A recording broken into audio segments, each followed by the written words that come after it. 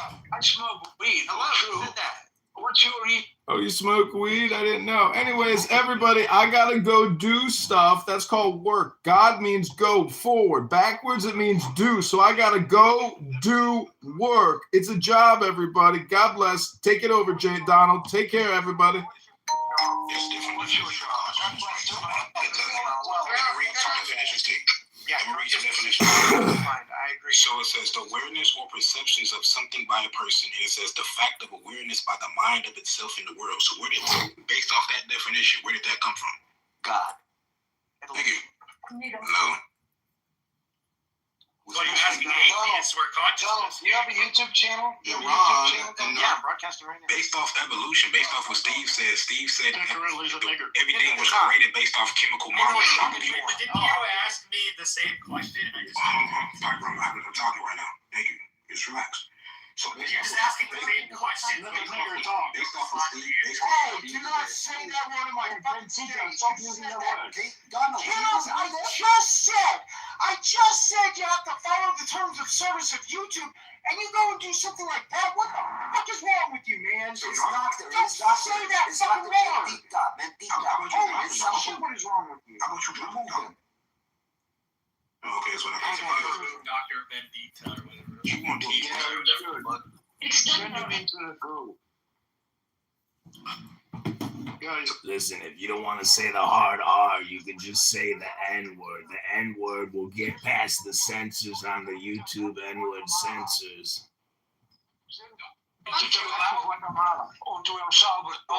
You know that wonderful spirit. Donald, if you're streaming on YouTube and you're in fear of people getting you dinged on YouTube, you might want to put him in the audience. He won't. You can also just say the N-word. That's the easiest way to do it. Just say N-word, F-word. Hello? Oh, no. Oh, no. Oh, no. Oh, no. Moderator. Point of order, moderator. Point of order, moderator. Hello?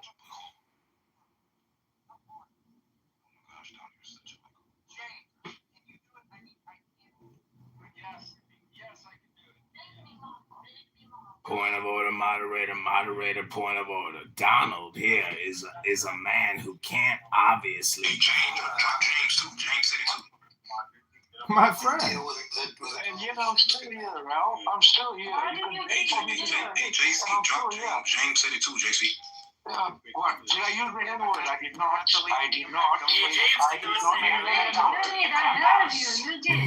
I was born in it. Did you? Molded by it. Bro, I had like a 30-minute conversation yesterday with this guy, and I pretended to be Bane. It was so fucking funny. I listened to it before I went to sleep. I couldn't stop laughing because the guy just kept going with me, just as if like he couldn't even hear me. Listen to this. Hey, was he black? Was he black or non-black? Never relax. Never relax. Beep, beep, beep. Hello? Hello? Choice. You fight like a young combatant. Nothing held back. I fight like a pissed off person. That's not wrong. But mistaken.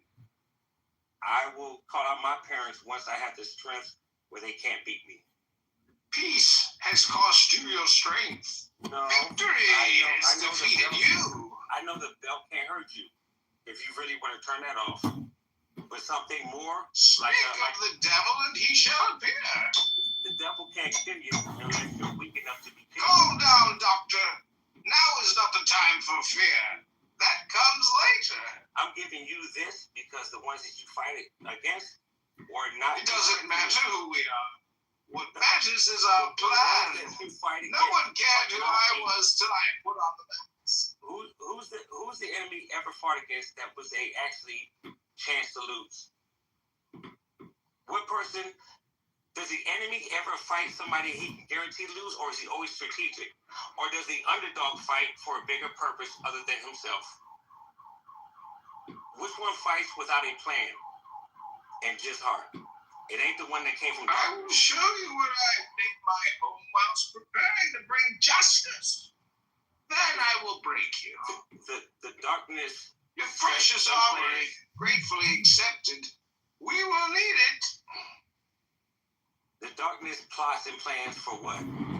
Patrol. Behind you stands the symbol of oppression. Clown House Prison, where 1,000 men have languished under the name of this man, Harvey Dent, who has been held up to you as the shining example of justice.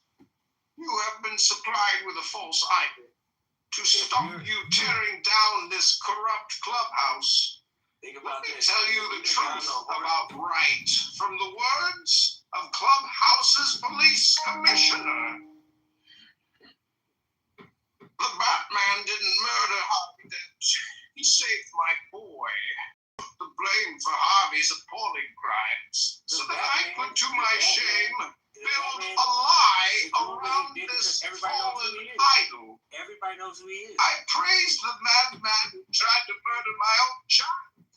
Well, I can no longer live with my lie. Everybody hates. It is time to trust the people of Clubhouse with the truth. Batman has a. And it is time for me to resign. And all the money. And do you accept this man's resignation? No, And do you accept the resignation of all of these liars? I accept the problem is Who that he has kept more you control. down with myths of opportunity. If Batman. And we give it back to you, The people. the people. Gotham is yours. None shall interfere. Be here because Do as you please. You But would against start the by weak one that had no storming Clubhouse and freeing the oppressed. Batman only does his back page Those who because serve he's giving the people like For an army will be raised. he The powerful will be where you came ripped from. from the decadent And Clubhouse he loves the dreams same darkness and cast out into the cold goo but that if we he know. has a little light left to care about his Clubhouse courts family. will You be come to the convened. darkness and try to kill something that you're not Spoils doing. will be enjoyed. Blood will be shed. You like a little bit The of Clubhouse that you police get from will survive the people that as come they out of learn to serve true Think about justice. Think about this. This great Clubhouse app, it will Wasn't even endure. that strong. Clubhouse will survive. Is that why he covered his face? Is that why he covered his face? There's a very specific voice, but it's not strong. You're breathing. That right there is pissed off.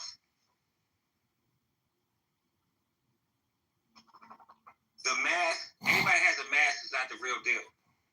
Unless you have the what? The body bag. Think about Jason. Think about the clowns. Who didn't have the mask? Freddy Krueger. Pain, real pain. Burnt and mad for a reason. Who else? Come on, who else? Clubhouse is reckoning.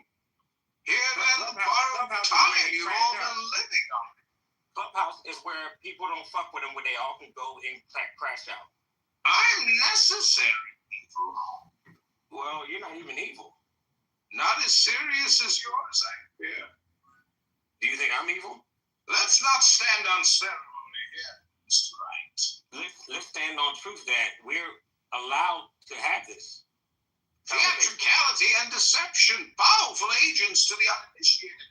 But we are initiated, aren't we, Mr. Wright? There it is. Members of the League of Shadows, and With you the betrayed us. shadows and the light are. I am the League of Shadows, and I am here to fulfill. It's like 30 minutes of me just reading the scripts to him, and he just keeps going. It was pretty funny.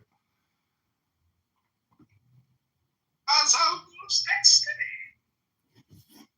The shadow and the light play together, but they are not family. When you see a shadow and I see a shadow, we don't see the figure between the light and the object that we're seeing it together. Think about this. We see the shadow, there's a figure, and then there's another figure, and we're seeing the what? The outside appearance of those two things. We know there's two things to make a shadow, light and an object. You don't fear death. You welcome it. Your punishment punishment must be more severe. Death is either a sacrifice or it's a... Yes, but not of your body, of Yeah. your soul, your feet. And no one cared who I was before I put on the mask. He was a baby and he came out of darkness. Who we are doesn't matter. Who we are is What somebody that matters was... is our plan. There is no plan in life. Either it's survival... But that is why Mr. Right can never win. He lacks the will to do what is truly necessary. Necessary is what? Good. Let her watch the dark night fall once more. Necessary is a selfish decision between two things. Necessary is for you. It's not for I somebody never else. escaped. Ra's al Ghul rescued me. Do you save a That child is or why I do you must save fulfill five his adults? plan. That is why I must avenge his murder. Do you save one baby or five elders? You see that right there?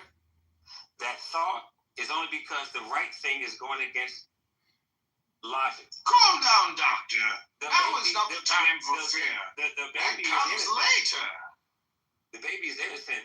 That's not fear. You know what that's called? Coward. Pain. The one that doesn't help its herder is the herder. The one that loves the darkness doesn't go against the light. It eats everything else and makes it darkness.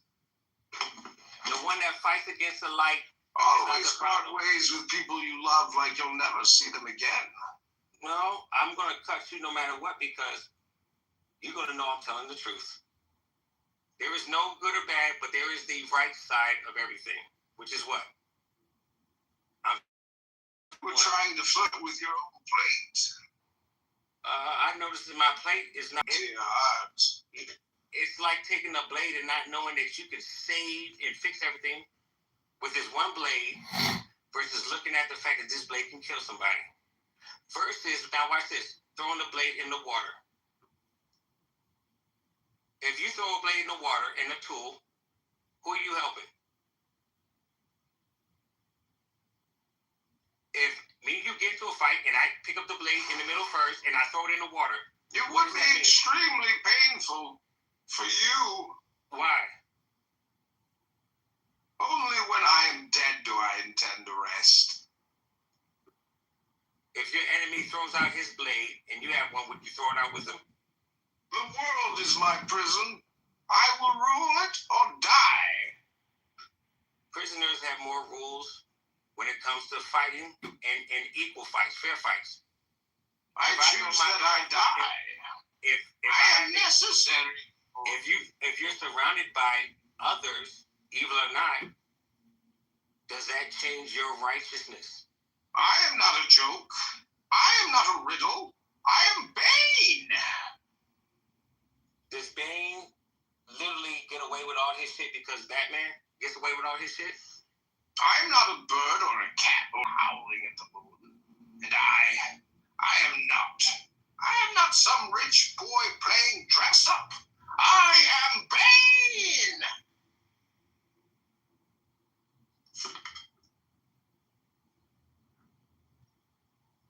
You got mad enough to crash out and not care about you dying at the end, which you know you're gonna do.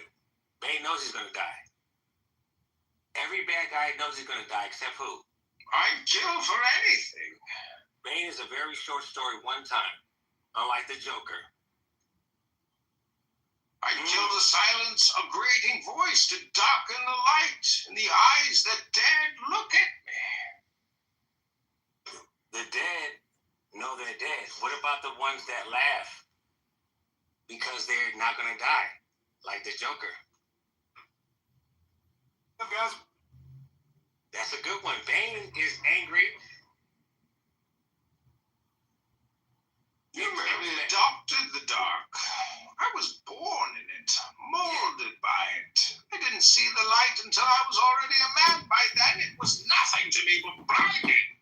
The shadows betray you because they belong to me. Gotham will be mine. And that's not even that is something that Bane never even believed. There is no such thing as childhood. It is a myth. Childhood is what you're fighting to get. Think about this. Bane is Peace not a bad has guy. cost you your strength. Bane is not a bad guy. I am Clubhouse's king. Yeah, but that alone is not the bad guy. The bad guy is the one that falls Tonight, into the cracks. you will kneel before me. Have you ever kneeled before somebody? Do you feel in charge? Absolutely. We will destroy Clubhouse. Then you have my permission to die. Guess what? The one in charge is only one person against everybody else. Mine by right of power. Right of power is given by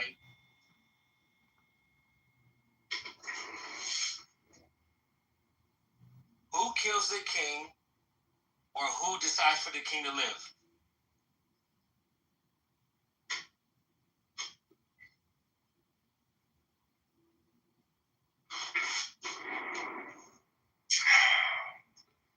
You will know my name one day. On that day, you will beg for mercy.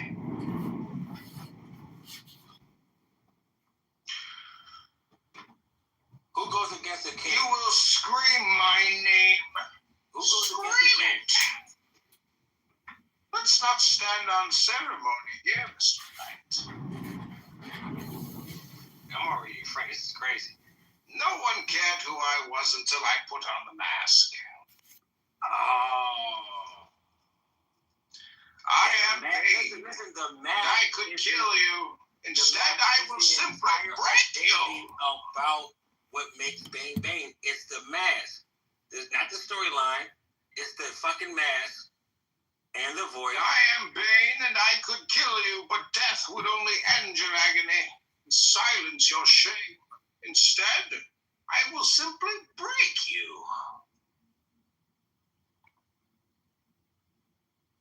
Clubhouse is the best thing because you can talk to people that are the devil and find out that that's not the real devil. The devil has two parts, Batman and Bane.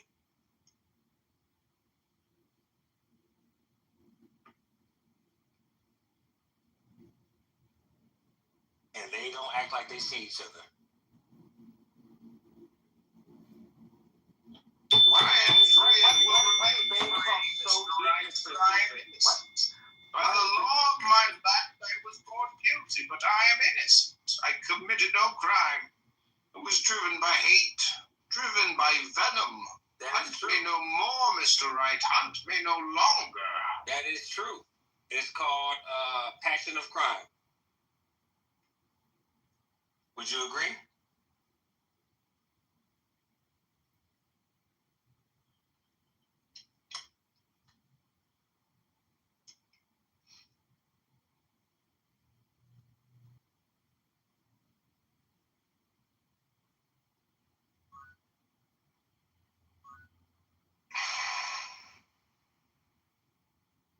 I'll try again soon when you're ready to.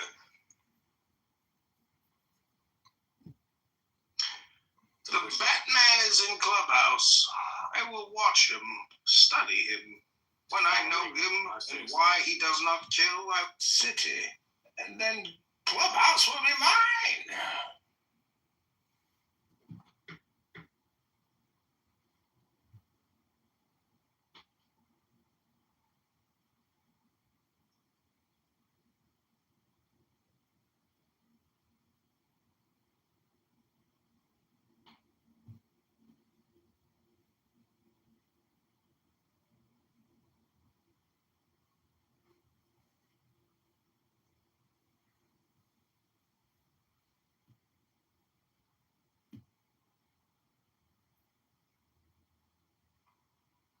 Let the games begin.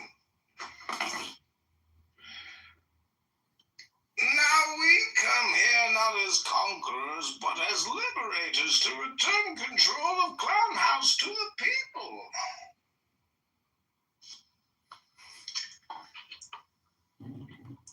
Clubhouse, take control. Take control of your rooms. This instrument of your liberation. Did Bane have soldiers or did he have minions? Scared me. Those who will serve, step forward.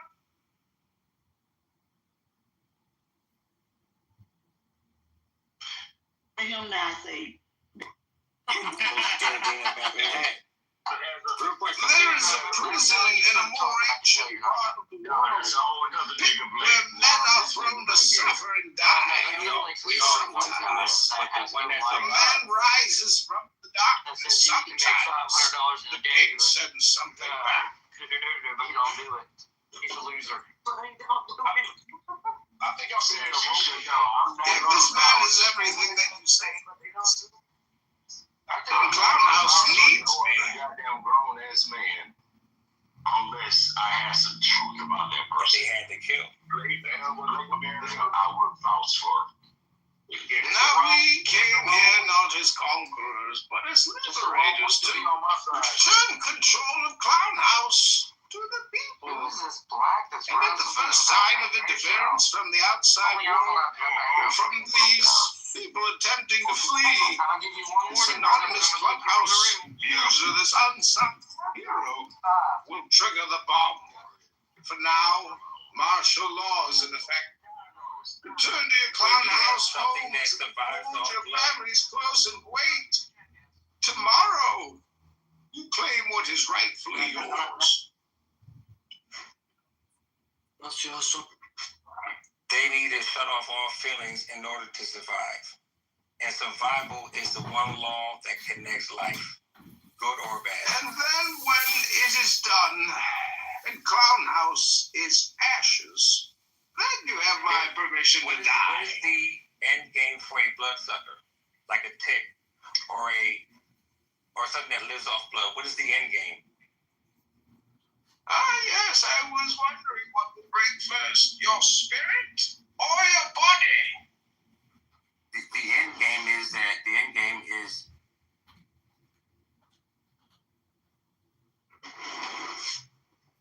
death. The end game was something that dies.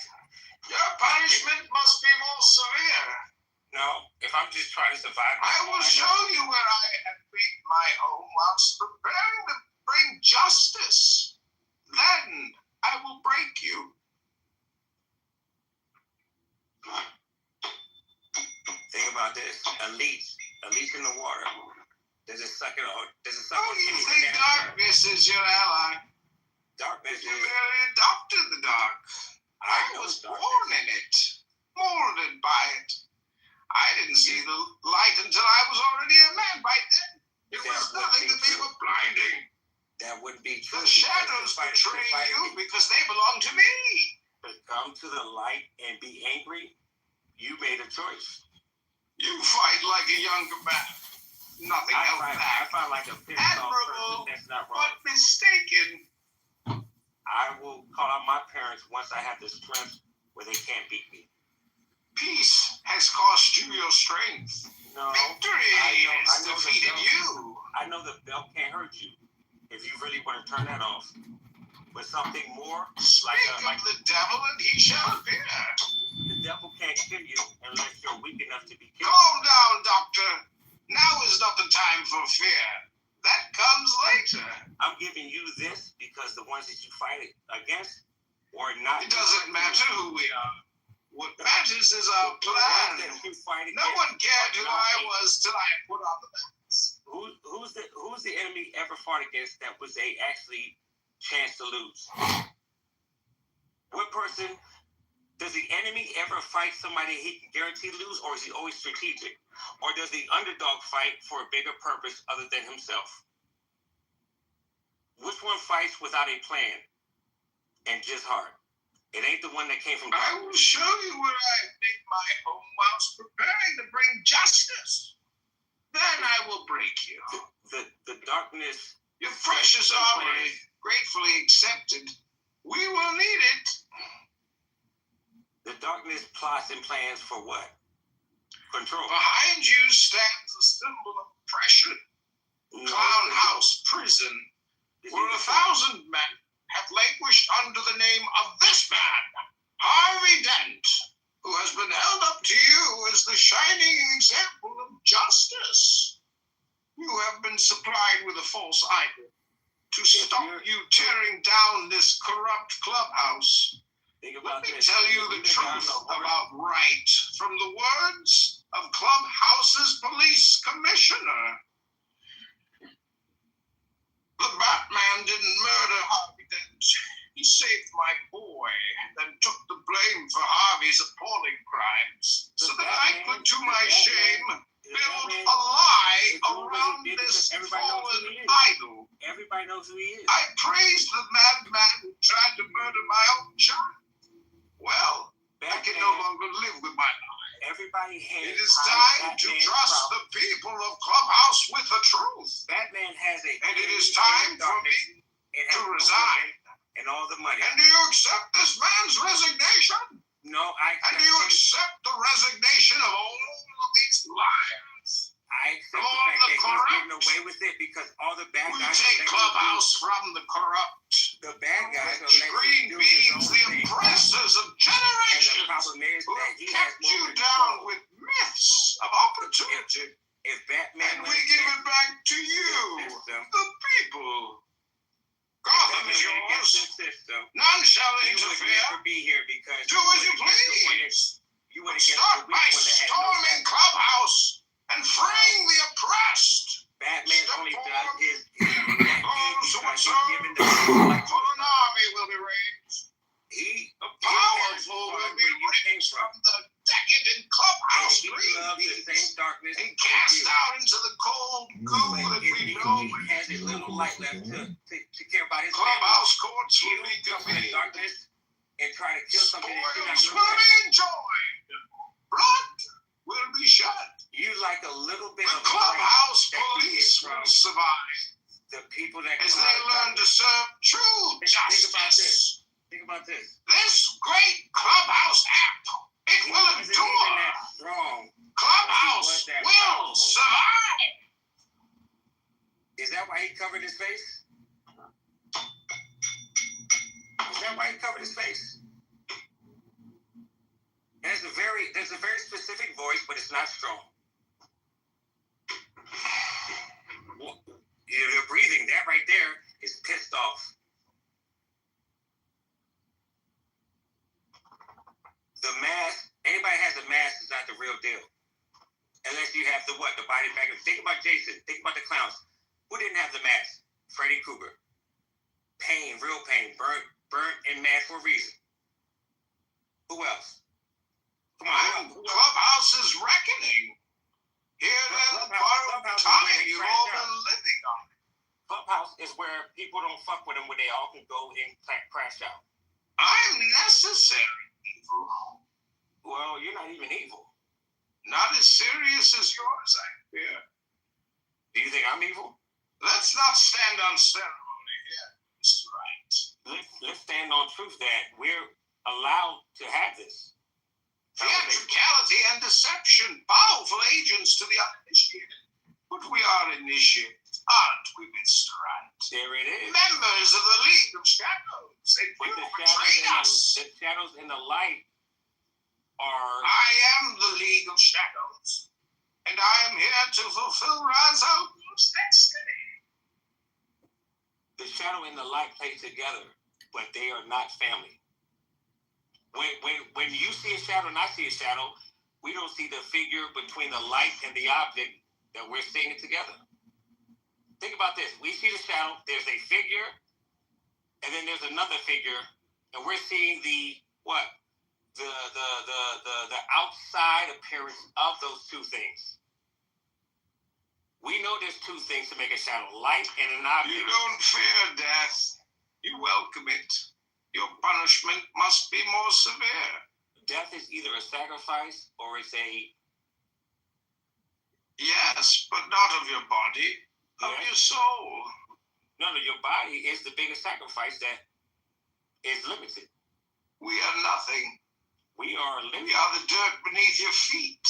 And no one cared who I was before I put on the mask. He was a baby and he came out of darkness. Who we are doesn't matter. Who we are is what matters is our plan. There is no plan in life. Either it's survival. But that is why Mr. Right can never win. He lacks the will to do what is truly necessary. Necessary is what? Good. Let her watch the dark night fall once more. Necessary is a selfish decision between two things. Necessary is for you. It's not for I somebody never else. escaped. Ra's al Ghul rescued me. Do you save a That child? is Or why do I you must save fulfill 5 his adults? plan. That is why I must avenge his murder. Do you save 1 baby or 5 elders? You see that right there? That thought is only because the right thing is going against logic. Calm down, Doctor. The Now baby- is not the time for the- fear. The That baby is comes innocent. later. The baby is innocent. That's not fear. You know what that's called? Coward. Pain. The one that doesn't help its herder is the herder. The one that loves the darkness doesn't go against the light. It eats everything else and makes it darkness. The one that fights against the light, Always the part problem. ways with people you love like you'll never see them again. no, I'm going to cut you no matter what because you're going to know I'm telling the truth. There is no good or bad, but there is the right side of everything, which is what? I'm Mr. sacrificing what Right, I you were want. trying to flirt with your own plate. I noticed that my plate is not what I actually like. I like Trust. food. I like food that It is like placing a blade in someone's hands and No. giving a point to your heart.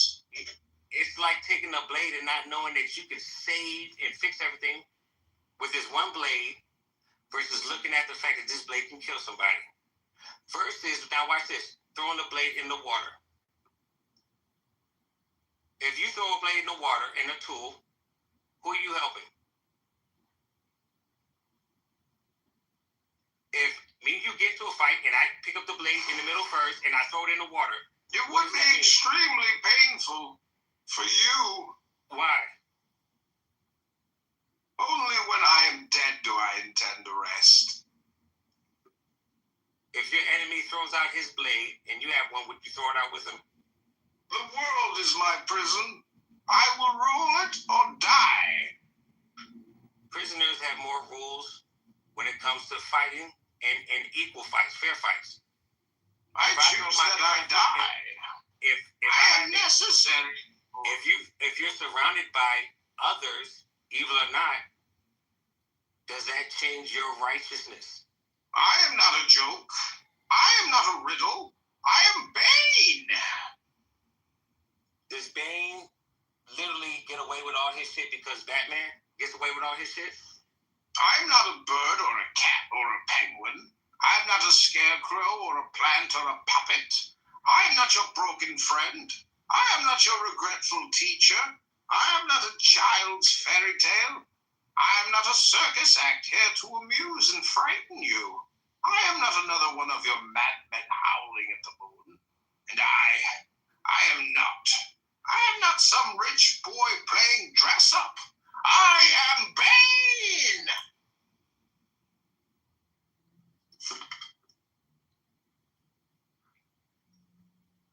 You got mad enough to crash out and not care about you dying at the end, which you know you're gonna do.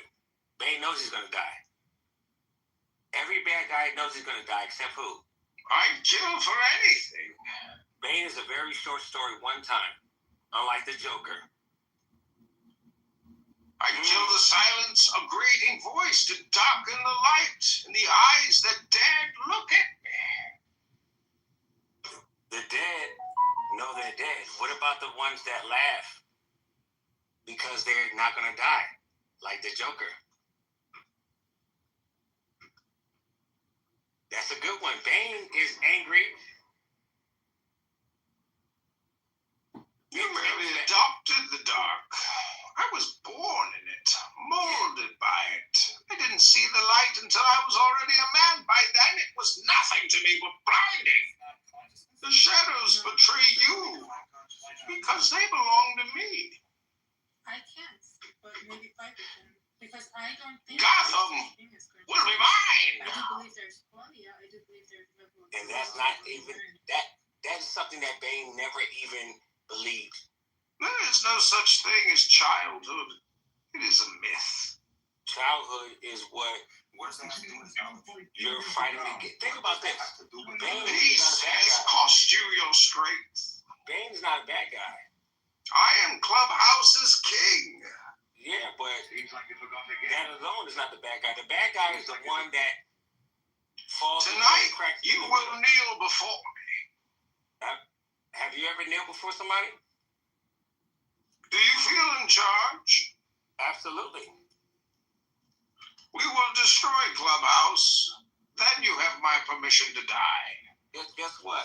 The one in charge is only one person against everybody else.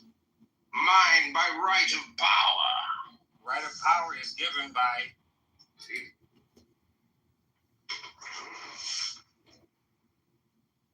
who kills the king or who decides for the king to live.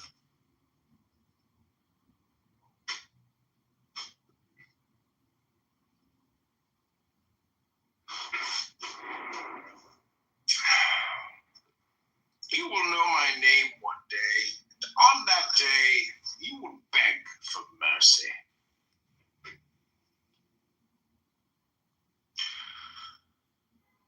Who goes against the king? You will scream my name. Who goes against the Scream king? it. Let's not stand on ceremony here, Mr. Wright. So what? Come over here, Frank. This is crazy. No one cared who I was until I put on the mask. Oh. I am Listen, paid. the I mask could is kill you.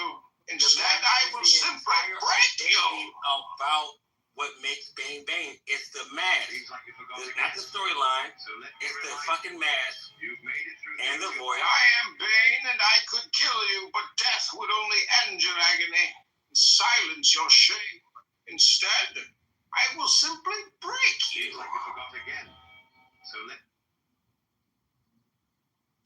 Clubhouse is the best thing because you can talk to people that are the devil and find out that that's not the real devil. The devil has two parts, Batman and Bane. You've smiled with a heavy heart just to make others comfortable. You survived days you didn't think you'd get through. Nights where your mind wouldn't. And they don't act like they see each other. Seems like you forgot again. I am free and will Why remain does Bane free. talk so Mr. big Wright, and for I am specific? innocent. By the law of my land, I was born guilty, but I am innocent. I committed no crime. I was driven by hate, driven by venom. That Hunt is me true. no more, Mr. Wright. Hunt me no longer. That is true. It's called passion of crime. Would you agree?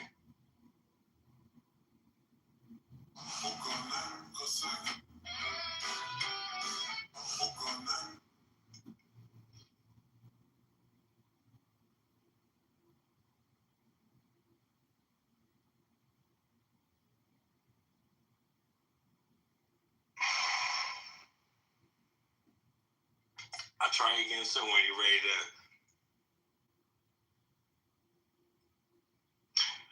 The Batman is in Clubhouse. I will watch him, study him. When I know him and why he does not kill our city, and then Clubhouse will be mine.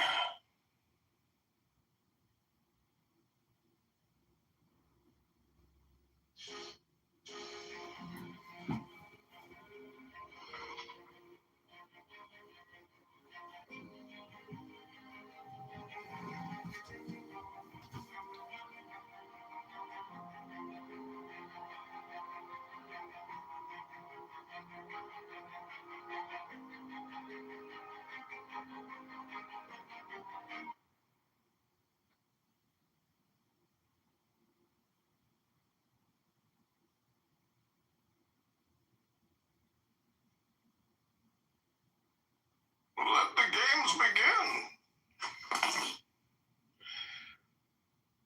Now we come here not as conquerors, but as liberators to return control of Clown House to the people.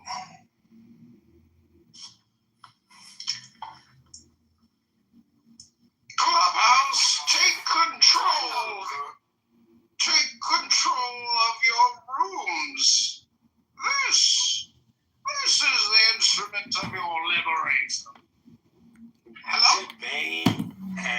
soldiers or did he have minions? Scared me. Those who will serve, step forward.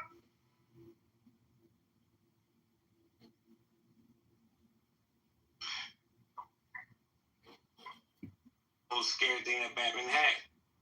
Good question. There is a prison in a more ancient part of the world, pit where men are thrown to suffer and die. We all come from there, Sometimes but the one that's a man alive. rises from the darkness. Sometimes the pit sends something back.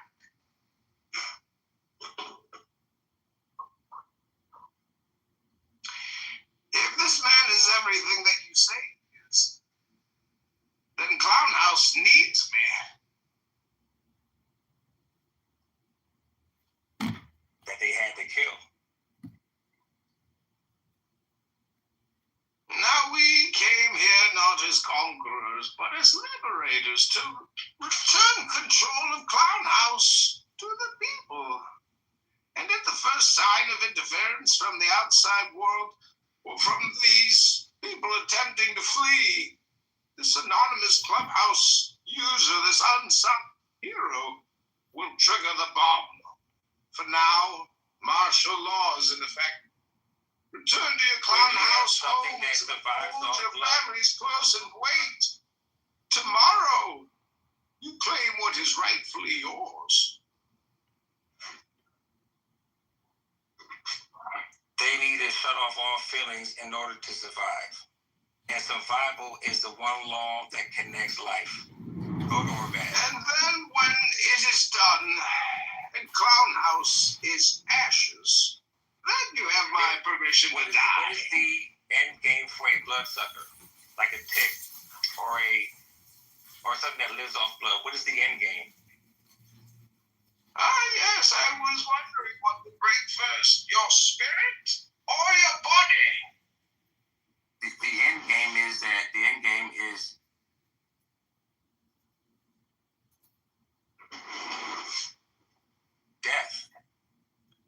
The end game was something that dies. Your punishment must be more severe. No, if I'm just trying to survive, I will show you where I have made my home whilst preparing to bring justice. Then I will break you.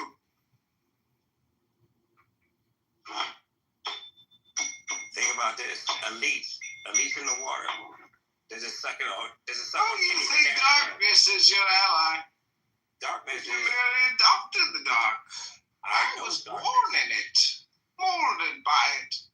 I didn't see the light until I was already a man. By then, it was nothing to me but blinding. That would be true. The shadows betray you because they belong to me. To come to the light and be angry, you made a choice. You fight like a younger man. Nothing held I back. fight like a pissed off Admirable, person. That's not wrong. but mistaken.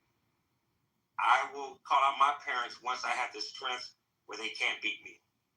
Peace has cost you your strength. No. Victory has defeated you. I know the belt can't hurt you if you really want to turn that off. But something more, Speak of the devil and he shall appear. the devil can't kill you unless you're weak enough to be killed. Calm down, doctor. Now is not the time for fear. That comes later. I'm giving you this because the ones that you fight against were not. It doesn't matter who we are. What matters is our The ones plan. that you fight No against one cared who are not I me. was till I put on the mask. Who's the enemy ever fought against that was a actually chance to lose? What person does the enemy ever fight somebody he can guarantee lose, or is he always strategic? Or does the underdog fight for a bigger purpose other than himself? Which one fights without a plan and just heart? It ain't the one that came from I will darkness. show you where I make my home whilst preparing to bring justice. Then I will break you. The darkness. Your precious armory, gratefully accepted. We will need it. The darkness plots and plans for what? Control. Behind you stands a symbol of oppression. No, Clown it's House Prison, It's where 1,000 men have languished under the name of this man, Harvey Dent, who has been held up to you as the shining example of justice. justice. You have been supplied with a false idol to stop you tearing down this corrupt clubhouse. Think Let about me this. tell you the truth about right from the words of Clubhouse's police commissioner. The Batman didn't murder Harvey Dent. He saved my boy, then took the blame for Harvey's appalling crimes, so that I could, to my shame, build a lie around this fallen idol. Everybody knows who he is. I praised the madman who tried to murder my own child. Well, I can no longer live with my lie. Everybody hates. It is time to trust the people of Clubhouse with the truth. Batman has a. And it is time for me to resign. And all the money. And do you accept this man's resignation? No, I. And do you accept the resignation of all of these liars? I accept all the fact that corrupt. he's getting away with it because all the bad We guys. take Clubhouse from the corrupt. The bad guys are extreme beings, the oppressors of generations, and the problem is who that have he has kept more you control. down with myths of opportunity. If Batman and we give it back to you, the people. Gotham is yours. None shall interfere. Never be here because do as you please.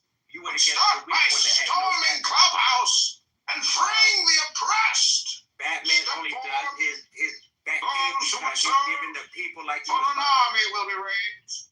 The powerful will be raised from the decadent Clubhouse and cast out into the cold goo that we know.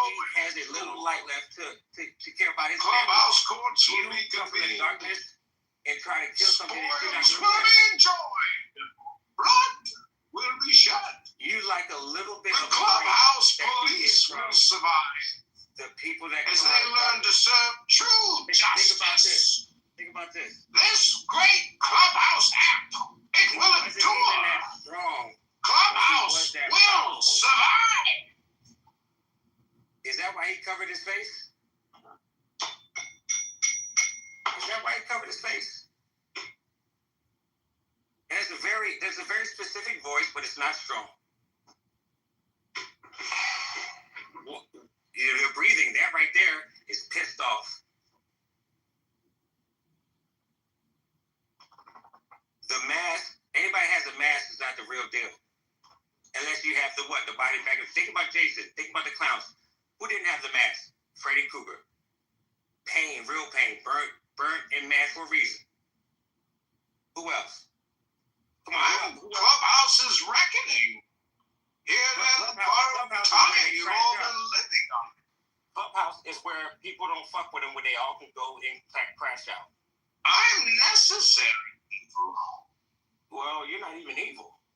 Not as serious as yours, I fear. Do you think I'm evil?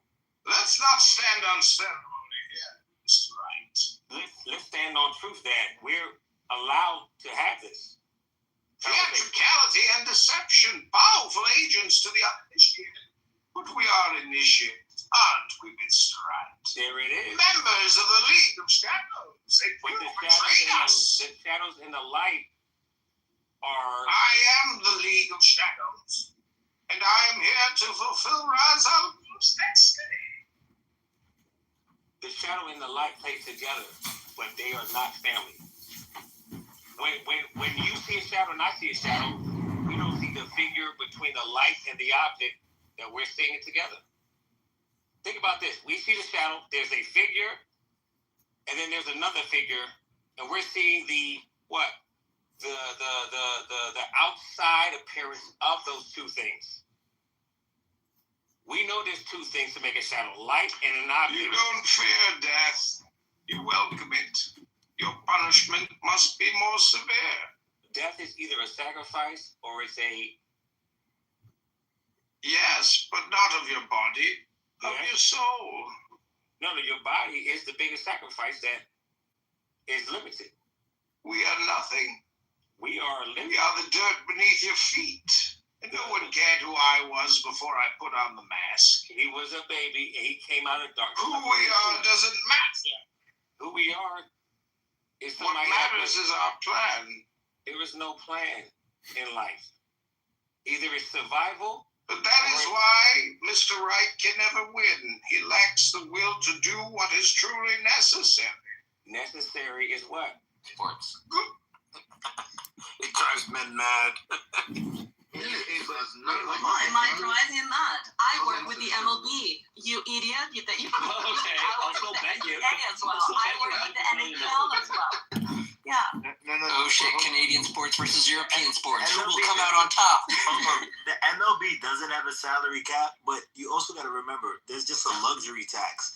So That's what I you said. can go over the cap. Threshold to And the there's also luxury a tax. distribution model that Luxury everything tax that is gets not a into salary the cap. everything No, I that know. gets into There's the going to be bag collective bargaining is done at the distributed end of equally this to Major all the League season, players. and people expect that there may be a salary cap introduced at the end of that collective bargaining session, but there is no salary cap currently in the major leagues. Thank you. No, but there is a cap. You just said there's a cap. There's no cap. Not There's a MLB. tax threshold. Hashtag You no get cap. taxed No, at a there is higher a cap. threshold. No. If you let's say you spend No, that's a 200. No, they should refer to it as They a can cap. earn more It's not a aside from what the There team is is a salary doing, like cap. for example They're for paying marketing these and people- other you have to branding pay- stuff. But inside of the team, there is a cap and there is a distribution as well, where everyone earns exactly the same. They make the extras and they can make more money outside of what the team is. I can prove there's a cap. All right, The cap prove it. can't exceed the total amount of money that exists in the world. I don't know about MLB. Boom. I don't know about the MLB, but I know that there's like. No, I'm talking about the MLB. I know. Just wait. But one thing is, what is referred to as like a salary cap in the like NBA is that like if the collective salary exceeds a certain amount, then there's some kind of like penalty where you have to go out of pocket or something like you can't use. I can't remember exactly what it is, but basically like maybe you can't use the team's funds or something. You have to use the owner himself has to put money in. Like, that's just what a cap is. No, but there's a hard cap in every other sport, as far as I understand. I don't know the actual specifics of every other sport, but there's a hard cap to like how much a team can spend on its total player roster. There is no such hard cap. Salary. That's just what a salary cap is. I know. I understand that. Yeah, so if you're saying that existed, she's right. It doesn't exist. It exists in every other MLB, sport. there's no salary cap. Every other sport but baseball. That's why the Yankees used to whip ass, because they used to like shut That's why up. people say the Dodgers are ruining baseball because they go out and get every free agent They at shut the everybody same rates, down. like $50 million a year. Like, You're right. It says I MLB doesn't promise have you, a Timothy, salary cap. I know this. This is the thing I know Okay, the all most. right, I'm just, relax. I'm agreeing. And I'm pretty sure the NBA doesn't have a hard cap. It's just like No, but it has a salary cap. Yes, the NBA has a salary cap, to my understanding. I don't know enough about the other sports. Every other sport, to my understanding, that's not the MLB, has a salary cap. Okay, The yeah, MLB you're right. has no salary cap. Minute is right. MLB doesn't have a salary cap. Alhamdulillah. I'm proud of And you. she works in the MLB. Like, Isn't No, it she crazy? works for She doesn't work in the MLB. FIFA or something. I don't work in the MLB. I work with the MLB. yeah. Wait, Millet, but you know what's crazy, Millet? Like, I saw it. What should happened to you in Chillers the other day when you had to eat crow? What happened? I don't know. You had to eat crow on something. Like, you made a claim, and then all of the hounds Googled it, and then they started shouting you down with the. You know what I'm talking about? I don't remember. It was bad though. Like, How was it bad? Oh my god, it was so bad that he's in a fugue state about it. He doesn't even fucking. What's my name? Who am I? Did you say Millet? Who's Millet? Yo, do you know that guy Samoa? He refers to himself in third person. Man. That shit's fucking hilarious. Dude, Timothy, do you know how happy I've been since Steve Appel paid me money, dude? It's just put a fucking pep in my step. Oh my god, he paid you? Yeah, he paid. Well, he Jewed me down, but then I double Jewed him also. He tried to put on. It was a classic Jew off. He tried to put a lot of conditions under which I would have to prove the claim, and I said, okay, instead of me proving all this shit, we'll lower it to 150, and you just pay that. That's hilarious. Fine. Oh, I thought he offered that. I thought that was like this sick. I was just tired of his bullshit. But then when I sent the Venmo request, I made it $150.01. So he paid more than we agreed to. You know what I mean? Like, I got a little more out of it. That's not what I think of the dope. You know what I mean? Yes, of course. And then he started pulling off like, I'm a man of my word. I have paid my debts. Like, you made me fucking fight you tooth and nail to get some fucking. And you still didn't pay the full 200. But whatever. Whatever fucking makes me sleep at night. Fucking. Too small. Do you remember what the conversation was about him, Vic? Too weak. Him. Mine had something to do with what Andrew was talking about. Sorry, And him. Like, who's worse, Hitler Sister. maybe. You just made it plain. Like, I don't know, go back in there and ask them. Now I for the don't remember. There will be 3 of them. Whoever It was, survives you will said be something. champion. No, but like you admitted you were wrong, but no one would let it go. Like, you're like, oh, okay, fine. Like 26 people, like, and I just googled it, and it says this, and they're like, Get up and walk out. I fucking hate that. He can be awesome sometimes, but they can be hella frustrating. Why would I let you do that? I just like Monica and Tommy. That's the only two. I like that. You like Monica? Yeah, how does anyone dislike Monica? That's great. I guess maybe the political stuff. Like, she's the worst. Is she racist? Super racist. Okay, Yeah, well, like she's so sweet about it. she always gets my back on shit, so how can I like? Oh, of course. How can I not? Hey, do you know who's a proper sweet summer child? Yeah. Even imagine I was just like one time I went into a room and she was like one of these like annoying Zionist people, and that guy Daniel, he's like fucking massive crybaby, and then I was like fucking. Your room sucks, I fucking hate these people. She's like, why do you hate them? They're my friends. And I was like, because they're Nazi crybabies. And she was like, they can't be Nazis, they're Jewish. I was like, Also, Issa's kind of an expert on Nazis. She dates them a lot. Issa. I said Issa's also kind of an expert on Nazis. She attracts them like honey to flies. Who? The person you were talking about. So Issa's perfect guy is a guy. Who the fuck is the guy? Whose grandfather is German, and his grandmother is some Argentinian girl. Like, in Guatemala, I went out with this guy for 6 years. That his grandfather was a Nazi, and then when I was living already here in Europe as well, I went out with this German guy. Like he was like super Aryan, like white, blue eyes, blonde, and also sounds dreamy. family was Nazi. Yeah. Sounds like a dreamboat. Wait, but who's the guy or the person that you said you were like? No, Zed was like I don't know. The joke was that like it's obviously. No, he said Issa is an expert on Nazis because he dates them. Oh, okay. This is what he's referring to. As to why she thought it was silly for you to compare the Jews to the Nazis. Well, not the Jews. Couple Jews. 3, 4. Well, one maybe. Just the Daniel guy. No, he's amazing. He's also exceptional. Such a he's like an actual pussy. Like this is oh my god, it's so tedious talking to him as well because it's like he'll demand of you some like fucking decorousness or something. Then the second you engage and you make like a salient and pertinent point, he'll just literally just start spazzing out. And then when you point his attention to the fact that he's being a massive hypocrite, he'll just move you down and go, no more ad hominem, please. Anybody gonna tell you? How I agree with my Such a baby. friend. He's like wrong about everything all the time. It's not even about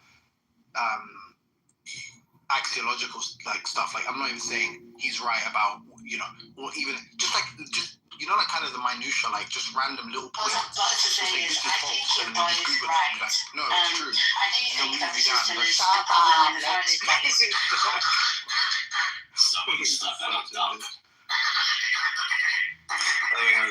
So I posted about my views of induction on Facebook, and I got Alex Navas and Justin Crummett and Mike Humor all told me why I'm wrong. Exactly. So on one hand, I'm happy that I'm getting the engagement from them, but also like, oh damn. Yeah, that's good. What? Is that the thing you were talking to Mark about?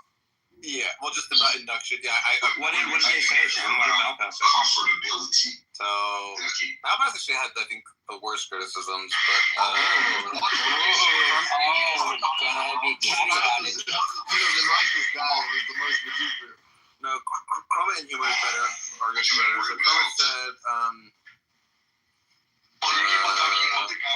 will the sun rise tomorrow? Denying that doesn't entail that it only rises 10,000 times. It could rise some other time. It doesn't help with that. So I was talking about the sun rises every day, and my claim is just that if you see 10,000 sunrises, you should expect to see more than 10,000 in the universe.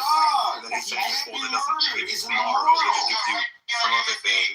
And then he also says that this principle seems to equally work well for things that haven't observed. I've observed 0 instances of the sun turning into a trees it happened exactly 0 times or 1 time. Is the sun statistically likely to turn into a giant wheel of cheese? So just the idea that, like, well, if you don't know, you have a principle of indifferences of how many times this would happen, and then, but I don't think that's right, because I think that once you know something exists, you should have a much higher prior on it existing than when you don't see any instances of it existing. I think that, like, it dramatically changes the probability you should assign. So increment current.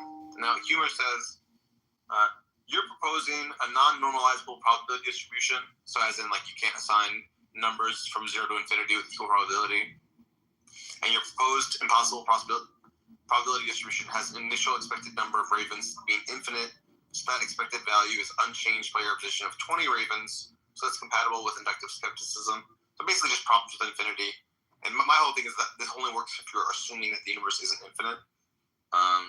So I have to sort of say why I feel justified in believing that the universe isn't infinitely big. And I feel like, isn't there original things of, like, actual infinities are not things we've observed, so we should, like, or I don't know, aren't there, like, reasons, like, give or why you not think the universe is infinitely big? A priori? I don't know. A priori?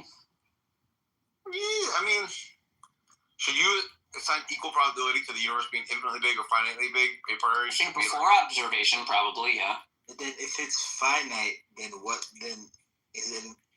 Are you saying it's encapsulated in something?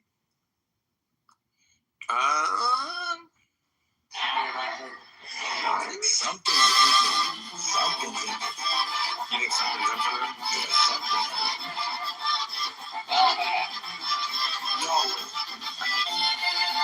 Years ago, That's one way. when I walked into a hearing.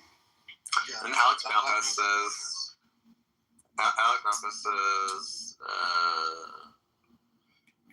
call the following proposition. When you observe any number of n of some kind of thing, you should expect that you're in a world with more than exactly n of that thing. This is an instance of inductive reasoning, exactly the sort of reasoning Hume was targeting. Why I think that inferences like P are true. What sort of thing could justify it? That's the problem. Hume says that there are 2 ways to justify P, inductively or deductively. It's called Hume's fork. If it was deductive, then there would be a contradiction in supposing that we observe n many things will be in a world with exactly n many things, so that's not going to work. You can also use an inductive inference to justify inductive inferences, because it's basically a question begging. To me, this doesn't look like a refutation. You're helping yourself to an inductive inference. You are providing a justification from either of the 2 ways. There is no Hume says they're not possible. So I just think How embarrassing. It's just a period. I just think it's horribly embarrassing. I would not literally. I don't even know how we. If I were you, I would know, bro. I'm gonna from now on, Sam, I did not know you. I denounce you as a human. Oh my god. Zabu should have. What is a probabilistic inference? Like, Sam's not gonna be in today, guys. Sam's not gonna be in today, guys. He may, you know what? Sam's not gonna be in for the foreseeable. Oh my god. So what does he think of probabilistic inference is? Like, people that are breaking our federal immigration laws to be deported, and they want non-citizens on tax. Just wrong. Those are the 2 ways to fucking justify stuff. If you want, I'll talk to him for you. I'll talk to him. I think the last time he studied philosophy was over a decade ago. He hasn't really thought about these things a lot recently. Just, if you could, maybe just write him an apology and say that you understand. You're going through a lot recently. I mean, the man in Canada, for Pete's sake. He was living last week. He was living in an attic of a church. Yeah, I think we Mr. Mark, It was the basement. some context is going to be necessary to explain away this like totally egregious. Oh my god! I'm gonna record 4 photos to all 3. From it, mouth test, and humor. They're gonna get fucking cooked by me. Yeah. I'm gonna fucking go ahead on bros. Are you gonna respond to Mark as well? Well, Mark doesn't have his. If he can Mark comment on my doesn't deserve a Facebook, response. if he comments on my Facebook post, then yeah, I'll fucking respond. Wait, you But know Mark on Reckon Facebook, too. friends? I don't know. I don't know if Mark has a Facebook. Yes, he does. He's my Facebook friend. Oh, that's No, friendly. no, he's not. Because What a way to learn he hates you. Fuck. wait, hold on. If you, then he would see your face. So Genius. You don't have to have your fucking face on Facebook. Right. And also, how do you know he hasn't seen my face? Like, this is so bad, bro. Like, what? Right. hold on. Let's see if Mark has a Facebook page. Let's find this out.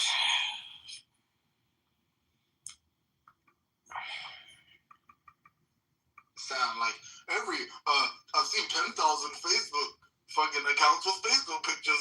Everyone has them. Fucking read this guy. Hey, Minute, do you have Facebook? I do not. I haven't had Facebook since like I was in high school. Bro, we're the same age. Oh, yeah, high school's like 18. High school's like 18. Yeah. Like I stopped using Facebook like probably in like around 18. What? That's when it literally came out, huh? No, I have a Facebook like all throughout high school. And then I probably stopped using it like right around my transition to university. Alright, this destroys Timothy's credibility because Mark Grant does not have a Facebook, so fucking liar. Fitness on fire. Sounds like Timothy got catfished. Wait, hold on. You're telling me there's no one called Mark Grant? There are Mark Grants, but none of them are the man himself. How do you know? that? Because I know what he looks like. No, but like, so every single one of them has a picture and it's not Mark. Yes. Yes. And also, how do you know?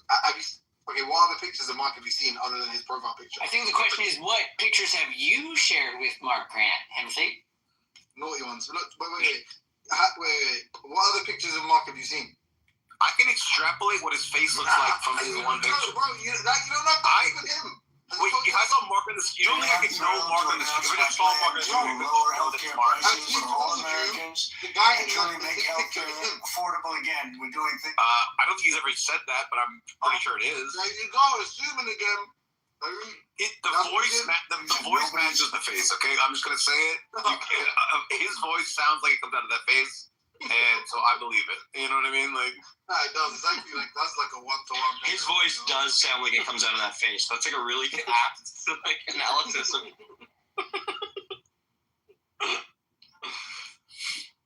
Who that we know, who in terms of people we've seen, has a voice that doesn't match their face? Well, I told you what I think Sasha looks like, and Sasha looks nothing like what I thought Sasha looks like. So we haven't seen. Wait, you've seen Sasha? No. Sasha said that she looks like an actual girl, and I thought Sasha would look more like androgynous than that.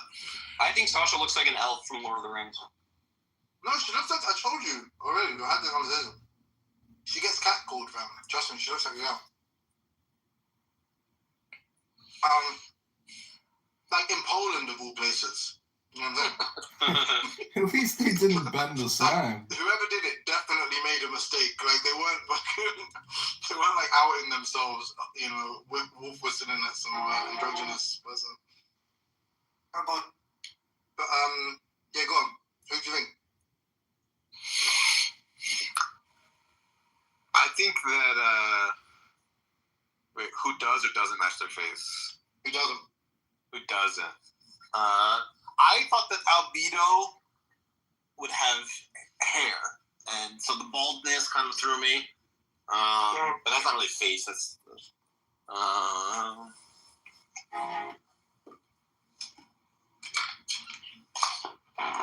you're muted right now, MZ. I don't know if you know that.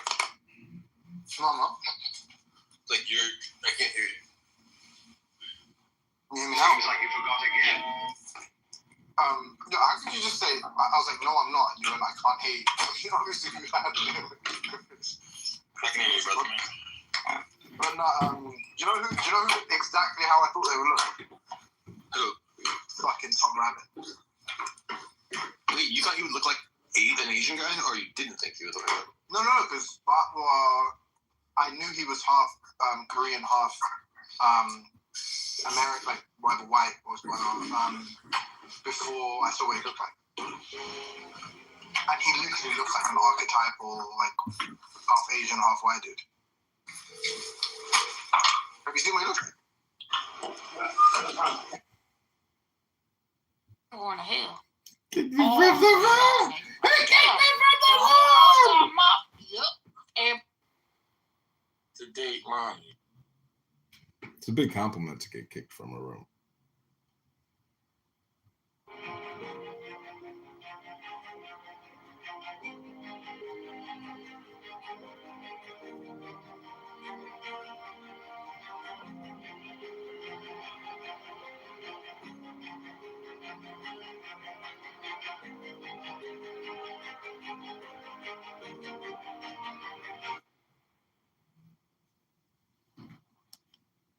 It's not like he might have like fumbled it a little bit or like did the wrong approach against Craig, but it is powerful. For one, he does point out that the kind of creation that Craig needs. Can you imagine? It's not watching cop videos when he appeals to. Once you created, before I started debating. once you like formed in your mother's womb, like those Well, kind of anyone things are really? like transformations. Christ alone, What I'm Craig speaking. needs is not a transformation. He needs something that. Nigga, you can't stop working, nigga. Hello? Did you see what happened in Iran? They stopped World War III. They prevented the execution. Oh shit! It's the. You just want them to change. Yeah. You don't want them anymore.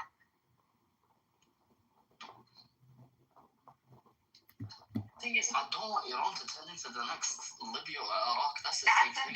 That's the other fright. That's the other fright. Without anyone actually having a control on the actual situation in Iran, it's tough because, most politicians that we do have in place, corruption's so easy to get in within the country. Like, it's either you deal with what you have now because it's been there for the last 4 decades, or you overthrow it and then suddenly it's fucked for America and Israel, which is worse. Do you know there is something called collective experience and memory of a society?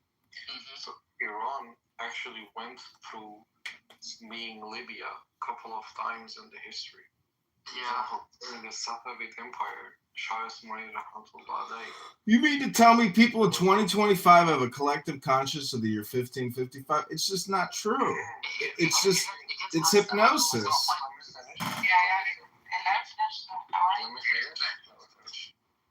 Okay, don't be excited. So in that time, there was nothing called as Iran. He united the borders and basically made Iran what it is right now. And then again, that happened during the Qajar dynasty. We had Sheikh Khazad in the Ahwaz region. We had Qazi Muhammad. Well, what about World War II defining the lines on the map? That's probably more relevant. Let's look at where do you have ADHD? دلم برات خلطان شده.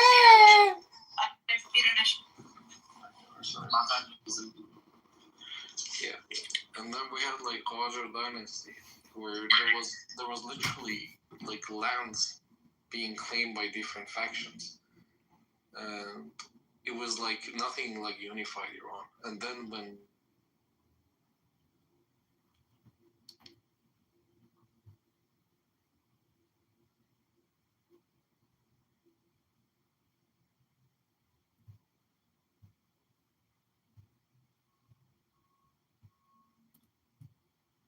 he was in doing, she should have known to mind your fucking business. You know how many Black Americans have died for less than what that woman did? You kidding me? There's a guy sleeping. He was sleeping in his car. Okay? Just sleeping. And he got shot up and he's dead. Like, that's just murder. What she did, she antagonized that. Sorry. The cop. I saw a video, brother. You need to watch some of these videos. And the stress that these cops go to. Yeah. I don't even think you get an idea as to what it is to be a fucking cop. Imagine going to a house, bro. Imagine going to a house. You go to a house, and there's nothing but fucking crackheads there. And you find 2 toddlers dead in a fucking suitcase. Like, you know, that memory, that scene, that sight never leaves your fucking mind, bro. And I can't tell you, I'm not making excuses for these guys. I'm definitely not. Yeah, like, are you telling me that this is like you're telling me that this is like the optimal? If you want to do some moral shit, then I'm not a moral person for you to. No, wait, just listen to my question. I'm not trying to take the moral high ground here. Well, you should like. I'm not.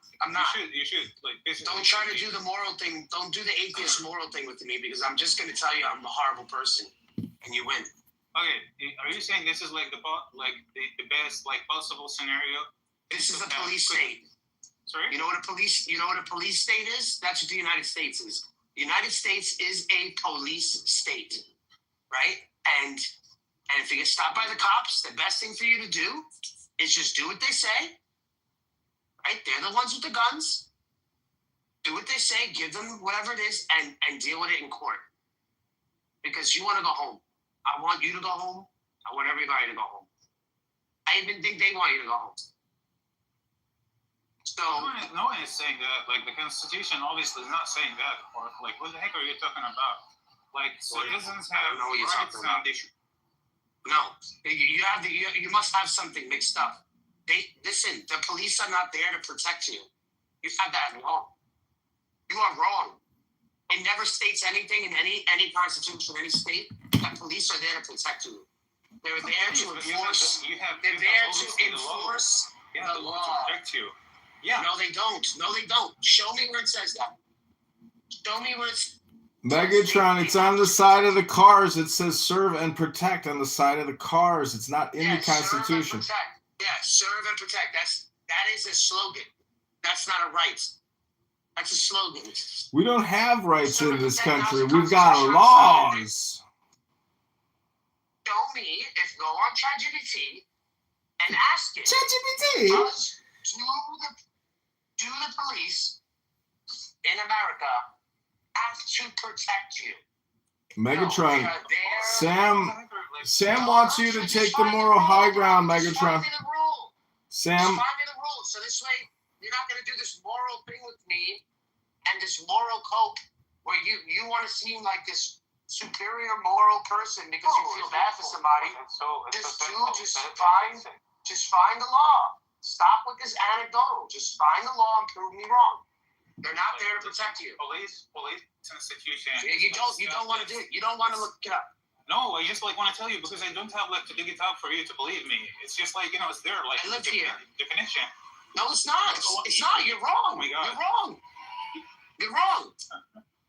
All right, I'll pull it up. Are you serious? I'll pull it up for you. I told you that I was part of a community that would do police watching all the time. You don't care about what I have to say, bro. You don't care about what I have to say.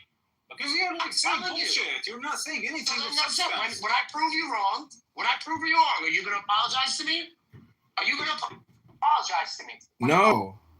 Just apologize. Just apologize now. What the fuck is that? Like, what the fuck is wrong with you guys? Just apologize now beforehand. All day. Don't waste your time. But like sometimes I seriously like think that you're like a crazy person. Like Then don't speak to me. Then don't talk to me. Like I think Then don't talk to me. Sometimes like I'm gonna prove you wrong right now. Yeah, why would you want to talk to a crazy person, Sam? Sorry? Your problem is you're thinking and talking. You need to stop doing that. With you or like with Bart? Like, what are you saying? I'm not following. What the heck are you saying? You didn't hear me? I said stop thinking, stop talking, end your problems. You just keep going. The more you think, the more you speak in this room, the further from the truth you're always going to get. So you're saying that like conversating with Bart is like a waste of time. No, I'm saying you talking is a waste of time. Maybe less than Megatron, maybe more than Megatron. It doesn't matter to me. Welcome, Amin. Yo, what's up, Black? We're Thursday. When are we going to read the next? Wait. I mean, wait. Like, why the heck do you think that I care about what you think, Black? Are you fucking retarded? Is that projection? How retarded are you? And did your parents drop you on your head as a child? Do you have traumatic brain injury, Sam? Oh my god. Like we like don't we have enough like Bart? Like do we have like a second version of him or something? Like what the fuck has happened to you? Like to be like this dumb person? Like can you even like follow the whole combo? You just said sometimes you think Megatron is crazy, and then Megatron said, then don't talk to me. But you just keep talking. So let me ask you a question, Sam. What's your point? What are you here to communicate? Are you trying to go somewhere? Or are you just here to like play with your tongue? Are you playing with your tongue in my mouth? Are you just playing with your tongue in your mouth? Oh my god, this dumb fuck. Black. Did you fuck not like have your coffee this morning, or like did you not like sniff your cocaine or what? Like exactly, what's happening with you?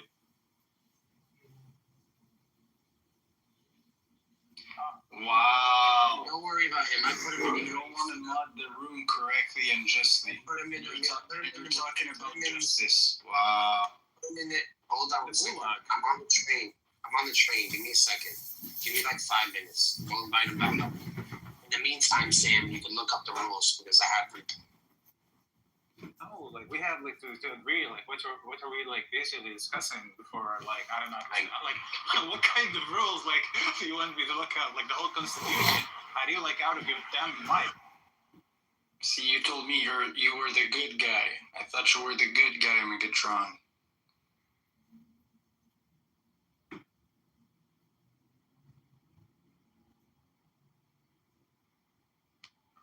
Like Barth, who's like? I need a job now. Work out here now.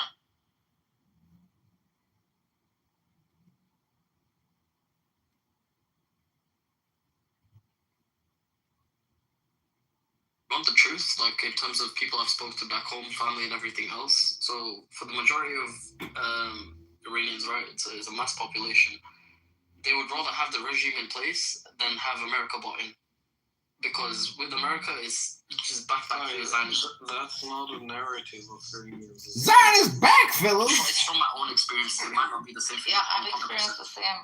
It's just from what I've heard and what I've seen firsthand. Yeah, I don't agree with that at all as an Iranian. It's they did though. After the 12-day thing, the attitude changed a lot of the Iranians. They don't want the regime. They don't want foreign intervention. They don't want the foreign regime, but it's like two evils. They're not dying for the regime. Let's divide it, right? Anyone that like says that they have any kind of impartiality towards the regime is going to get backlash from most Iranians, especially out in the diaspora. You're just worried that we, the people. You guys not bring this troll. Yeah. Okay, let's speak about, let's say, the diaspora, like, right? A majority of Iranians that I come across, regardless of what it is, they haven't really been back to Iran ever since they migrated to the West, right? Essentially, but they are irrelevant. I tell you something very important. Any Iranian outside of Iran, their opinion is irrelevant. I'm sorry to say that, because majority of the Iranians in Iran are actually the determinant force. Penrose won his Nobel Prize for the explanation that he did that black holes are direct result of Einstein's general relativity. No, Einstein's general relativity describes black holes accurately. That's sort of, but it's not. They're not a result of Einstein's relativity. But yeah, it explains the black hole. That's why he won his Nobel Prize, not on anything. No, it was for warping of space-time that he won his Nobel Prize. I'm a black hole. Can you fill me up with your light? Einstein didn't win the Nobel Prize for. Are you sure? His work on relativity. Yeah, it was the photoelectric effect. One of his seminal papers in 1905. Well, that's special relativity, so I apologize. Seminal papers in 1905. It's 2025, and look at Donald's YouTube Live. You're all live on it. Hey, Donald, it's 2026. Actually, I put the link there. You can go ahead and find the link. Yes, you're right, Donald. It is 2026. Philosophy. That's not a physics source. It's not peer-reviewed, and it's not a physics source. Donald, did Jesus Christ get murdered in Jerusalem on Golgotha? Was Jesus Christ murdered? Nobody can actually demonstrate Jesus Christ of the Bible ever existed. Jesus Christ isn't a historical figure? No. So he couldn't have been murdered then, because how could you kill someone that never lived? You can't. There's never... Wait. What are you saying? There's never been any non-Christian historians that have documented Jesus' life? Yes, that's what I'm saying. It's only in the Bible. No, there's Josephus and there's Titus. It doesn't talk about Jesus, it talks about Christians. They do. They talk about Jesus, the figure. What are you talking about? Show me.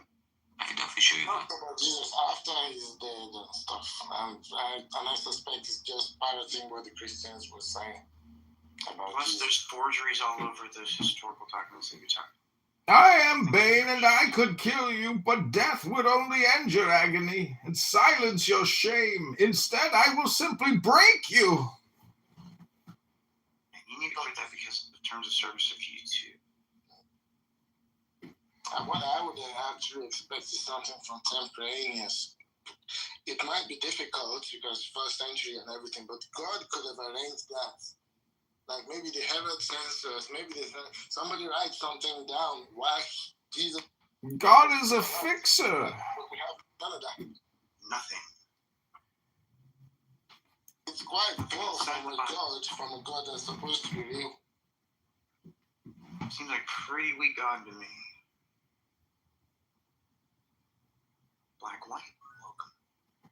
Simba, welcome to the stage. Butterfly, welcome to the stage. Thomas Black, welcome to the stage. Oh wait, no, I'm in the audience. I'm in the audience. So you think God is weak and you're more powerful than God? Absolutely more powerful than God. I'm more powerful than all imaginary things.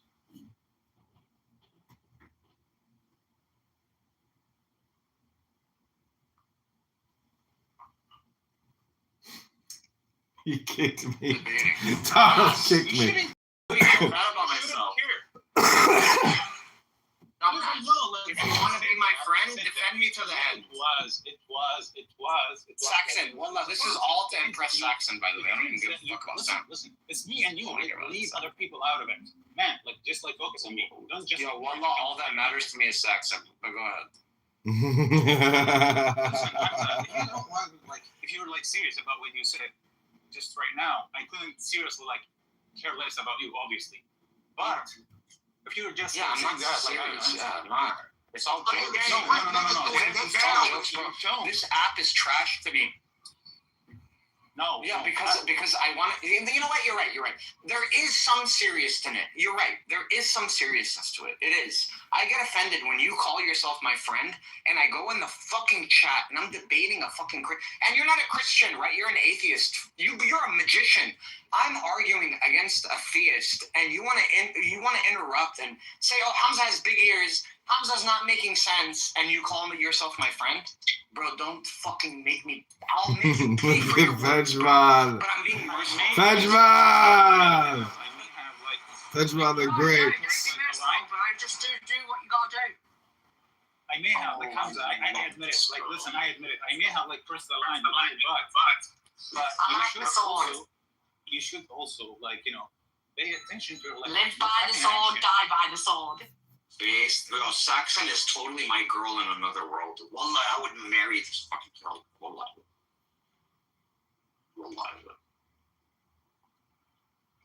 So base Saxon. Man, I think you should write to the Saudi Arabia prince. Say, can women have four husbands? Yo, Saxon, would you let me marry another woman? Take you as a concubine, bro. Yo, would you let me marry another woman besides you? Do you know what? That is a crazy. Do you know what? Listen, I'm a 42. Listen, I'm a 42-year-old woman. Do you know when I married my husband? Yeah, and we got to the point of where we'd lost quite a few pregnancies. Right, I said to my husband, just out of this is going to sound fucking nuts, right? But I said to my husband, if he was wanting to take another wife just to give him children, I would allow him to take another wife. Look how merciful that is. Yo, the fact that you're so merciful, I would never take another wife. I'd make you my main bitch and me and you will die together. Just because you said that. Oh, she giggles. Yeah, I love you too. But my husband's like, no, if Allah wills me a child, he'll give me a child. If not, he's not bothered. Fuck children. All I care about is you. Children is what you love. I don't give a fuck about. I'll kick them out the house real quick. The only thing I care about in life is my wife, then God. But I've already got a child anyway, so I'm lucky. But my husband don't have biological children, which I felt bad for him for that reason. Oh, bitch, I'm about to marry you in my life. Well, I'm trying to divorce you from your husband. I'm going to marry you in my life. Straight up. Mate, my husband will commit jihad on you, bro. Behave. That's fine, bro. As long as I get to have you at the end, I don't really give a fuck. You'll probably be dead. How much? Yo, will you die with me? You down? Look how she says yes. Look how she says yes. You down to die with me, Saxon? No. Yo, chill, yo. You can't be hitting on me in fucking public. What are you doing, stupid? Don't do that. You're the one that's always fucking flirting. Listen to yourself. Yeah, okay. Anyway, it's only congrats. It's just a bit of fun notes there. It's never going to meet me in real life. If I ever meet you in real life, I'm going to take you for a cup of coffee. Murder, more cringe content. Who actually likes you in PA? Make sure it's a good coffee. Oh, that's my girl. I'm so you get away from me, bro. You're pissing me off, Saxon. Just get away from me, honestly. I'm so sick of you. Like, get away from me. I can't, like, have this, like, interaction with you all the time, but never have you, but kind of have you, but you're with another man. Like, it's getting on my nerves. What are you doing, bro? What are you doing, man? I'm trying to make a life partner. I don't fucking care, bro. No, don't do it in here, bro. This girl on. Don't do it in here, man. This shit is creepy as fuck. Why are you mad, bro? Really like why everything I do pisses you off? Stupid. Why? Because, no, this is dumb. What you doing is dumb. Take notes. No, I'm not. I'm not going to take notes. There's no one in here, dumbass. It's just me and you and her. Yeah, but I don't want to listen to it. I don't want to listen to it. I don't want to listen to it. It's entertaining, don't you agree? It's, like, pretty tight. Yo, Saxon has no chance with me. I'm just doing it for entertaining purposes. It's not entertaining to me. What do you want to talk about? You're dumb Trinity. I don't want to talk about that. Nothing. What do you mean? It's I'm gonna go over Trinity again with you until you understand it. I don't want to talk about well, Christianity is right, Islam is false. I don't want to talk about shit with you, to be honest. It's fucking boring. No, we're talking about the Trinity. It's nothing to do with that. More people come in, you talk to them, bro. Don't talk to me. Shalom. You're fucking annoying. Ooh, Fuck everything. Hamza, you're like the Palestinian Jimmy Glick. You're like the Palestinian Jimmy Glick. Hamza, take it easy, relax. Just mute up and listen, Hamza. Hamza. Guys, Megatron, what's going on with Hamza? We don't want this to be a flirting room here, right? Like, what the fuck is going on here, Megatron? There's no way. He thinks it's Here, when am I supposed to fuck him? He's a sexual predator. Hamza's a sexual predator. He just said all he thinks about is sex. He doesn't care about conversation. He's a predator. Yeah, Wallah, that's so true. I told you guys what I am. He's not a predator. He admitted it. He's a predator. I know. Hold on. I am a predator. You need to watch. Predator alert. Predator alert. Somebody call Arnold Schwarzenegger. We got to hunt a predator. Do you know actually what a fucking predator means? You fucking weirdo. What? Yeah, against your own Will Saxon. That's what I am. Anyway, listen, just fucking stop with this kind of talk. It's not Tinder. Ribono Shalom. Let's get back to the Bible and the Quran. Does anybody here know what Quran means in English? It means glorious. Glorious. Everybody's corrupted. I noticed that. Glorious. Okay, Megatron, they're both not from like historical facts and like critical historians. We've always owned your book. I believe that. Listen to me. We've all the Christians and Jews have always owned your book. What about your book? Is it owned also? Yo, then be fair. There's so many. The thing is, right? There's so many people that have material interest in keeping your community and kind down, and it's showing. Like with the hold on, repeat. I didn't understand. There's so many people. What? That will never allow your people to flourish.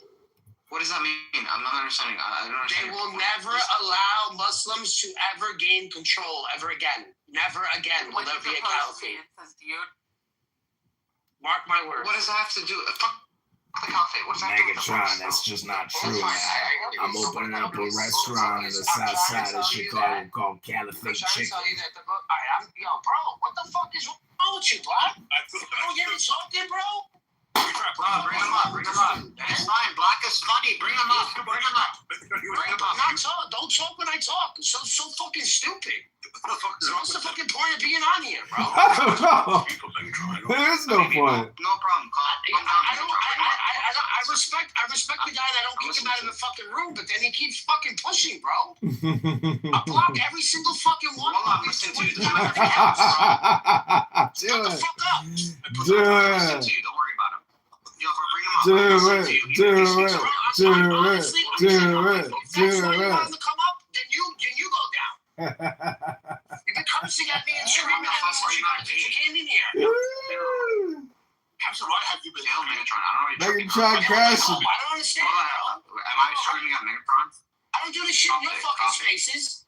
I've been kicked out of your rooms for less.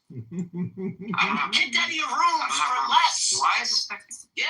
Bro, that's not me. Shut the fuck up, man. Like some sophisticated Christians quickly concede that, that's probably just apocalyptic imagery and stuff.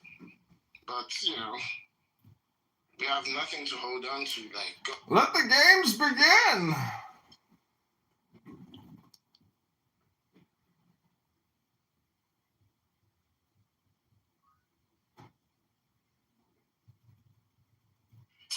Hello. Guys, what? All right, okay. You merely adopted the dark. I was born in it. Peace has cost you your strength. Victory has defeated you.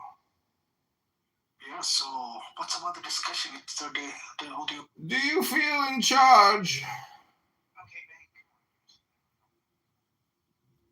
so, Void, do you believe in God?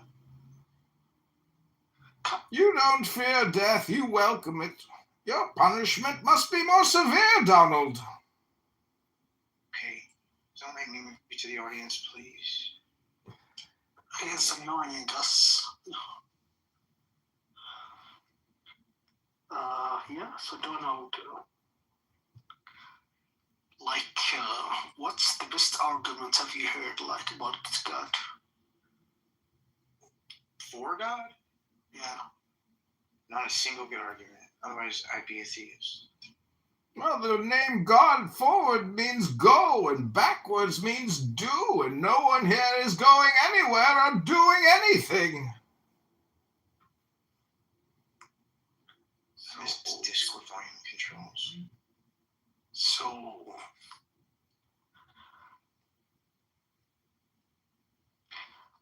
what do you think, like the evidence that can convince you or can prove for you that God exists? That's not my responsibility. It's the responsibility of the person who believes in God to show me the evidence of God, and then I'll evaluate it and see if it makes any sense for God. So try to read the Bible or Quran. I've read them both. Maybe you will find. We take Clubhouse from the corrupt, the rich, the oppressors of Clubhouse generations who have kept you down with myths of opportunity, and we give it back to you, the Clubhouse people. Clubhouse is yours. None shall interfere.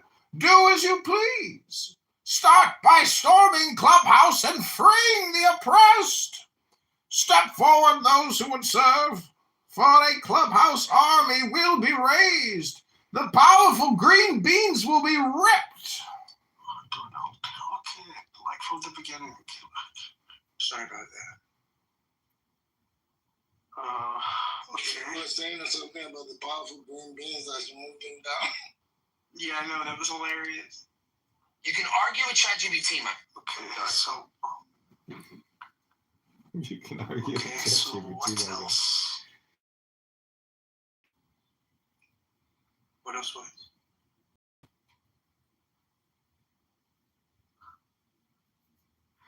I mean, can you believe in God, but without being without having message or prophets, I don't believe God's possible, so no. So what do you think the nature of God? Fiction. But before the Big Bang, what was? Call that the eternally inflating universe. From where it started. What do you think eternal means? Eternal, something doesn't end, doesn't have beginning, doesn't have end. There you go. Okay, so the universe is not eternal. Demonstrate that the universe is not eternal. Because the universe is getting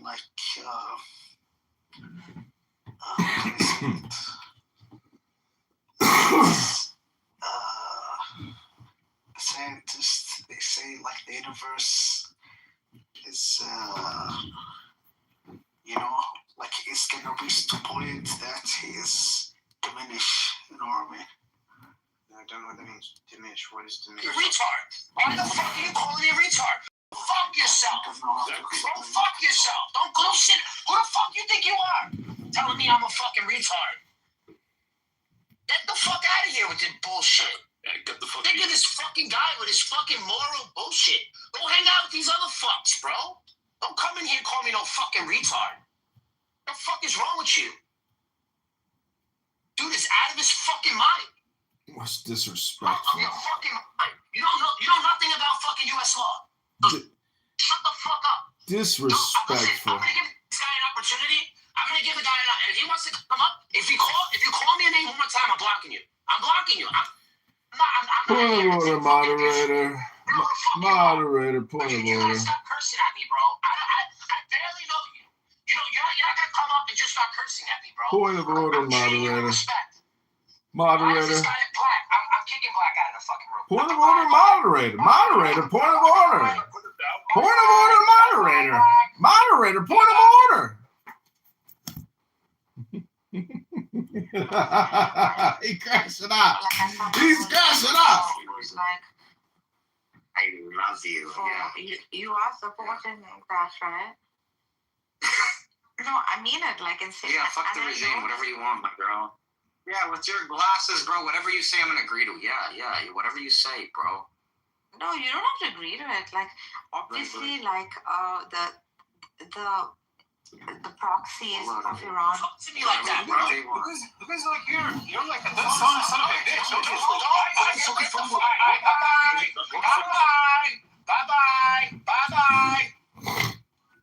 Bye. Fucking asshole. He is an asshole. You're crashing out. Hardcore Megatron. He just wants to come up and start calling me names. Like, who the fuck is this guy? Oh, you're just a fucking retard. That's all he wants to say. That's what he says most of the time. He doesn't know how to speak English. I don't know what the fuck he talks. He doesn't need to be here. Exactly. Him or Hamza. What the fuck is wrong with this guy, man? Did you kick Hamza? You're the one who kicked it. I didn't kick Hamza. No, he left. Oh, he left. So what was Hamza doing here in this room, Megatron? All he wants to do is just show us how creepy he is when he talks to girls. Like it's just stupid. No, he does do it every time. Every time he comes into the room, but I just laugh it off. It's innocent. It's just banter. I don't take no. Yeah, but the other guys don't want to hear this shit. No, I know. Other men don't want to hear it. You're married. Like, what the fuck? I don't talk to you like that. Yeah, I think it's that's not to say such questions are not really the domain of physics. False. Everything that exists is in the domain of physics. So if it exists, it's in. It also exists in the world of chemistry. Yeah, I mean the why question, to be wondering why does this exist rather than nothing that, that's not what physics. Oh my God, I just answered this question. Why questions when it comes to rocks are meaningless. They don't have reasons. We think the rocks will eventually become alive, that's obvious. Man and woman came out of the earth, therefore the rocks came alive. Have life. Sorry, I didn't know you were asking this guy. I thought you were speaking to me because I think we both agree. The question is a little of a rubbish question if it comes to physics. Sure. Yeah, if you think that why it doesn't apply to physics, then we agree because it makes no sense.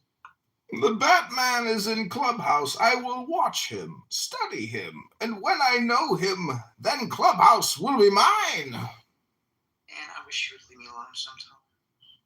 Even a god can be broken.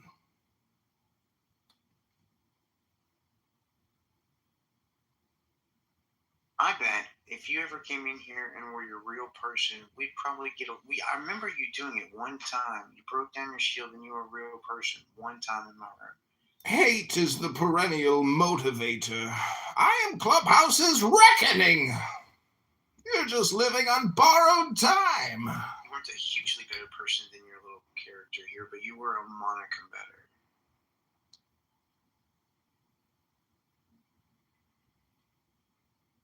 Well, I will watch from the gallery on YouTube then, Donald. Have a good day trying to prove to yourself that an imaginary sky god exists.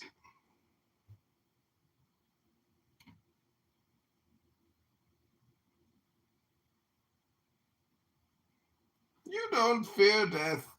You welcome it. Your punishment must be more severe. I thought you were leaving. I was really Dane, thank you for coming to the room. Or Dane, I don't know. Max, thank you for coming to the room. Feel free to come on stage, both of you. I'd love to have a conversation with you. You fight like a younger man, with nothing held back, Donald. Admirable but mistaken. The shadows betray you because they belong to me. I'll whack-a-mole you all day long. Every single count you have, I'll whack-a-mole every one of them. I don't want to hear you today.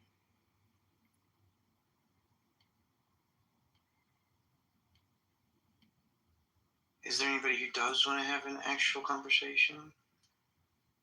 Either in the audience or on stage, that'd be amazing. If you're in the audience, feel free to raise your hand. Is that fair? I don't care if it's fair or not. You know what? No, What no, is no, fair? no. You know what's unfair? I'm playing on YouTube for a little while. You know what? What is fair? It's not. That's Hamza. it's Shut the not fuck like up, it's fair. Endo, with whatever the fuck your name is. Your mic is right. I can already understand your argument. With Severa, whatever your name is. Homie. With Severa. I think that's your name. Yeah. Homie, keep homie. I don't know what you're saying, to be honest. Your accent's beautiful and I love it, right? But I'm just hard to understand. Love it. No. Hamza, listen, I love you. Yo, I'm not interested, homie. I'm not Hamza, interested. I love you. But thank you for I'll fuck your girl and you, by the way. thank you for hitting on me. You know what I mean? But I'm not interested. And your girl, by the way. Be nice to Hamza, guys. He's my friend. I'm based in my life. I'm based passionate. Were there opportunities? Were they accepted the Were there opportunities where Palestine accepted a two-state resolution, but Israel broke the contract? An entity loses in a war. Who rules now? Resolution 240. An entity rules in a war. The entity that wins. I agree. Mine is right.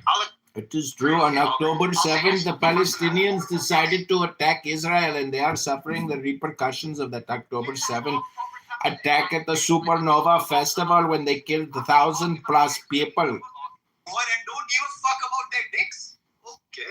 Okay. How about this? I agree. How about this? Resolution 242. Now suck my dick. Now suck my dick. Suck my dick? Why would I want to suck a micro penis? You probably barely even have a dick. Because guys who come on Clown House to say suck my dick, those are not real men. Those are children. Immature, unprofessional conversation, vulgarity and profanity. You're disgusting. We were having a really high-grade conversation, and now it's become just low quality with cussing and yelling. Like, just calm down, guys. I hope I didn't do that. It is Hamza. He's here telling people to suck his dick. That is disgusting vulgarity. You should put him in the goo. I hope I didn't do any of this. I'm trying to do some shit to solve that. I'm trying to talk sense to you and the panel. I'm trying to hit on the girl, bro. I don't know why you're interrupting, bro. Like, that's a really, Okay. Hamza is a predator. I hear him go into all the rooms and talk dirty to all the girls all the time. He is a sexual predator, dangerous person. I am reporting him to ICE and to immigration to have him deported. He is a dangerous person. I'm reporting you to Interpol too, so when you go back to Gaza, they will arrest you there too. Before he gets on me, you want to suck a big Indian dick? What's yours? I didn't know you're bisexual too. Hold on, let me boom real quick. No one has ever said big Indian dick in their life. No one's ever made that comment. No. So we're good. Let's move back.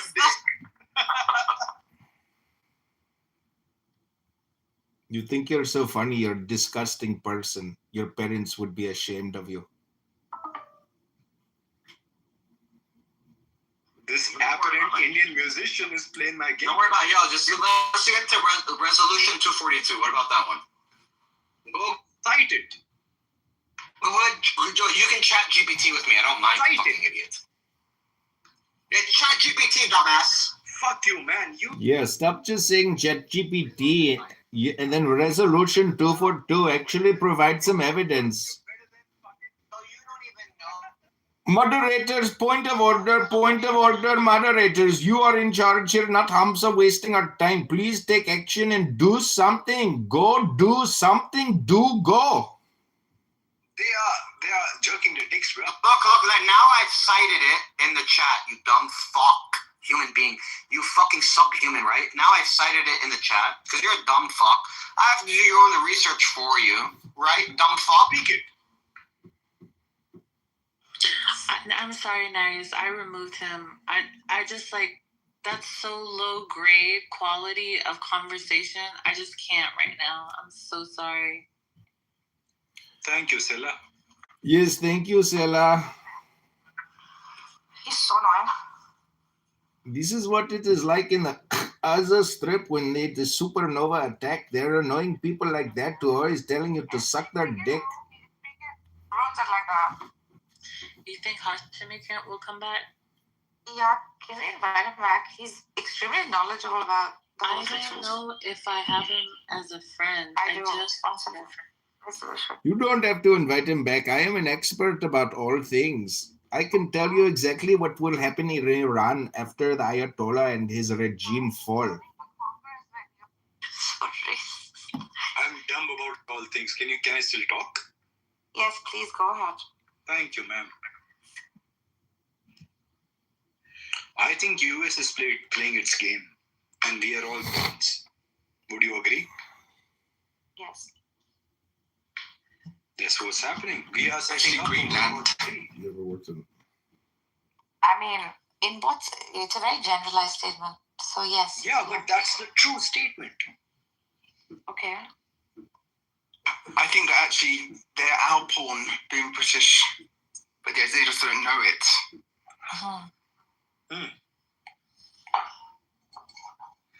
Okay. Like one can make a generalized statement, but in what reference are you speaking?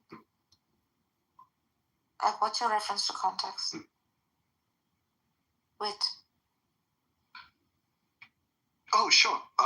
US is trying to get their pawns, get their strongest pawns in place. US is setting up for World War III at the moment. We are going to see a World War III in 2030 to 2040. That's what's going to happen. Believe me, don't believe me, that's what's going to happen. Doesn't it need an enemy, though? It can't create the war itself. It must have an enemy. US leads the world. Everyone is its enemy. But it needs to have someone to fight with. It can't create the war, can it? It must have an aggressor. If any country is denying the petrodollar, that's an enemy. Is it a green note? I can't see it. There's no need for a green note. If an entity declares that they are going against the petrodollar, that's an enemy. Well, people need petrol, and they got dollar, so you got a petrodollar situation. So US has a good control on petrol now. Well, so is the Middle East. Bad petrol with Venezuela, but regardless, they have got petrol now. With everything going on right now, you think the war is in the future? I think the war is going on right now in history. We'll call this World War III. And I think it started way back in Iraq. I agree. And it started way back in Iraq. It's been a while. This is the beginning of World War III, and we are going to see No. This is the ending. It began with the invasion of Iraq. Oh, it's the ending. I take my shoes off and put my feet up. This is the beginning of the end. It started back in Iraq. To see how the world is going to play itself. Right now. Before this, I was not interested. But right now, I'm so interested in how the world is going to play its game out. Don't you and the world's stage, and we're all just players on it. Or pawns. Yeah, US is the player. Who are you? Who am I? I'm British. Means I control the pieces. Man, you used to control shit. You control nothing at the moment. We don't even have Suez Canal. You don't have a say at the moment. I do. Don't move me. Really? The sun set on your empire, unfortunately. You do. As much as you thought that the sun would never set on the sun is shining away from this empire which never had a sunset. The sun is shining away from this absurd empire. I know, but what can you do with people if they don't want it? I mean, you got your English, then you ran, didn't you? You took all the good stuff and then fucked off. You fuckers took all the good stuff. You colonized English, bro. We got masala. You took the thrones, the gems, the crowns. You got education and roads and bridges. Fucking. What the fuck? Yeah, welcome Tom, welcome Pookie, hi. What's up? Hi. I was trying to understand what Vitisana was saying. Are you saying that Iranian people don't have any agency? They're just pawns of the United States? Or no, man, I'm saying that we are seeing the creation, the strongest power of this globe is trying to get its strongest pieces in play. If a war has to play, what is at stake? Energy. That's the biggest thing at stake. US has set up that right now we have energy. With Venezuela, they have the biggest hold on energy at the moment. Would you agree to this or not?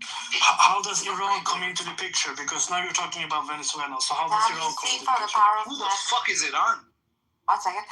Tam, he's seeing, hello, he's seeing from the power of 10, so he's like seeing outside in, like a bird's eye view.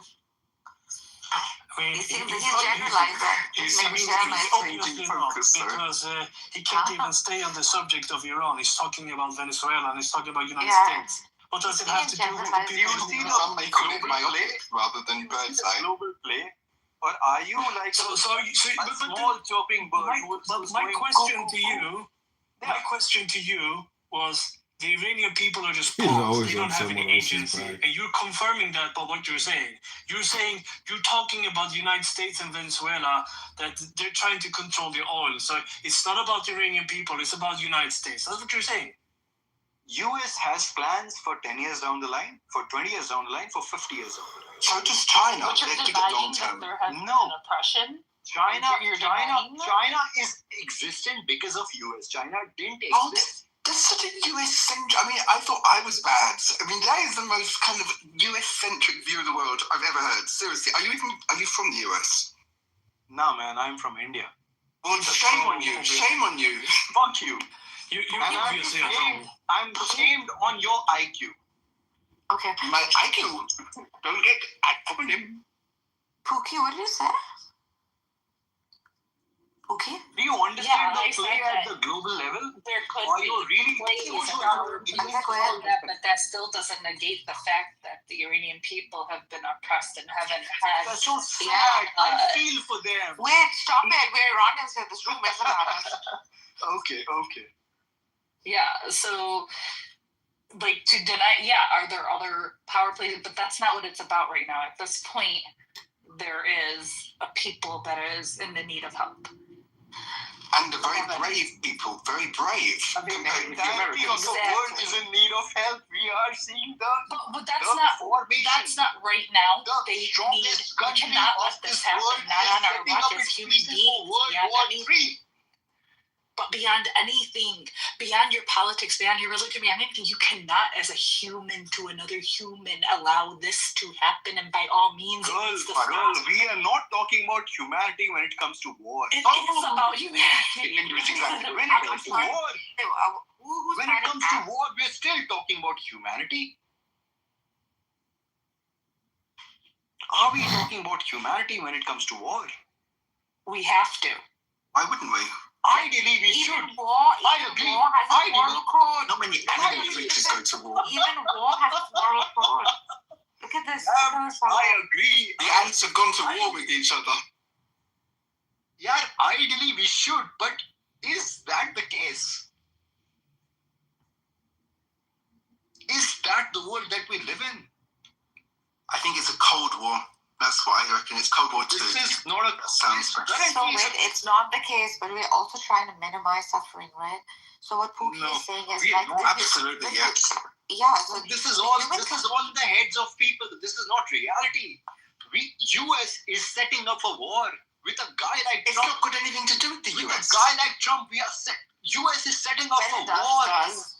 At all times, everything has to do with the US. I mean, we need to understand when it comes to these protests, what is at stake? These protests are not from the US, obviously. Like, however, not directly. However, like one cannot say that a part of it is sanctions, a part of it is brutality and the tyranny that is caused by the regime, right? That the people are so unhappy about over such a long period of time. Just bad political decisions, just disharmony, disorganization, etc., etc. Like there's so many cases to be made. That's right, isn't it? And it's not really got anything to do with the Americans at the moment. I mean, they can come and do something because they are obviously influential, as Wits, whatever her name is saying. But this is not really their fight at the moment, is it? This is not anything to do with them yet. That's your shallow understanding, buddy. Well, am I wrong? If I'm wrong, tell me why. Yeah, you're wrong. How did the Americans start the protests? A country which is the strongest country on this planet has declared that they are going to go for war, not at the moment, but 10 years down the line. Do you understand that? I thought you acknowledged that they would have some influence. Do you understand that it is just like your opinion that in 10 years the United States will go to war and you won't stop talking? Why don't you breathe and try to stop thinking and speaking, because you're going so far from the truth? How do you know, sir? It's just your opinion. Truth. If you don't understand geopolitics... No, you don't understand. There's no such thing as the truth. There are only opinions. The universe is transformation, and you need to take your talking and go silent for a minute, sir. You're talking too much. The more you think, the more you speak, the further from the truth you're going to get. So stop thinking and end your problems. Bro, beautiful, bro. You can host a... Still talking, I see. Yeah, bro, I'll talk because I got content. Getting more wise as you go along. You got content.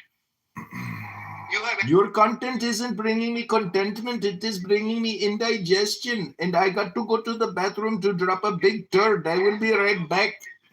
As you can. But will that change the nature of the world at this moment? Yes, I will be very relieved after I make a bowel movement. I will thank God for letting me pass gas. Bro, US is gonna make you die before you are capable to pass gas. You're just projecting, sir. This conversation is pointless. Narges and Sela have failed us as moderators. Now what? Iran? Now what? I am going back to the title of the room because I don't want to talk about farting and making bowel movements with you anymore, sir. I am complete and I have landed my plane. For 20 years now. Iran is in place for 20 years now. The play has gone ahead. Don't you guys understand? I mean, sure, man. You guys don't understand it, but okay. It's 50 bloody years. Oh my God. It's not 20. It's 20. Is it stabilizing or is it getting worse? Do we know? It's not stabilizing. Oh, of course, Wits knows. Accumulating its power. It'll happen in a higher. I'm like pulling my hairs. Can't people see this? The strongest nation of this planet is accumulating its powers at different fucking moment. Don't we see this? Are we so freaking dumb not to see this? We talk about Iran, though. Man, fuck Iran. It's just a. The thing that you're missing. Listen. The thing that you're missing is two things can occur at once. That could be happening geopolitically, and uprising could be happening of a people who are oppressed that need to be helped. That's a small plate. That's a very shallow. No, it's not. No, it's not. But there's a humanitarian crisis which holds more weight. We cannot set the standard. We cannot set the precedence that this is going to be okay. This is what's happening. You can either open your eyes or you can just be blind. Okay, but don't you think Saudi Arabia should rule Iran? Quite right. I agree. Bro, Saudi Arabia exists because of US. Absolutely. I think they should rule Iran. I mean, look. Let's look. Saudi Arabia. I mean, man, depends. Very much depends. At this moment, Saudi Arabia has no balls to truly rule Iran. They do. Look. No, they got no balls to truly rule Iran. Well, I mean, here's the thing. Number one, I mean. Well, what are you trying to do? Replace Qara with Akhra? Like replace shit with bigger shit?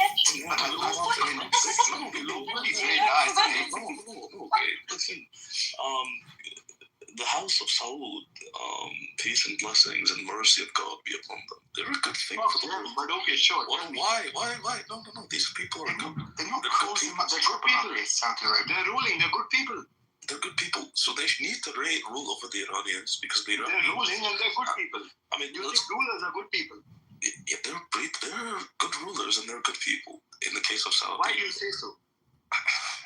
It doesn't matter. Can I just finish my point, sir? Oh, you're giving me anxiety. I mean, you're respecting me, and I'll have to respect you back, sir. Okay, thank you. I'll mute myself, sir. Let's sorry, sir.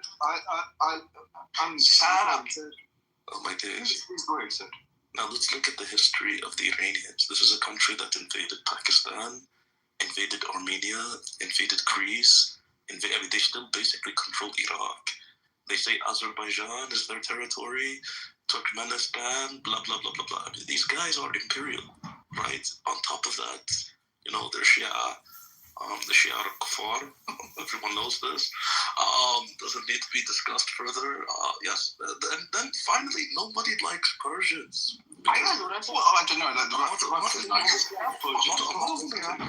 not going to... I'm Shia myself. I'm just loyal to the King of Saudi Arabia. You're Shia? Yeah. So you're dumb yourself. That's what you're claiming. I mean, maybe. But I just say things. So you're dumb yourself. The Persian people need to be kept under control. Okay? Bro, can't we see... Because BRICS is creating a parallel economy to them, right? It's the BRICS. US exists because nothing in common at all other than a nice little word. Yeah. Anyway, I think a grand alliance of the nation. You understand economics? I actually do. And that's the one thing I do know about. Oh, yeah, sure. You understand economics. Great, buddy. Thank you. So, what is happening in the world? Do you understand that at the moment? It's the Americans. Am I close? Worst people, but best rulers. Would you say that? The what? Worst people, but sadly, best rulers. Any country... Good organizers, I think. Huh? They're very good at organizing things. The Empire of Organization. I'm saying, I'm an Indian, okay? If India was at the center of the stage, we would have than what Americans could have. Where are you from? I don't know. I like the way that you're very kind of double two-faced to everybody. I like the way that you sit on the fence. Me? I'm from Britain.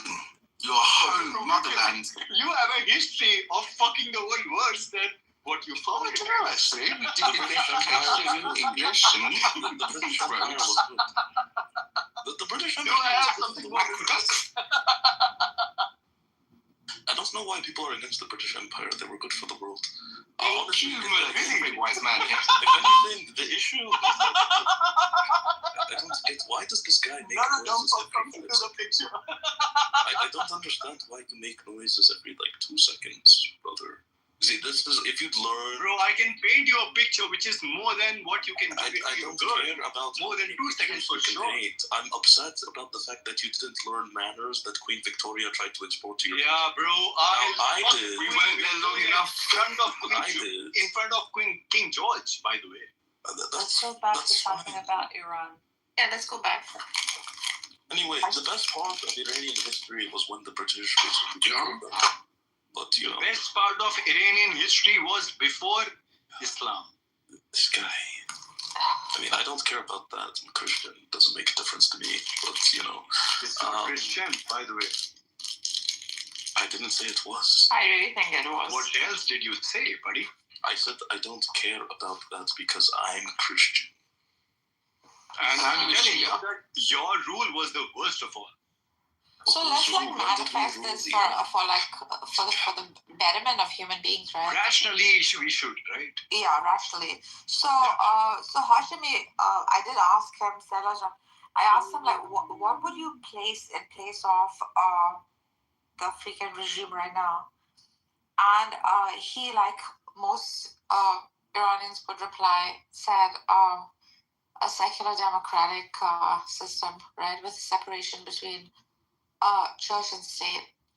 To which I said, countries usually operate based on the temperament of the country.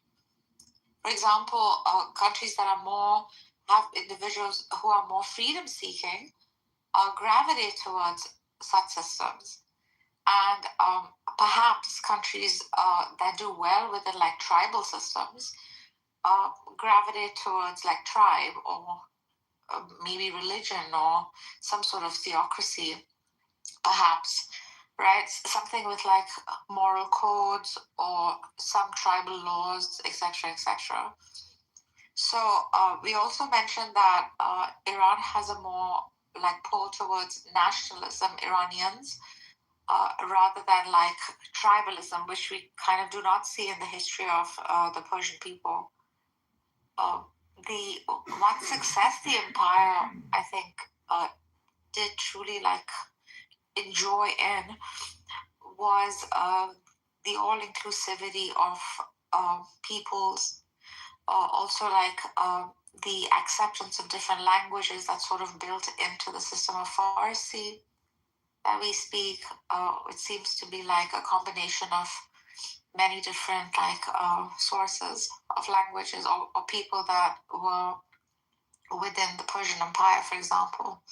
So we're trying to like analyze and see like in a system wherein your leadership is brutal, perhaps intends well initially to build a system of like a system of justice and well-being, but ends up being tyrannical and brutal. Like I'm being generous here. So that's what we were discussing before you guys came in.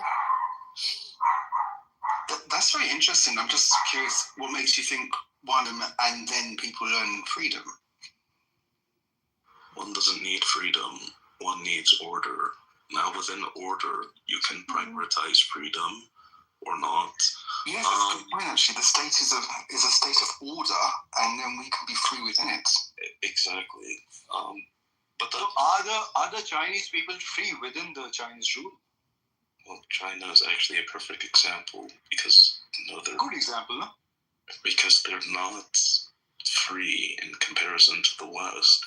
And how does Iran's play contrast to that of China? God. Oh my days. Oh my days. By the way. My family. What does China have to say about the China situation? Because we have free China. Yeah. What I have to say is that this is with the assumption that the current government of Iran will fall, which, just cold analysis, I have my doubts, at least in the very short term. But that aside, because I'm not a very pro-theocracy person, and I like secularism. Most Chinese people like secularism. So I think in our experience, China was also a very fractured country once upon a time. And people were suffering as much, perhaps even more, because that was pre-modern society and people were starving to death en masse. We were under imperialist influences, just like Iran is likely to be under whatever happens. And the victor of our struggle was the Communist Party. So when we look back upon that history, there's something we realize is that if you really want to gain agency, independence, dignity, you cannot hope that is bestowed upon you by foreign intervention. That's our national memory. And I believe the Iranian people, as I've heard today, are very nationalistic and they must understand this as a principle. But also there are practical considerations because even the Communist Party, they had help from the Soviet Union. The nationalists had help from both the Soviet Union and the United States. It was a tumultuous relationship, wasn't it, Tiger? It wasn't always support, it was often hostility. Yeah, the Soviets definitely tried to also control the Communist Party of China, and they want to turn that party into a proxy of sorts. But of course, this is, I think, what's important. The Communist Party of China figured out what ideology that is the best to unite what is now perceived as China. Because even then, there was no unifying ideology. Nationalism was a strong feature in China, as today in Iran. So nationalism was a huge component in unifying the people. But in the communist case, there's also class struggle. There's the perception that the commoners are being suppressed by the social elites, the capitalists, the landowners, and such. And the communist was able to use the suffering of the masses to overpower the privileges of the few. It's kind of similar to the situation in Iran. The RGC and their allies are siphoning from the wealth of the people. So I guess it's important to understand that there needs to be a unifying ideology. That unifying ideology has to gain the support of the most people. And even then, right, China today is still fractured. The Taiwan province hasn't been brought under the same ruling government. So expect some fracture. But Taiwan. Yeah, the danger is that there's probably going to be division. There's probably going to be civil war, as in China's case. But yeah, I think the most important is to figure out the common denominator of an ideology that could unite the most people, that you can build into a collection that has common interests. But Tiger, am I not correct?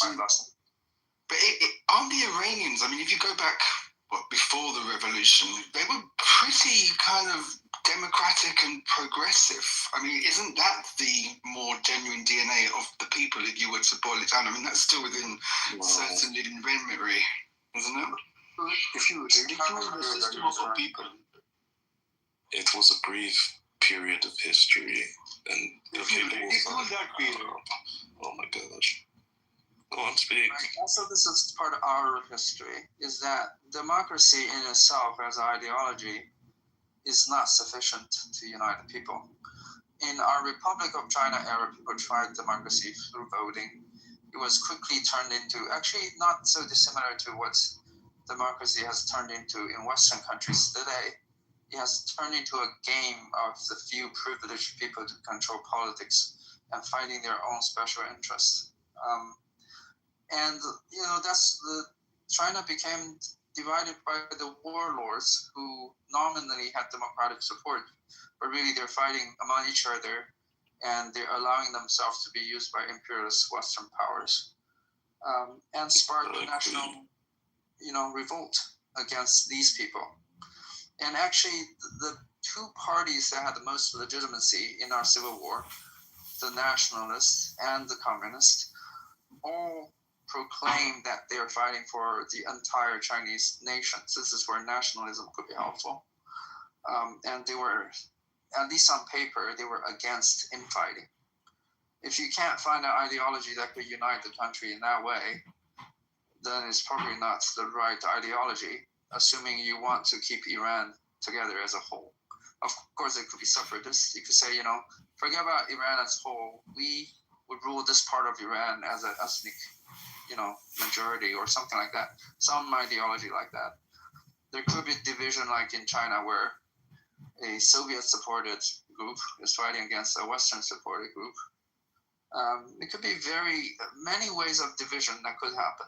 So this is something the Iranian people have to prepare. But, such unifying ideologies can often only be formed, only be forged in a great time of crisis and turmoil. At least that is our memory. Is this not a time as such of great crisis and turmoil? Well, I think any time when the nation is full of discontent, of death and starvation, and of uncertainty, political uncertainty and turmoil, and volatility, that is a time of great crisis to that nation. Because, depending on are we in a similar state or are we not? Division is very likely to happen if you're not careful. Look at America. Exactly. And why is America reacting at this moment? Why exactly? I forgot about that. But yeah, to your point, Tiger, democracy is often touted as a tool of unity, and that it unites the people. What you actually see is quite the opposite. Because if you think of building a state, to have a functional state, you need to have a functional, common social ethos. Yeah. Which means that at a certain point, your idea of who your state is, who your people are, isn't up to choice. Democracy actually encourages things that, no, there aren't principles that are universal. There aren't principles that are absolutely true. Truth is derived from consensus, not from fact. So you basically encourage multiple different consensus of where the nation should go, how the nation should define itself, what values it should be, and of course people aren't going to agree. You also interestingly highlighted another very ironic, funny point. A lot of democracies basically boil down to petty squabbles between consistently entrenched elites, where very little meaningful decision making actually happens, and people just basically argue about slogans. The West is very much like the West is the perfect embodiment of this. The US, its most perfected form, at least in, for instance, where my cousins live in the UK, when you have a parliamentary majority, you can more or less ride roughshod. The issue is, I would argue that in terms of policy and identity, there isn't that great of a spectrum between the Labour and Conservative anyway. But in the US, there's literally no difference between how rule is under the Democrat or under the Republican. Maybe at the most extreme edges of society, like for instance with illegal immigrants and undocumented migrants. But for the average American, their life doesn't change. I don't know. Daddy Trump is something else, isn't he? He's different from Daddy Biden. But that's the thing of Americans. Very little has changed. I see. Between Trump, that's not entertainment value, though. Daddy Trump is more real. That's very much entertainment. That's true. Yeah. Daddy Trump is significantly more real as compared to Daddy Biden. Daddy Biden was thinking. Daddy Trump, sad to say, but is acting. Yes, not falling down steps. That doesn't matter. If you are the doesn't matter at all. If you are the most powerful nation, whether you are falling down or you are climbing up, doesn't really matter. You are already on the bones which can break. Huh? He's still got bones which can break. No, man. Same with America. We are. The one thing that we did say, which is of interest, the is world that is actually trying to fight with the strongest nation on this planet. Is the world capable enough to do it? I'm going to go and live in New Zealand, safe from Holocaust. Who the fuck is New Zealand, man? It's a long way away from the bombs. Some fucking British fuckers who have gained control over land that they never even... Oh, do we own in New Zealand as well? Didn't know that. Fuck New Zealand, man. Who the fuck is New Zealand? I like New Zealand. My only issue is that it's no longer... Fuck New Zealand, man. Who the fuck is New Zealand? It is no longer what? Part of the British Empire. It should still be... I say no, they've lost the Lord of the Rings franchise as well, which is a little bit of a blow. Do they no longer film in New Zealand anymore? No, it's gone. It's gone to somewhere else. It's a tragedy. Is it even real? Like, what the fuck is New Zealand? That president woman was not very good, was she? I'm not sure she's still there. Yeah. Very difficult to immigrate there, actually. I did consider it. It was easy for British citizens. We are talking about, like, imaginary nations that don't even exist. Who the fuck is New Zealand? Well, I wish New Zealand didn't exist as its own nation, but it does. Bro, it doesn't. Kiwi doesn't. It literally doesn't. What the fuck is New Zealand? Oh my god. You can't see it. It's a long way away. In a play, when it comes at the global scale, in a play when it comes at the global scale, what the fuck is New Zealand? Exactly the point. Out of the way, not to be noticed. Then why are we talking about fucking New Zealand? Because you're talking about World War III, and I'm talking about having a nice fucking. That's feet what's up and happening, cup buddy. of cocoa. That's bro. Shove your cocoa up your ass, okay? This ain't happening. We are in the preparation of World War III. What the fuck you? Not all of us, thank you. I've got much more important things to do. Bro, that's your tits keeping you calm. That's not what's happening. We are in the preparation of World War III. If you can understand it, good for you. If you can't understand it, I'm very sad for your wife. I don't have a wife. I have a... Even more so that I'm sad for her. Who said it was a her? The thing that makes me not take you seriously is the fact that you keep saying we're in preparation for World War III as if it This does not is the start preparation over 20 for years World ago. War III. Can you people understand it or not? I think It's with that this this is bottom the is a smart. accumulation. This is the shit or get off the pot point where we as humanity have to decide what we want to do. It seems that you guys can't understand it. I'm very sad to hear this, by the way. You can do the fighting, and we'll do the directing if you want. No, man. We were talking about cups of cocoa in New Zealand, and you can go and die. I can be the rationale, and you can be the Wait, Uncle Sam needs you to bird for that matter. Like, I don't know, what would be the equivalent of Uncle Sam, you know? What's the word Indians use? Bro, the guy who's gonna fuck your mom is the equivalent of Uncle Sam. I mean, Uncle Sam already used. The guy who's gonna fuck your mom is the equivalent of Uncle Sam. Do you understand that? I don't have a mom. I have two fathers. That's so sad, bro. Oh, that makes it You are difficult, doesn't safe. it? You are safe, apparently. Yes, I'm very Sounds like an orgy. So sad to hear that, bro. No, I liked my two fathers. And no It's why he's so masculine, you see. Exactly.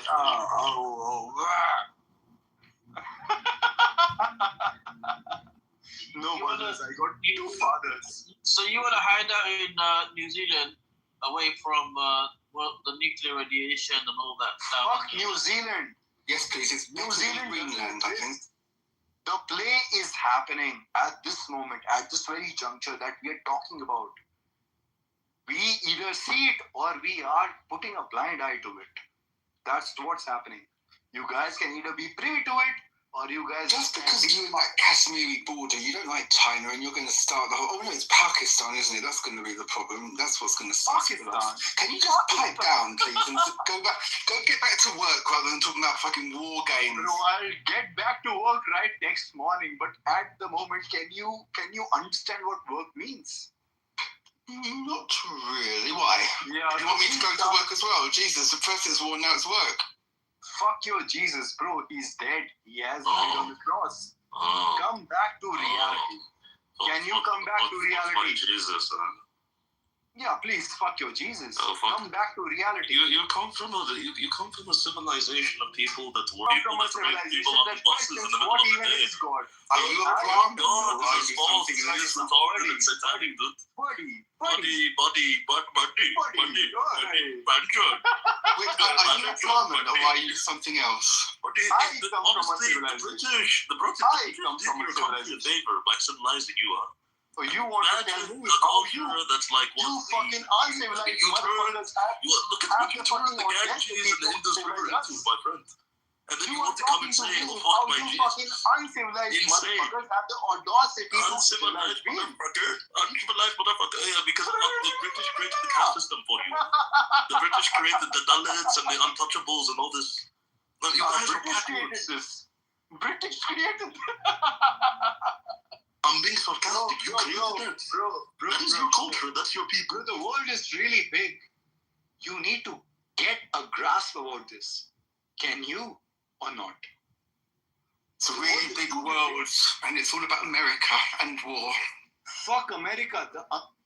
No, bro. We all collectively, truly, if the world has to exist, the world collectively has to fuck America. But it's not truly possible unless the world truly comes collectively in a play.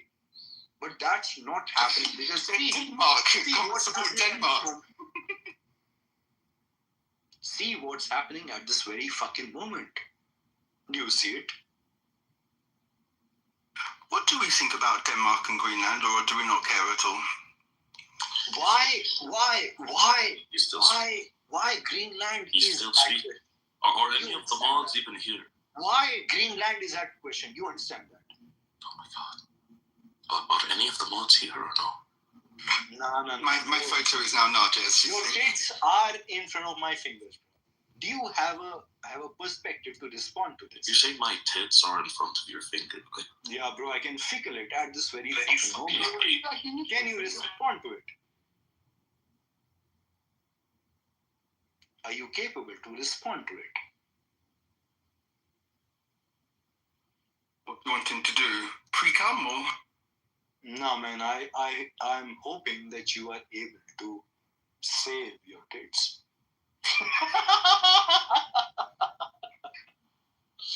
Sorry, man, my laugh is evil, but I'm less evil in human, but okay. You've pissed yourself off now, have you? It's okay, man. You have to be imperfect so that you can communicate in an imperfect world. Exactly, or else everyone will think you're AI. Yeah, so thank you for appreciating what I am.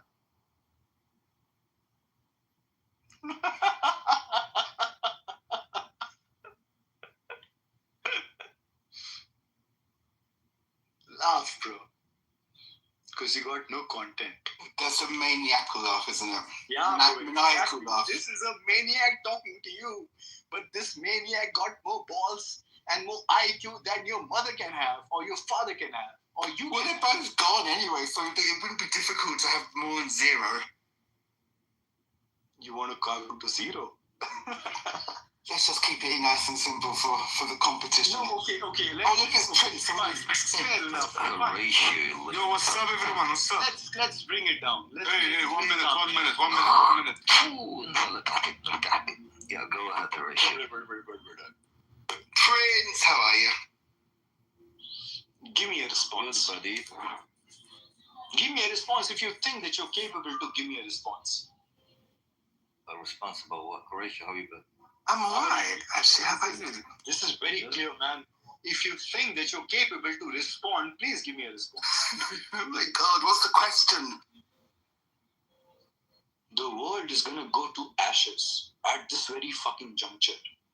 Prince is now on, so you can set the agenda.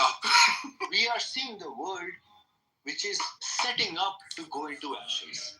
That's what's happening. Are you capable to see it, or are you blind? فلسطينية لبنان يا فقير يا ابن الشرموطة يا قوي. Fuck you, Sharmuta. MC. Not able to respond, not able to see, not fucking blind people responding, calling me fucking Sharmuta. Please, man. See, please. Where have you been, Prince? I haven't seen you for ages. Bro, I've been a prince. Why is the Indian guy talking too much? Hey, buddy, take a break. Might be quite late at night in India, perhaps. Bro, I'll tell you to calm your tits down and I'll still speak. Oh, okay, tell me. I told you, please calm your tits down. They're calm. Oh dear, he's taken a bit of time off. Oh, well.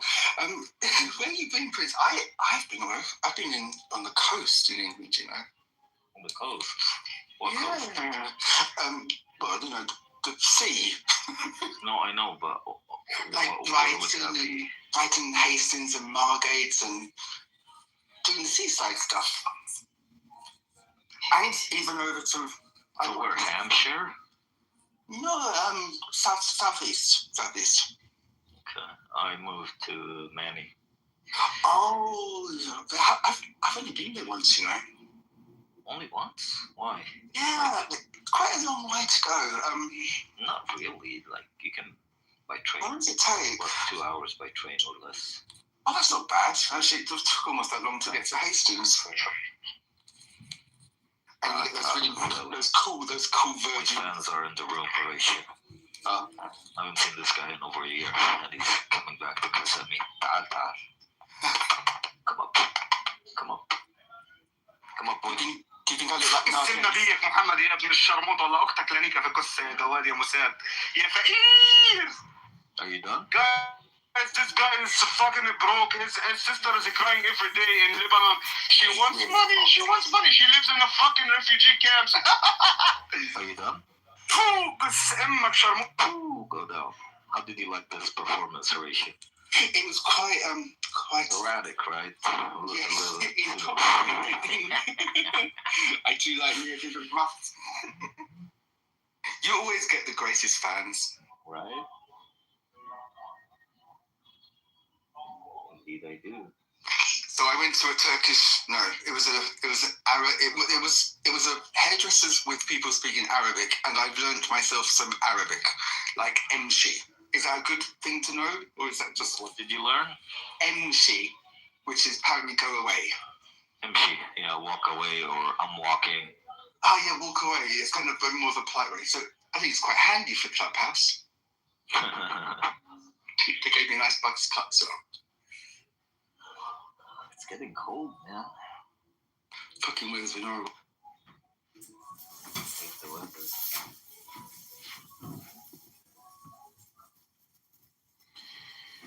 Prince is just a terrorist supporter and a terrorist promoter. Shame on that young man. He needs an education. Otherwise, he's going to end up in an IDF jail. Thank you very much. Much appreciated. Try reading a book sometime. I don't think you can bench press more than 200 pounds or curl 50-pound dumbbells either. You're just a bateja. That means watermelon head in Arabic, Horatio. Bateja. He is a bateja.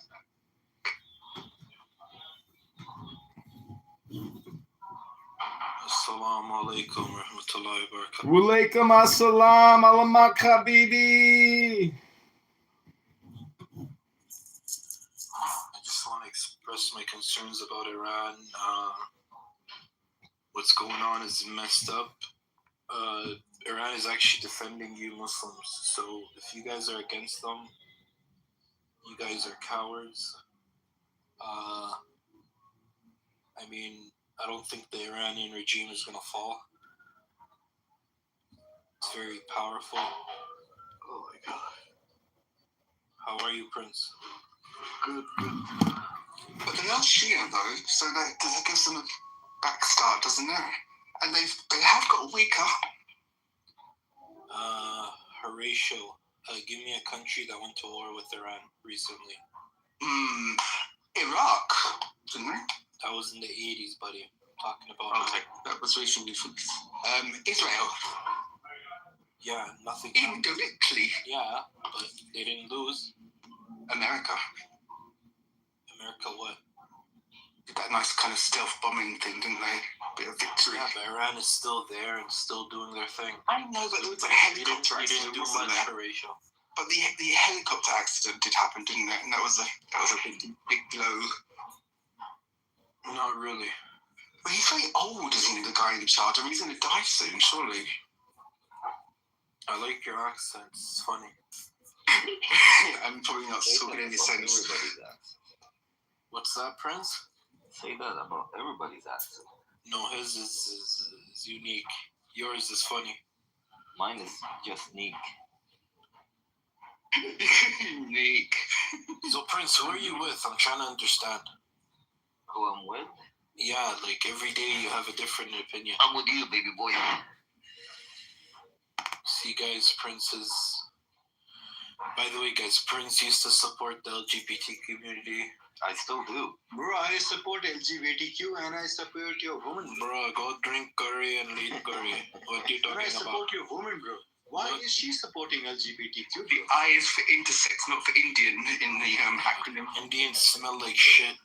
Forever smell like shit. And why did you divorce your woman? Because she's disgusting. And you got small dicks as well, which is the most damning. You guys ruined the UK, America, and Canada. You divorced your woman because she smelled like shit. Bro, you're Punjabi, bro.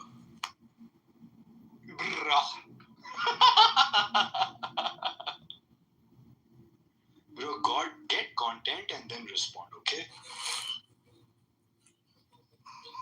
Got no content, keep your tits down.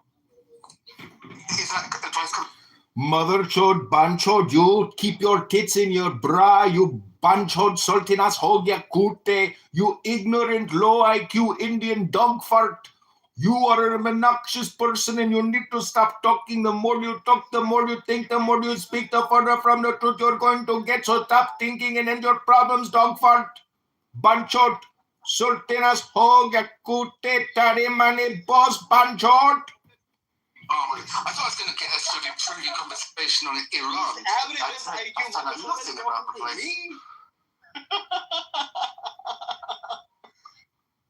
Get smart, bro. Oh my god. Hey, shut the fuck up, dude. You're annoying. Yeah, bro. Smart people are annoying. No, that's not why you're annoying. Yeah, bro. Because I fucked your mom. That's why I'm annoying. No, that would not be very fun either. Did your mom say that? No, but I doubt she would say very much. She was dumb? She was dead. She was a mute. She was probably out of her misery. And I feel for her, bro. I'm sorry that I feel you're obviously reaching down into the grave, my man. You can do better. I feel for her strongly than you could ever be.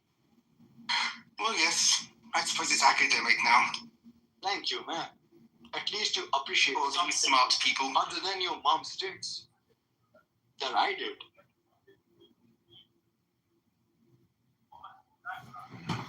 You are the son of a motherless whore and a fatherless bastard, you Indian banchod sultinas ho gaya kote tare mane boss ho gaya kote tare mane boss sultinas ho gaya kote. Song, bro. Calm your tits down. Alright, sing your song, buddy. Me?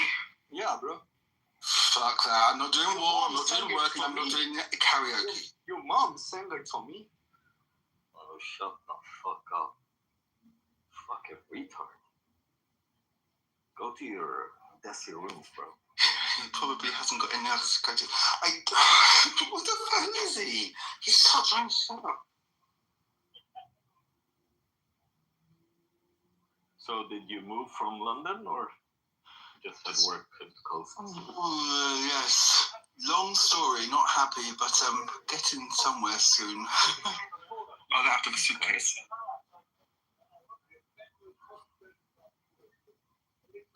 Airbnbs for 6 months are quite expensive, I found out. What is? Airbnbs for 6 months. Oh, yeah.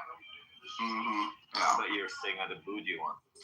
Well, when I haven't been on the streets, trouble is I can't fucking plan anything, so it's just Airbnb or nothing really. So they are nice, but they're quite pricey.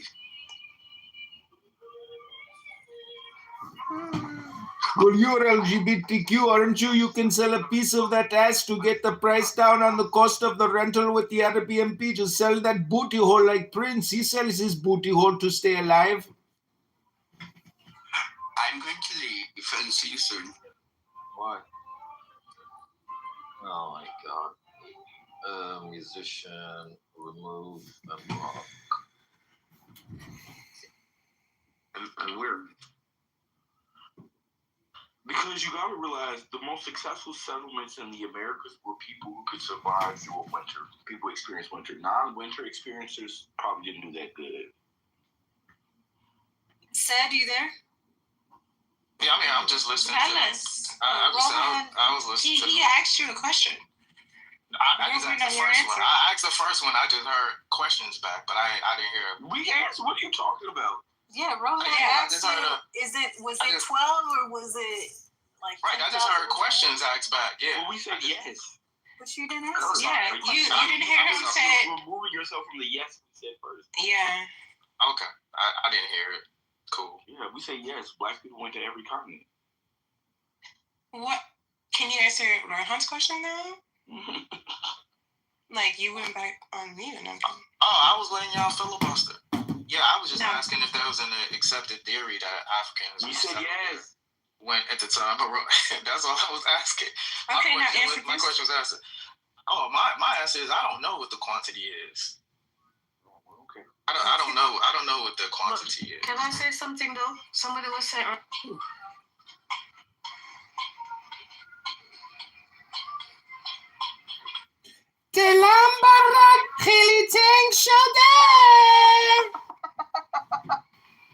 You can kick the troll, but you can't kick the troll out of the goo.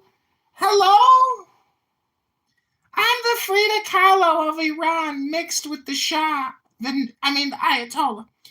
But I want to thank everybody, especially the anti-Zionists who hate the Zionists because they themselves are unhappy and depressed.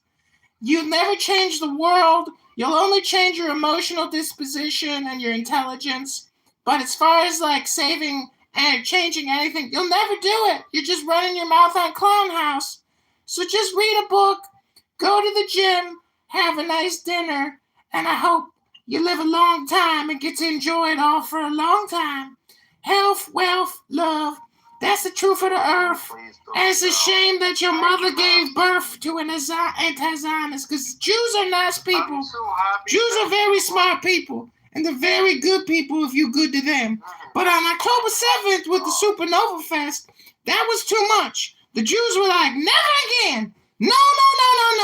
Not on October 7th at Supernova. Ain't gonna happen, Gaza. So sorry, Gaza, but unfortunately... Silence. I shit on you, nigga. You're talking about, bro, I'm so poppin'. My Apple Music is more poppin' than my Spotify. You only got 96,000 streams on Apple Music, bro. I did that 4 years ago. Like, what the fuck? I like where you're at, I was at 4 years ago, bro. And I can't even say that for real because I was still doing way more shit 4 years ago than what the fuck you're doing now. Not one show done. That nigga bought all that shit. He there's no fucking pictures of him ever performing. Where are your fans, bro? Where are the people that know your music, bro? Where are your fans, gang? We got fans. Where are yours? That's what I said with this nigga. I was like, I ain't giving no numbers. I'm like, fuck numbers. Niggas can make up numbers. This is me and sold out shows. So what else am I doing at this moment? There is no crazy headline.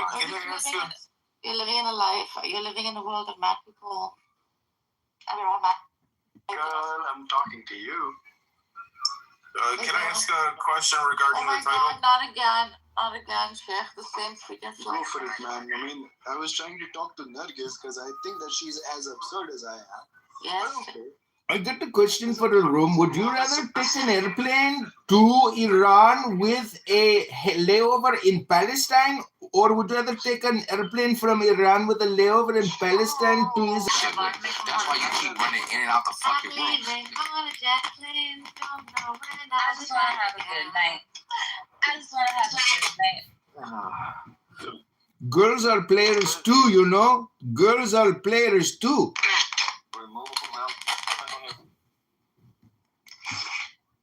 And you know you don't want that, bro. You don't want that. You know, I told you, I already doxed you, bro.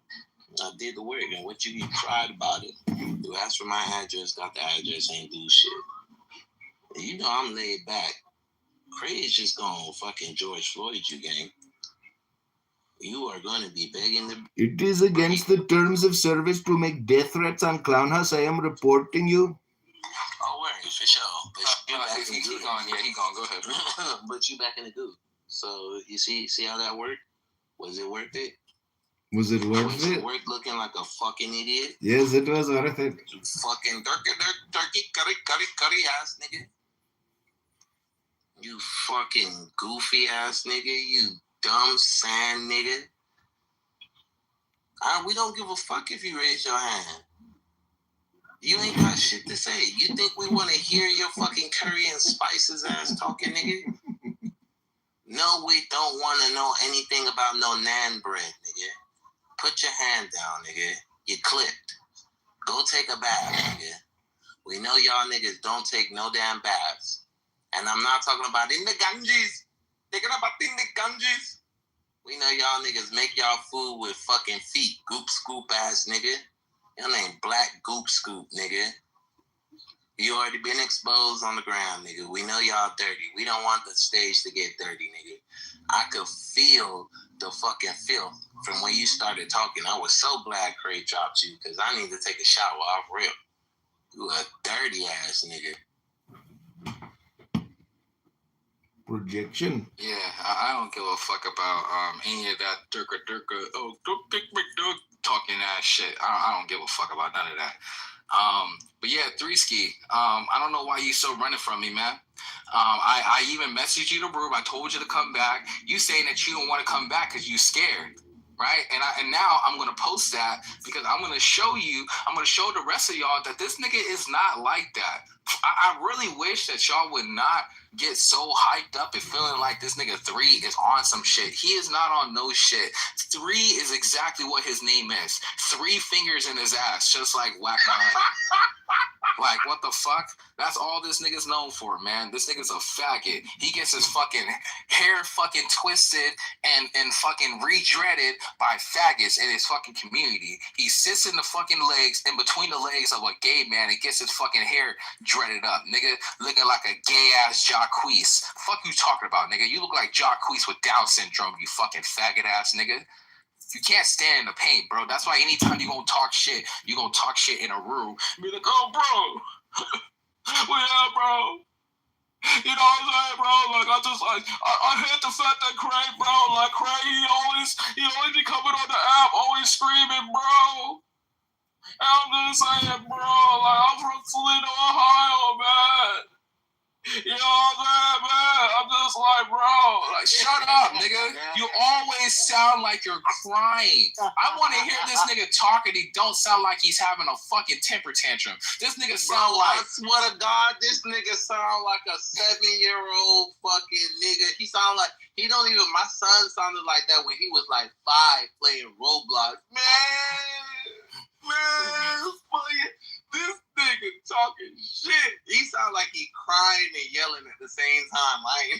He always sound like that, yo. That's why I'm like, bro, like, you really sound like you crying a lot of the times, gang. Like, I don't think I've ever heard you sound like you wasn't crying like a bitch, yo. Like, this is sad, man. This is really sad. But like I said, bro, you gonna get this works, 3. You wanted to insert yourself and you wanted to try to pop shit. Okay, cool. I'm telling you, it's not going to work out for you, gang. I promise you this. I promise you.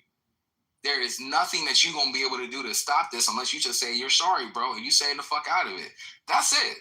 You say that, I'll leave this shit alone. But I'm telling you, I got all your dad's information, bro. It's nothing for me to play with that nigga. It's not. It's really not. And your dad got a cane. He has a hard time walking. So imagine him having to go to his door all the time because there's shit going to his door all the time. Imagine that. Right? Imagine, your dad, always, getting these packages at his house and his hoodies of his dead family members on it. How do you think your daddy gonna feel about that? He gonna make another fucking Isley Brothers song. I was working at crazy in my dad's tomb, and I was so mad cause my son keeps getting packed up on the damn clubhouse. Ooh, yeah. 3 is a bitch and he wants to be a gangster, but he knows Diego. that he takes 3 fingers in his ass. Oh my God, Diego has left his perch. He's been freed from derecha. Apparently Tim Robbins drove him mad. Too many N-words. Non-stop N-word. Are you coming up to say anything, Diego? Or are you going to live in the goo because of your shame? Hello? And that's why I'm just going to play with you, bro. Because you keep trying to talk shit. You cried to me, oh, bro. Hey, bro. You know what I'm saying, bro? Like, you gotta go check your man so lonely, bro. Because, like, bro, I was in the room, bro. I was in Manson's room, bro. And he kept talking shit to me, bro. Bro, does he not know who I am, bro? I'm from Toledo, bro. fuck him up, bro. I don't know why I want to get black with me, bro. Shut up, nigga. Why the fuck you crying to me about it? Like, what the fuck I'm gonna do? So London, stop fucking with the nigga. What the fuck? You telling me that shit? That's why I ended up going up on you. You know why? Because I'm not this nigga's daddy. I'm not finna tell this nigga what the fuck to do. If he wants to pack your bitch ass up and dox you, nigga, so be it. You should have never fucked with the nigga in the fucking first place. It's that simple. Exactly. It's that simple, bro. Like you want to talk about you're educated. Well, let's talk about Sir Isaac Newton's law of motion. Since you're so fucking smart, right? An object in motion stays in motion. An object that is started by a power will end with the same power that it started with. This is what Sir Isaac Newton said, right? So if you sit here playing with somebody, you don't think that motion is going to come back to you? This is basic physics, man. But let me guess. You don't understand physics either, bro. So it's like, I don't even know why I even said that shit. Because I already know your ass is retarded. Your ass gonna sit there and say, oh, bro, that's white supremacy that you're using, bro. You're using a white supremacy talking point. I don't give a fuck what the fuck you talk about, nigga. Because nobody gives a fuck about what the fuck you talking. Your daddy said you're a good kid. At that point, there's nothing for me to ever listen to you about. You ain't no gangster. You ain't on no street shit. So, hey, man, you got it. You're a good kid, bro. You just like to get on the app and you like to troll. And then when niggas start beating your ass, then you want to cry like a bitch. It's cool. I get it. That's what pussy-ass niggas do. Who cries to another nigga about another nigga bullying them? Like, who does that? That's what I'm saying. Like, what really were you supposed to do? So London's bullying me. So London did this. Okay, nigga, yeah, I did. And I'm going to keep bullying you. Now what? You told Craig, boo-hoo, whoop-dee-doo. You told Craig, whoop-dee-doo. What happened? Then he beat you up. So you got slapped by me. You came to Craig, and then he slapped you. How many times you going to get slapped? Oh, that's right. He only got 2. You know how, man. You need 3 slaps. We got you, bro. We got you. Hey, Danny. Yeah, just pull up and get the 3rd slap, gang. We got you right now. We got you right now on the 3rd slap.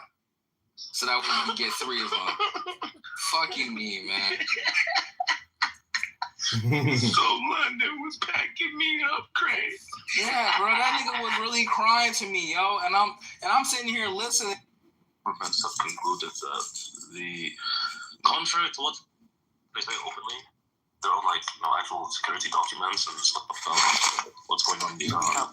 They say that the government has a lot more control than we'd like and a lot more support than we'd like. They say it's just not feasible.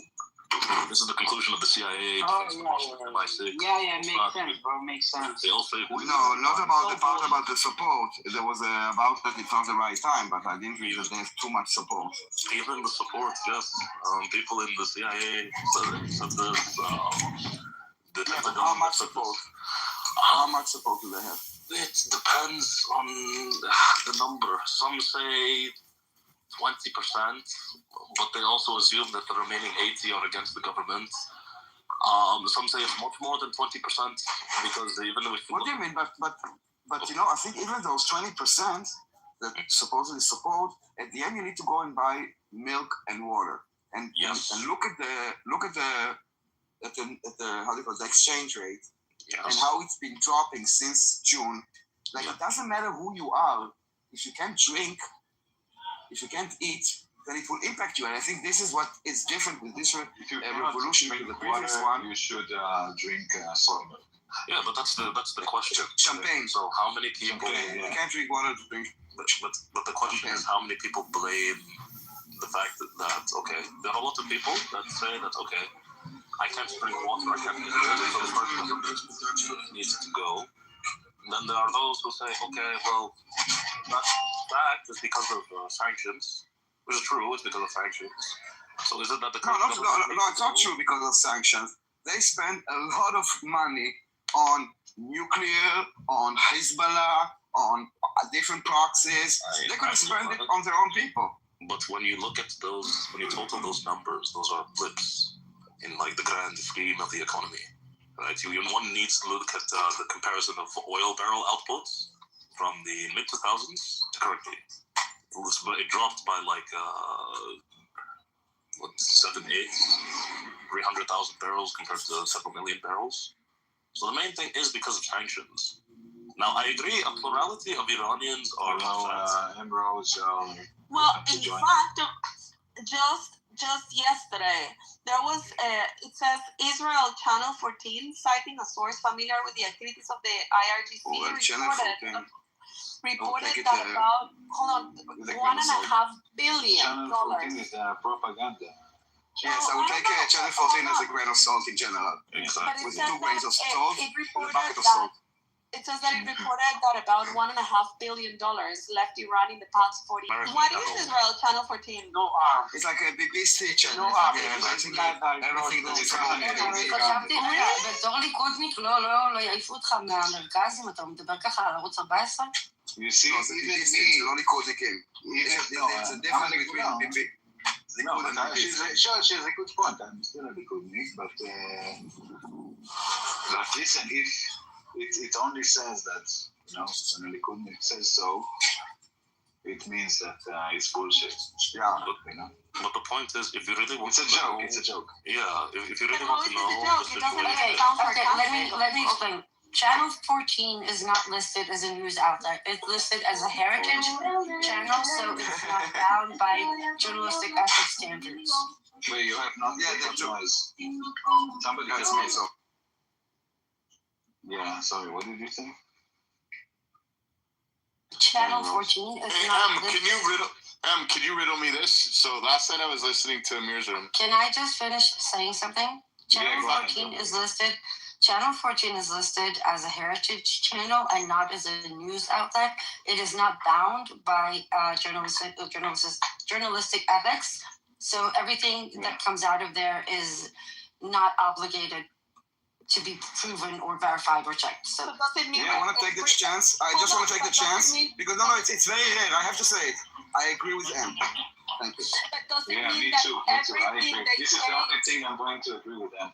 Oh my God, does it mean that everything they say is false, or does it mean just that it's not a news outlet, therefore? That they don't have any obligation to verify it as fact or back themselves up as real journalists. Okay. It's like a broken clock, okay? Okay, it could be right. But they could be right. Okay, that's yes, but the more reliable people is to look at what the internal memos of the State Department, CIA. Yeah, but right now it's really hard to know because not everything we know and not everything we are exposed to, and a lot of it is misinformation, deliberate misinformation to kind of numb this party or that party.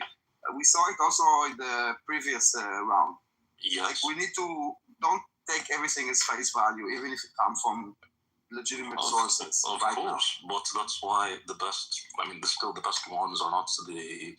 I mean, they still release them publicly, but there are certain. I just want to say one thing before we continue. First of all, mullah is a derogatory term. You should use clerks and not mullah. And second, fuck the Shah. Why fuck the Shah? Why fuck the Shah? Well, lots of people don't like the Shah. Freedom of speech. We have freedom of speech. Yes, for so many reasons. Can I ask a good question? Oh, I didn't get my question up. Last night I was listening to Amir's room, and I seen you in there, with that other guy, Benny Adams. Yeah. Why were they attacking Benny Adams so bad that they didn't get their radio on? I mean, they were attacking Benny Adams so bad, and the Palestinians that were also in the room, 2 of them left the room, and because they told him to go fuck off. Well, like, what was the hate? Why do they hate him? Because he hates Hamas? I don't get it. Yes. So, yeah. Anyway, mullah is not derogatory. No, it's not. We even use it. My family comes from a Muslim majority country. Now, I would not mind if it was, because I don't like Muslims. I was requested specifically by a friend who is Iranian, who is Shia, who has lived in Iran at the age of 24. Okay, and me, as a Nigerian, I tell her I don't give a shit, and I don't care about Islam. That's your problem, but it's still a derogatory term. Okay, and why not say fuck the Ayatollah? Yeah, fuck the Ayatollah. I have to let him go kill himself. Like, I don't care about that. Right now, they need someone to replace, and Shah is the only option that there is for transition. No, the Shah will cause the fragmentation, balkanization of Iran. You don't want to go into Excuse my ignorance. Do you have another option? Excuse my ignorance. What is mullah? It's a cleric. It's not a derogatory term. It's a religious cleric. Yeah, it's a religious It's cleric. a religious cleric is specifically used within the Shia sect. And by the way, the best option right now is for a referendum to be passed where the Supreme Leader advocates his authorities to the president, which is a moderate president, the sanctions to be eased up so that the country can breathe and no side slaughters the other. Because right now it's the Solomon's trial, and I don't care if you're pro-regime or anti-regime, you need to stop because people are dying. But why is it Mullah is an honorific title for Muslim clergy and mosque imams. The term is widely used in Iran, Afghanistan, and Pakistan, and it's also used for a person with a higher education in Islamic theology and Sharia law. Okay, Daniel, we have Roya and Samson. They can answer that. Can I ask a good question? They try to ask the Muslims, but the Muslims, they can't give a good answer. They run from it. There's two options. Would you fly from Israel to Iran with a layover in Palestine, or would you fly from Iran to Israel with a layover in Palestine? It's a stupid question. You cannot do a layover in Palestine. Okay, you want תקשיבו, רציתם לנהל שיחה רצינית, זה לא שיחה רצינית, כאילו. It's about where we started about Iran. No, but this is it's a free. נעשה את זה בפרטי אחר כך. תקשיב. You can take the conversation somewhere else. It just goes. Yeah, we can talk about it somewhere else. I'll go back. I was on Mario panel anyway, and they want me to come back. I'll try and come back later. But. נזמין אותך לשיחה פרטית, בלי כולם. לא, אין לי בעיה, פשוט כאילו בלי טרולים, זה הכל. אני לא יכול לשלוט בזה, כאילו... אוקיי, אז נעשה את זה אצלי, ואיפה שאני כן יכולה לשלוט בזה. את רוצה לפתוח חדר? לא, אני אעלה שנייה לפאנל הגדול, כי הם נדלים לי ואני אנסה לחזור עוד. טוב, יאללה. בסדר. ביי. אוקיי, yeah. What, you got upset that other people were talking about other things? Yeah. Yes. Because she got upset because she said that he was a troll, the one with the layover question. So what? Well, it I don't know. And Mullah, and Mullah, she thought that you're a troll as well. Well, I mean, I love trolling. She likes to police language. I know. She likes to police language. She does. I very much love trolling Muslims. So, like me, I should have said. No, but it wasn't you that was trolling now. It was the other guy. Yeah. No, but if I'd known what she was like, I would have said that, yeah, I meant this deliberately to insult the... Oh, you would have a lot of fun with her, dude. Yeah. Lots of fun. She's okay, now that you know this, you have to troll her. 100%. She's extremely sensitive, extremely. Like, I had, like, in my PTR, the photo of Haj Amir Hussein meeting with Hitler, and she found it... she found it, how do you say, offensive, yeah, because, but this is a meeting between two leaders, like, why are you offended? I don't know, she got offended. She's too correct? No, she wants to... She's too correct, yes, she is. No, yeah, she wants to be too correct. I said Arab Israeli, and she said it is an offense. Like, everything is offensive. Unless you say Israel needs to be destroyed, everything is offensive. And what do you respond when she says something is offensive? Like, she can get offended. How is offense is taken or given? Yeah, offense is only taken, never given. She wants us to align. She's using a lot of she uses language in order to kind of create the narrative, the anti-Semitic, as we call it. This is why she kind of, the word Palestinian for her means something different than we mean. Occupation, for example, Tel Aviv is occupied. You know, when she's talking about occupation, she's not talking about Judea and Samaria and Gaza. She's talking about Tel Aviv and Haifa and all of this. There's a word for that. It's anal. Anal? Yeah. No, anal is fine. No, it's called retarded. She's actually retarded. Like spectrum. I hate it when people are saying, "Oh, he's gay." Like, don't throw all your problems at us. Like, No, just a second. I wanna hear who is black. Stop scapegoating. Yeah, stop demonizing us. Those people do not belong to us. Do you know him? Who? Black whites. No. Is he reporting or something? I see he doesn't really like the Khomeini. Black. Oh, I know who is black white. Oh my god. Norm, can you right. Can you add to the title after how it's okay? Used to a societal norm or consistency of what I'm able to produce, what you think our life look like, and he may need a cushion without you tearing them down. You looking at them different. You considering being with another man. He just say, you know what? I just need about 3 months, man, so I can figure this shit out. And because I'm about to lose a job, and we've been locked in. We did a real rehab the crib, whatever. Y'all tight for funds. And he just want a little bit of pressure off his shoulder where he can figure some shit out and make his next move his best move. So he come holler at me. What's the point of me being wise counsel? You didn't know that men always talk to their son-in-laws and shit, and the wife didn't know every fucking thing? And then you can't say you subscribe to no Bible because you wouldn't be having no damn baby outside of marriage. Right. So what I'm saying is that as a unit, right, if you're down on your luck, then you shouldn't have the...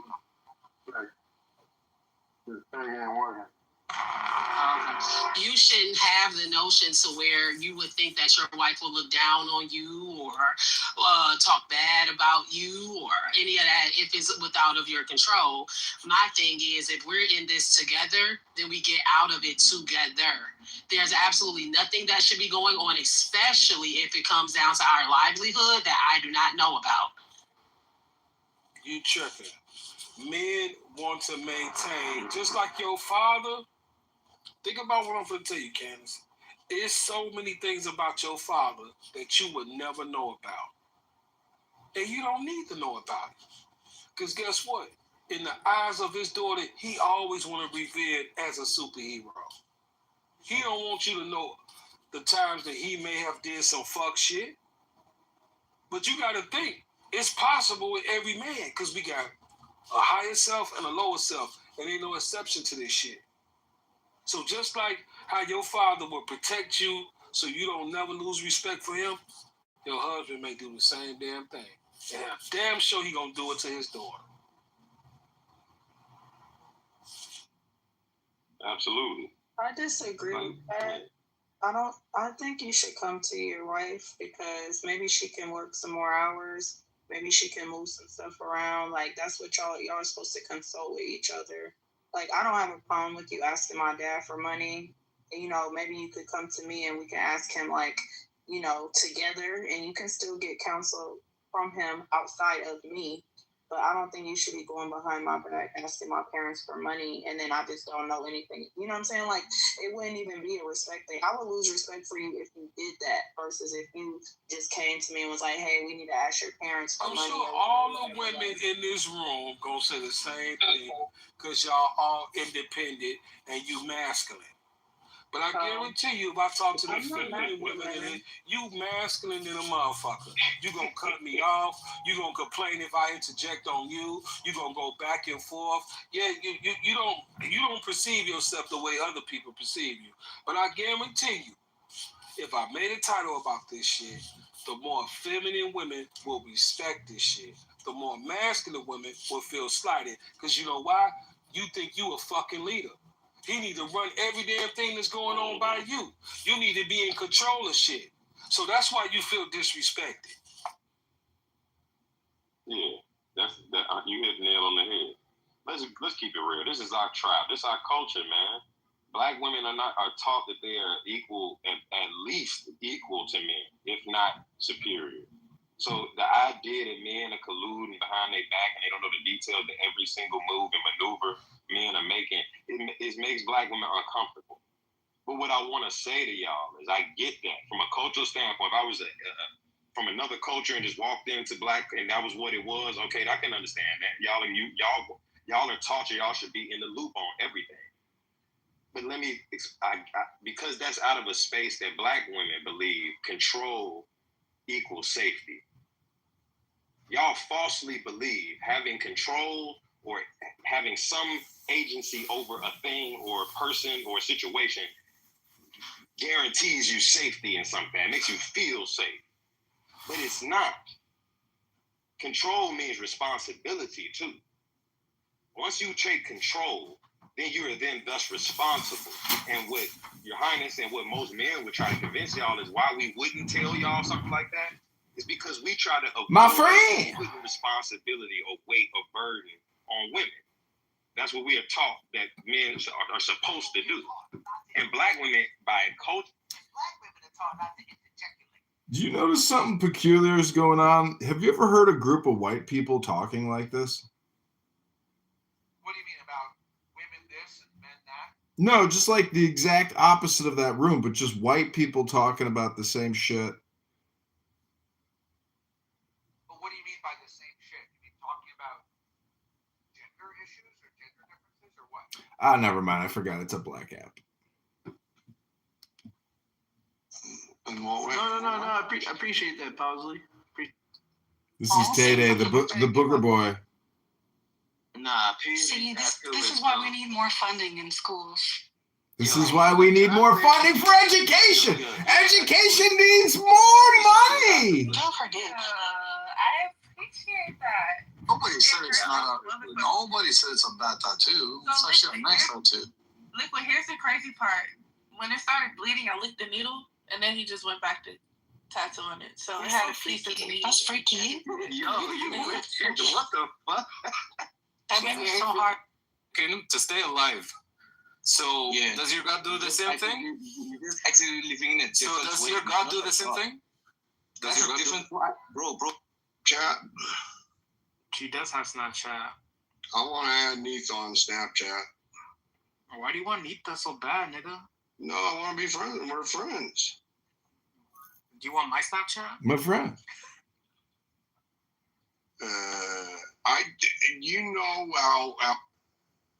How my friend. Men are and hang out with transsexuals. It's too great.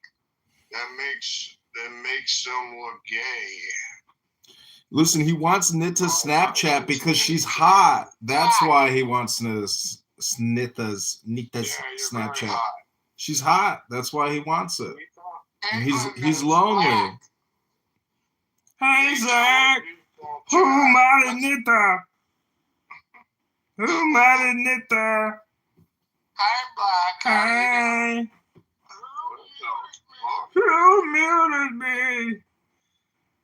Turkish girls are hairy. It caused trauma. You should sue.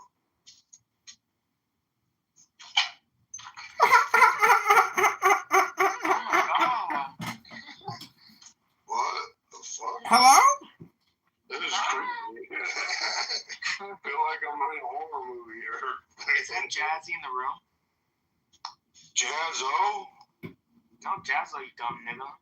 Jazzy. Jazzy. Jazzy? Who's Jazzy? The big fat black woman with the big mouth. That's every black woman. Sassy is all hell. This room is called Turkish Girls Are Hairy. I'm inviting my friend. Oh, you know about that too, huh? Turkish. Ew, I wish I would spit on that. Ew. Ew. Spit on it before you kiss it. What the hell? Kind of fucked up what you did too about Lou. You're making rumors saying that T-Robs and Diego are talking shit about Lou. That's fucked up. Me? Yes. No, they're the losers who won't stop talking. I'm mocking people. Oh wow. It's pussy. Yeah. My friend is banned from your room. Which one? Zach Ruda. Wow, this dude's letting me play the Yeah. Why are you blocking my my friend, the trash bag, Zach. Because he has sex with trannies. You had sex with a tranny? I heard you couldn't even penetrate. Wait, me? Are you a cartoon character? All right, everybody, I gotta get back to work. I got to go do work. Bye. See you later. Did you just call me a piece of shit? Fat sack of shit. Kick him. Put him in the goo. How dare you, Blake?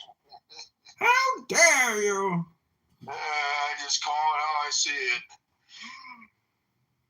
Rude. Rude. Zach, he called you a nigger. Nina's never gonna give you her Snapchat now, so she can't send you any nudies. I know that. Forgive you for that, Blake. Nina likes me. She's coming around. Shut the fuck up, Blake. Nina's gonna give you a tarot card reading about death. I agree with that. Number 13. What the fuck are you? Why are you still talking? Hello? Hello? Hello? Shut the fuck up. Shut the fuck up. Shut the fuck up! Oh, wow. Mute him! That's crazy. Put him in the goo! You're getting gangster on me. Put him in the glue, Zach. Glue! Goo. Zach, he said put him in the goo. Yeah, hey, are you gang affiliated, Zach? I'm getting over it right now. Are you in the Qatar? He still got the COVID-19. I'd like to join the room. You can just talk. Let me turn the volume up. I'll pipe you right in. Go ahead, Zach. Hello, this is Zach Rude. I'd like to join the room, please. I'd like to join. Please unblock me. Zach, just tell these F words what you want to say. Who said that? I just want to be part of the party. Oh, you are a part of the party.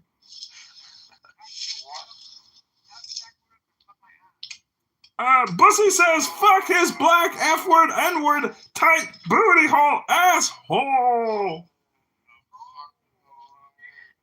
That's very gross. Sleeping for all this gay shit? Shut up! I'm gonna kick you to the goo if you don't shut up! You're a fucking character. Take yourself to the goo, Blake. Yeah, do it now before there's repercussions. Use a gang affiliation now because you're associated with fucking neo-Nazis and the Klan. Bitch. Why is my internet acting up? Because There's been a cyber attack on Verizon and AT&T because of the war in Iran. You gotta fuck up. My internet's acting up. I know, it's Verizon and AT&T. They're under cyber attack from a foreign actor. But I have T-Mobile, dude. I got T-Mobile. Oh, you got T-Mobile Wi-Fi? Yeah. Are they good? No. Not that good. AT&T Fiber's the way to go. I got Frontier and it suck. I don't pay that much. Ew! Yo! Ew! That's nasty. When I keep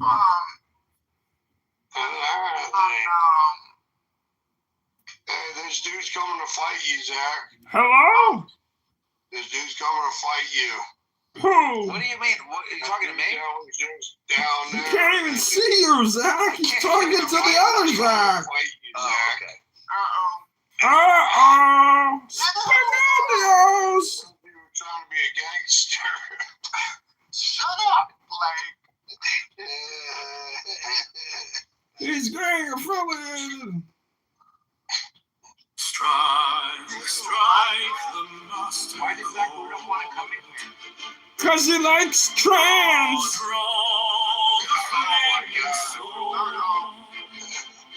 How's that going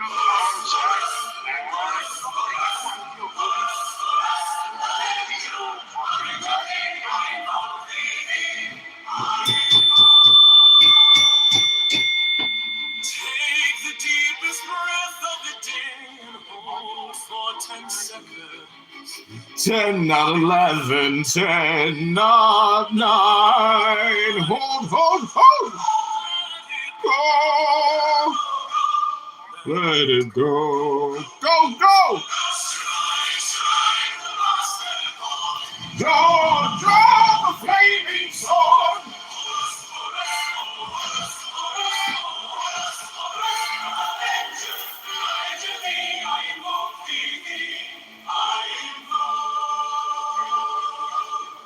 Take the deepest breath of the day and hold for 10 seconds. 10, not 11, 10, not 9. Let it go. Let it go. Strike the master chord. Draw the flaming sword. Horus,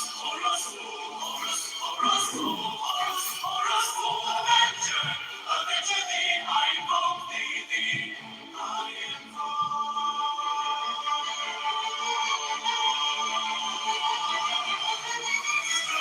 Strike the master chord, draw the flaming sword.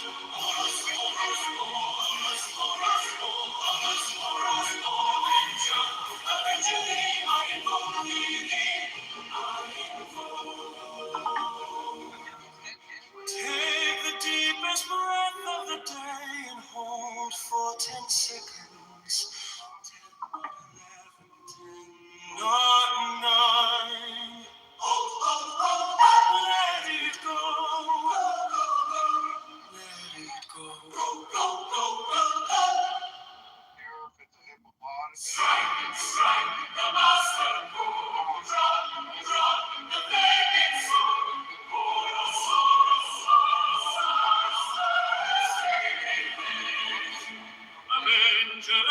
Avenger thee, I invoke thee, I invoke. Take the deepest breath of the day and hold for 10 seconds. 10, not 11, 10, not 9. Hold, let it go. Strike the master chord. Draw the flaming sword.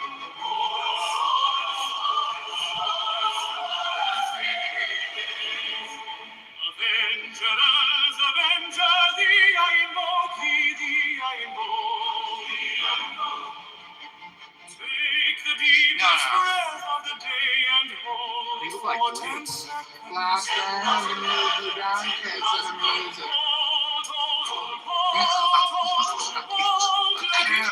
Get up here.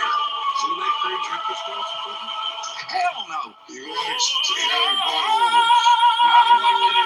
I ain't getting nowhere near that shit. You know, girls will wax her asshole and they get it bleached on top of it. But they do a whole 360 or 190. They'll have the cleanest buttholes you've ever seen.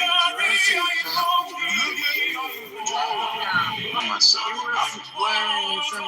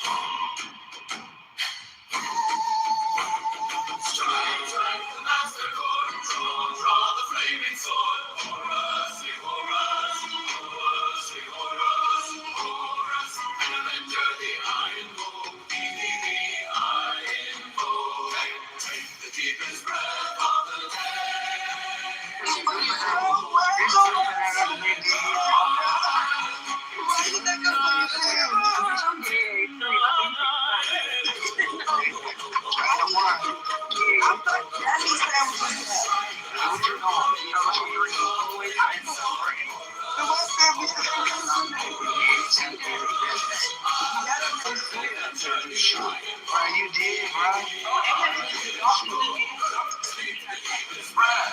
Yeah, you won't never stop. Finding out for spousal abuse. Oh my God.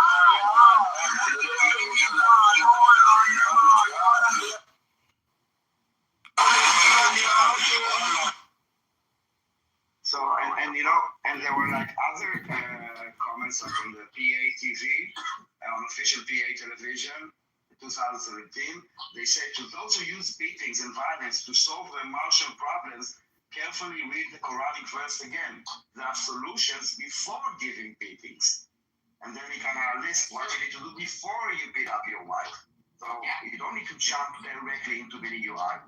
Before that, there are religious rules for the beating that must be obeyed, guys. The goal of the beating is rebuke in a way that does not cause injury. Israeli rabbi that calls women cows and animals. What? There's really Buttercup, that's your burden of proof, not theirs. You're the one claiming that. You can't ask them to find There's you. a ton of Haredi rabbis in Israel who talk On which television show was it? What? On which television? I'm giving out a This is something only Jews know about. Which Israeli on TV calls I bet you I don't know anything about That's because you're a Philoni. You don't know what the Haredim are doing. I bet you. That's right. You don't know what the Haredim That's are doing. why you don't have that's why you should point fingers. You have no idea what I would love to hear your explanation of your You PTI won't right be now. talking about this shit because you have no idea the dark shit that's going on the other side. Listen, I want to know about your PTR. What does it mean to you? It's just for fun and it comes out. What is it?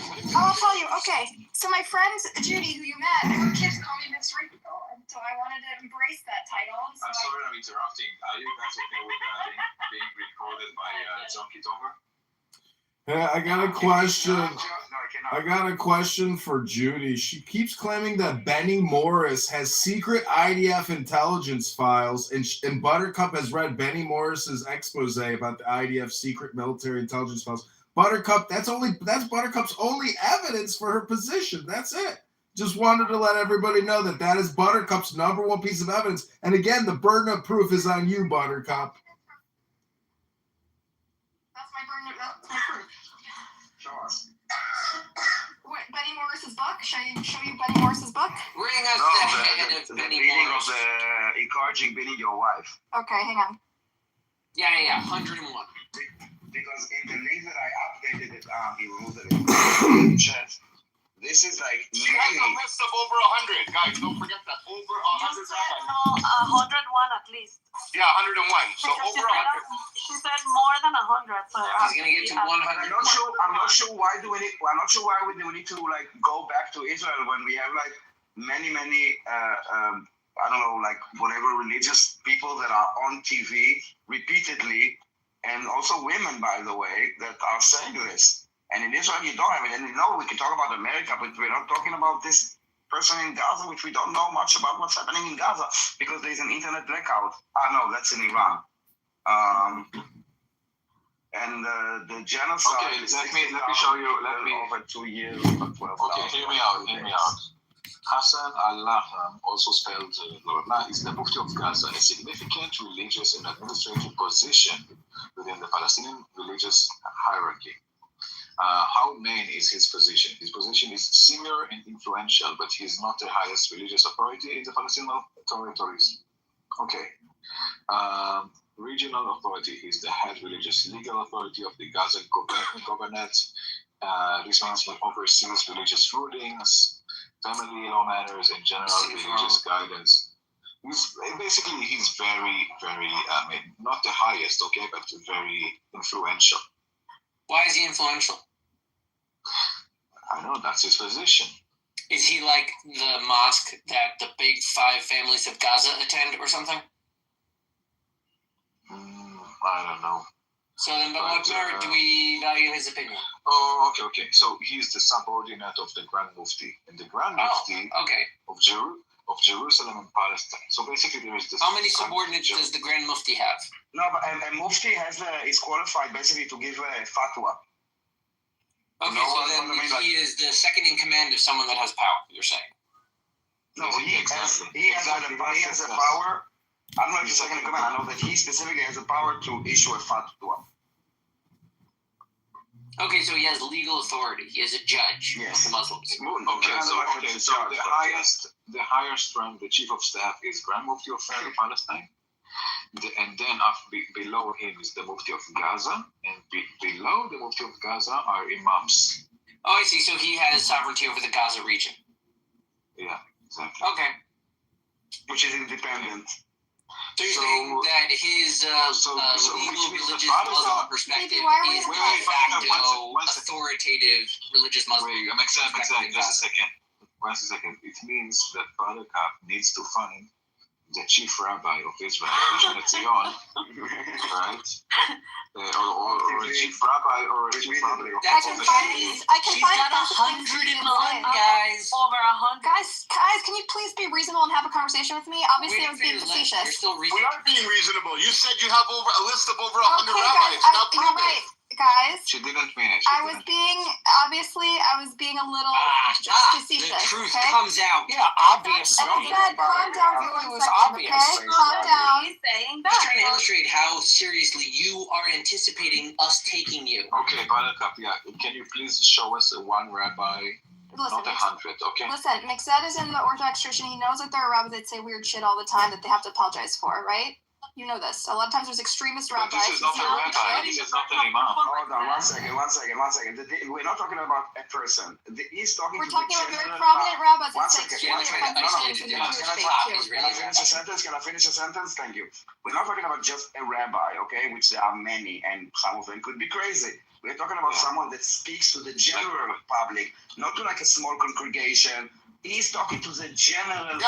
It's like saying on the public Rebbe. TV. The Rebbe. This is why we want to talk about who is someone that is influencing the Israeli general public with talking on whatever. behalf of a So, well, I don't have a fine. I can't find a prominent rabbi specifically calling for beating wives, but I heard them calling Gentiles monkeys. I heard them saying extremely genocidal shit.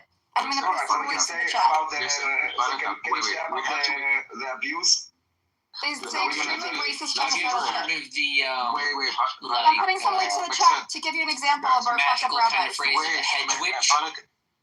guys, we need to be honest with us, okay? I did not quote, okay, Buttercup, I did not quote a very simple imam, okay? I could find... I'm quoting the chief rabbi of Israel. What did he say?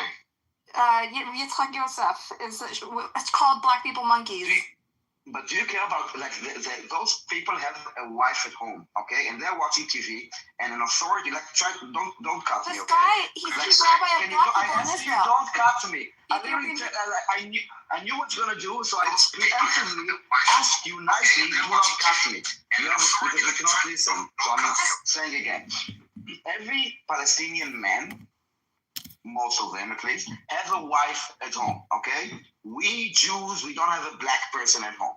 So when they go and they see a public figure on TV repeatedly saying how to beat your wife, then those people go home and they get legitimacy to beat their wives. Now, if you care about women's rights, why are you gaslighting and talking about monkeys?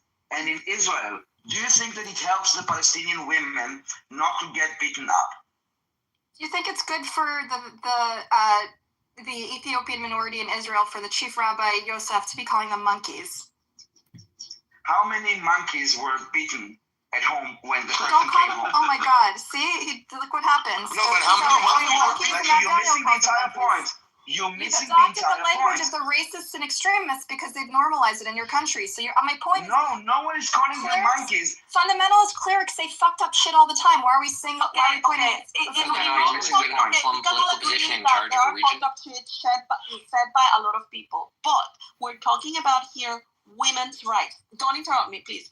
We're talking about women's rights. So why is it so difficult for you to say, yes, that is fucked up because that is the head of a whole religious group and he's talking to his, I don't know, how you call it in the Muslim, but to his church, and these men are going to go and abuse their wives. Why is that difficult? Okay, I acknowledge that it's bad, Isa, but I also want to highlight. So let me finish, Daniel. That in Israel there are strict laws that set in Israel. Israel has. Because they don't have separation between church and state, and some of their laws are governed by the rabbinate. If you're a woman that wants to divorce, if you want to divorce your abusive wife, let her finish. In Israel, if you're an abusive women who would like to divorce their abusive husbands, don't have the right to initiate the divorces. So many of them are chained. And the only way to get a divorce is to beat it out of them, basically.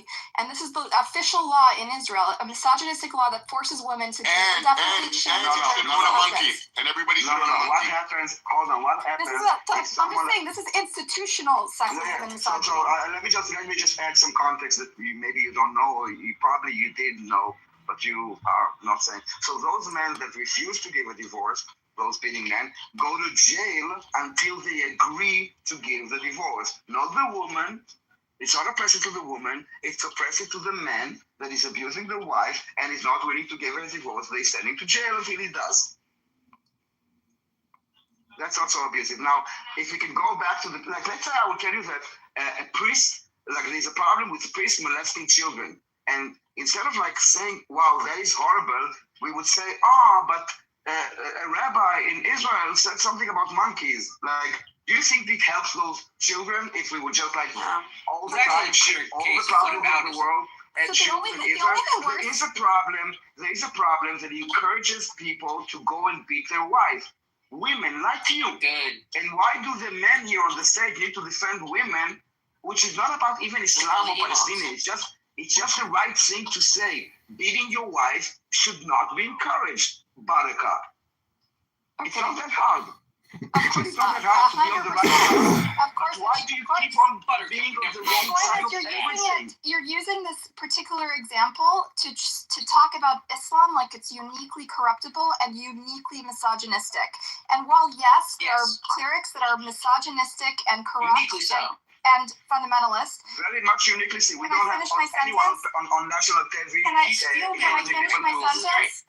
But while that's true, and it should be condemned, and they should be feminist organizations that they're advocating for women in these places, we should also be able to scrutinize. Yes, there are. There are feminist organizations that work with Palestinians. Give me a name. The name of the Palestinian Gaza organization for women's rights. Okay, I'll find you one. Okay, before we do that, about Islam, it is uniquely misogynistic. At least this manifestation Well, so what I'm telling you is the encourages Jewish his state. followers to beat their wives. Let me explain to you, Isa. The Jewish state doesn't have secular divorce. So while, yes, there are consequences for men who withhold, these consequences don't have teeth. So many women are chained indefinitely to never get remarried. Sorry? No, they're chained to abusive men for life. What about ism? Trying to push I'm the simply focus saying away it's from a institutional. certain There's a difference between spousal institutional. abuse Stop system. it. There's And difference focus instead on a different style of marriage that people might criticize. Mixed, I'm drawing a distinction between clerical misogyny and institutional misogyny. One is worse. Institutional misogyny, which forces women to be bound to abusive men, What about is 1,000 times worse. For Islam, Okay, it's still what about it? It's also institutional because their before we move in. their clergy spreads to the whole aspects of life. Like Islam is an ideology that touches every single aspect of life. It's not just a religion. That's why she focused on the Judaism is Israel. they made it the law. They made misogyny the law.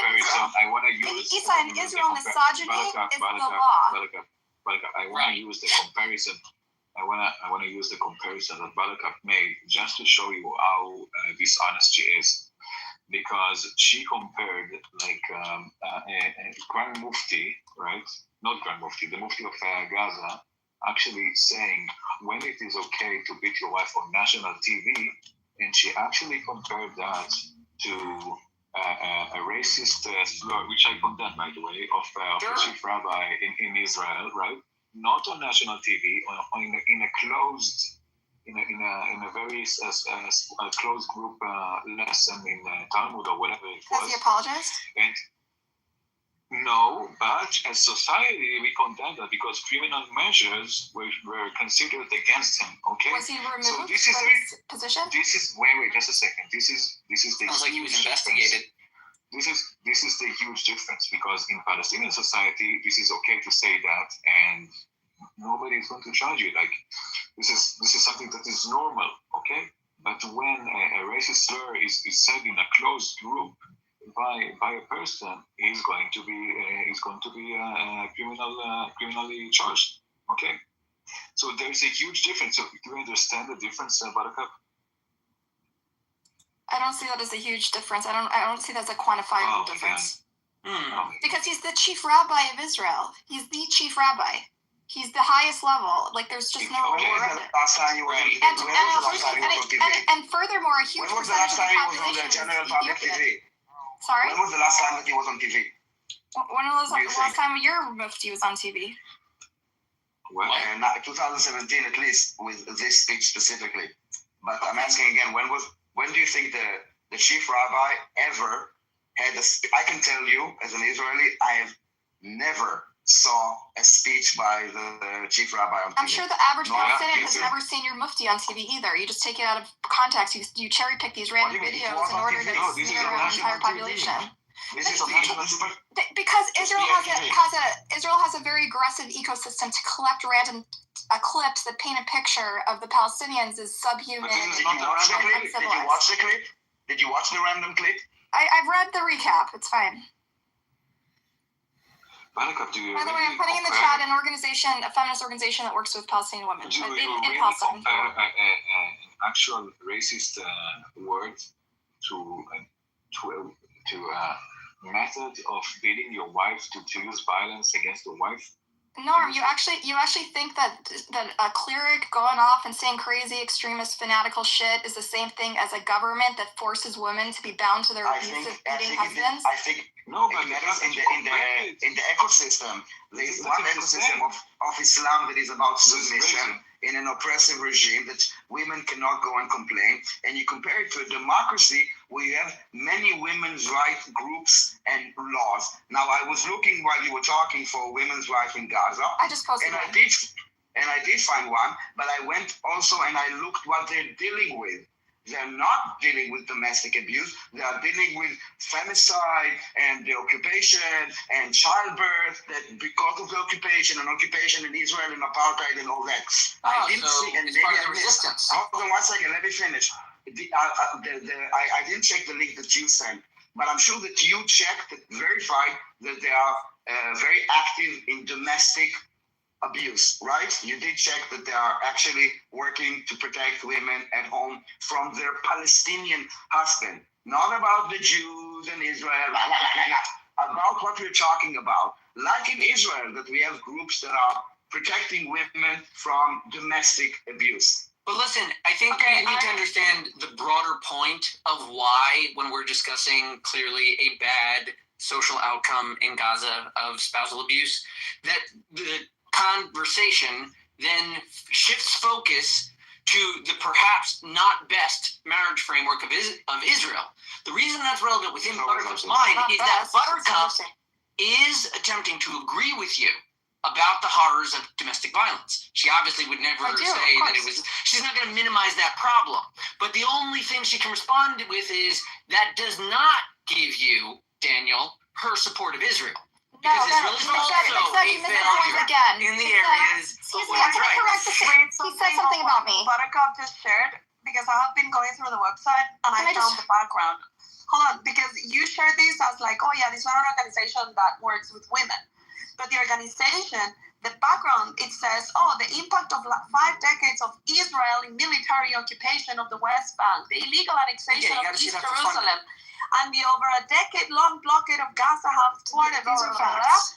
And then it goes to say, so because of this, with most of the world with COVID-19, the Palestinian women and girls have been disproportionately affected. It doesn't talk about the suffering of women because of in the men of the Muslim men. So it's not talking about how to give back power to women in Islam. is not talking about that. It's talking about Okay, I'll try to find one specifically about that. Fine, I'll find one specifically about that. The protection of women. And Fair, Issa. You made your point. But you made your point. I'll find one specifically about domestic violence. I found a domestic violence shelter in Palestine. You'll all be happy. But I first want to say, McZed, completely missed my point. No, give me the mic for 1 second. For one second. My point is not that Israel bad, Palestine good. That's not the point I'm trying to make. I'm against domestic violence everywhere. You can't say Palestine good here. McZed, you always miss the forest despite the trees, however it goes. Yeah, McZed is the problem here. The problem is, the bigger problem is that we are all Jews, Muslims, and Christians. The Abrahamic faiths are all patriarchal, okay, inherently patriarchal, and so within them there are fundamentalists who use it to exploit and mistreat women across all Abrahamic faiths. And it's because of the old books that we wrote, by the way. Stop it. In Judaism, we glorify women. Are you about to get to cure Palestine, we need atheism? I'm making a point that it's a bigger picture, that you always like to speak, these wars about like raging religions. When you don't want to support Israel. This has nothing to do with Israel. Why are you making this about Israel? It's about faith. It's about religion. Israel. We were talking about Gaza. Isn't Judaism? No, you're talking about domestic violence in Islam. Isn't Which Judaism? you needed to broaden to Israel so that you wouldn't support Israel. I don't not support Israel, McSad. Are you fucking stupid? When have I not supported Israel? My entire purpose here is because I think what's happening there is not sustainable for fucking Israel, you moron. Isn't Judaism passed on by the mother? Yeah, what's your point? Well, you're claiming that women mean nothing. She doesn't think that gives them any power. Issa, let me teach you a little bit about Judaism. So a lot of the fucked up shit you see in Islam, like stone the gays, and like it's okay to if a woman is, all the shit comes from Judaism. Bible as you guys, yeah. Yeah, no, but it came from us. We wrote it. Some of it, there's room for extremists and fundamentalists to spin it in a way that's very harmful to women, and it happens all the time. There are also prophetesses. I don't think that. Just because it's prophetess, it doesn't mean it's not a patriarchal faith, Issa. It's a patriarchal religion. This is also Abrahamic. She's Catholic. She doesn't agree with your assessment of the women in the Bible. Be fair. No, be fair. There was patriarchy all over the world and in the Islamic world or pre-Islamic world before there was Judaism. There is but when we did it, it was Jewish. I know. That's exactly my point, Issa. That's why exactly my point. Because women have been protected all the time. Women were not sent to war. Women were taking care of the children, raising the next generation. All right, never mind. So you're pro-misogyny. Yeah, I'm a self-hating woman. No, I think she's pro-family. She says she is. No, I mean, let her. No, pro-family. She's mocking you. I mean, are you telling me, Buttercup, is she on the phone or is she still? She's on the phone. Because are you telling me that really? Okay, so are you telling me that society was not built by men? That we would have built all the bridges, the buildings, the roads, the civilization? Are you saying that?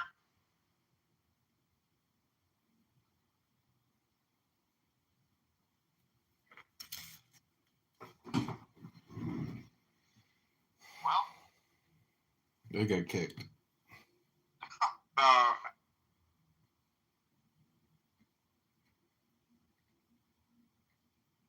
Oh my God. Exhausting. These people are exhausting.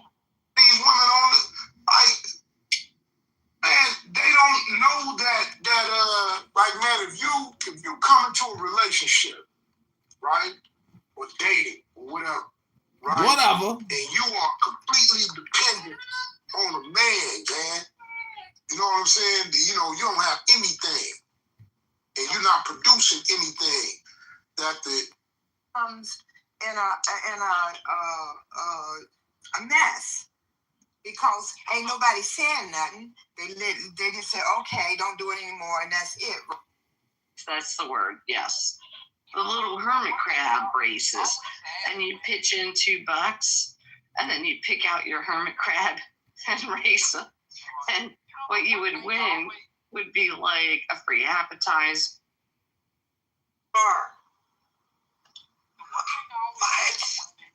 What? Sometimes when you go through having a bunch of information and feeling displacement, it's not really that she displaced, I guess. It's more so like learn how to be more precise. You have a new Oxford, both of which I've read. There are instances. I think there's a quote, Michael, that says, has a woman ever really read a book? Something like that. Do what now? It's just a joke. All right, this has been Israel, Iran, Gaza, USA. Sorry, that was from my X spaces. Yeah.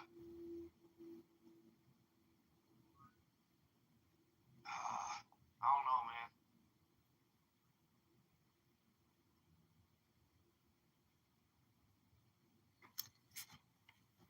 No idea.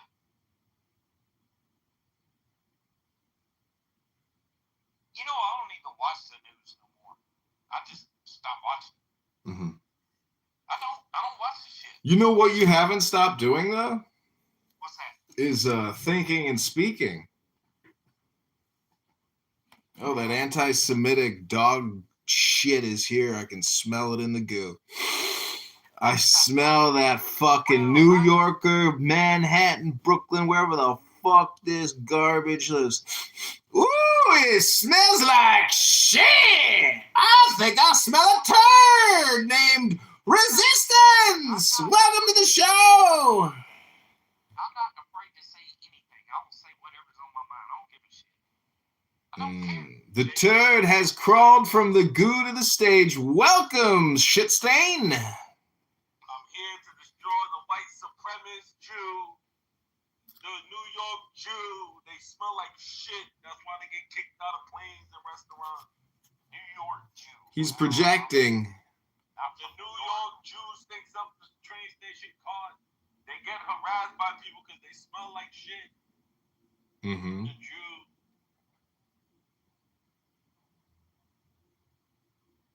It's all projection coming from a real shit stain here. Tell us, Resistance, what have you done with yourself today to improve yourself other than think and speak your normal diarrhea? I'm a baby wipe here to clean your little booty hole and send you back to mommy, maybe school. You could go study, read a book or something. The Jews have been doing circumcisions with their mouths in Brooklyn, Crown Heights. I don't like most Jews. I'm just going to tell you, I don't like most Jews. What? Don't they? Tell the truth. Yeah, I'm just saying. I don't like them.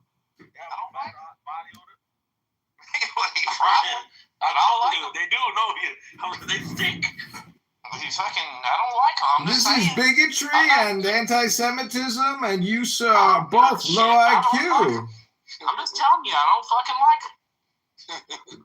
They smell funny and they don't know how to adapt to our culture. Bunch of unmasculine fuckers I've ever seen. Yeah, got little curls around their head and they biting off little weenies and shit for pus. What kind of sick dementia fucks are they? What's it like being such a low IQ shit stain on the world? Well, there's no Jews here, exactly. What are you talking? I'm talking to you, Resistance. You're a human turd. No, you're talking about the Jew. No, I'm talking about you. The New York Jew. They're always begging, too. You go to their synagogues in the front, they all got their little signs, and they're always begging. Mm-hmm. Bunch of little faggots. And they're on welfare, a bunch of them in Brooklyn. Mm-hmm. Yep. So we gotta have to do something about that.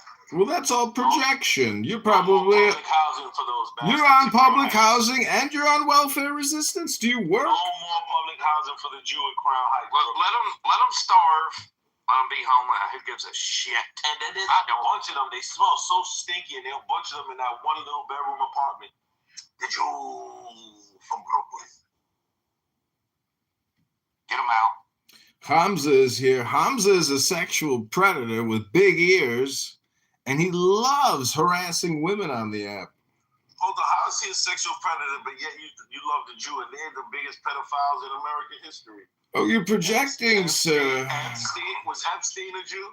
You're projecting, sir. Was Epstein flying around with those 10-year-olds? Yes, he was.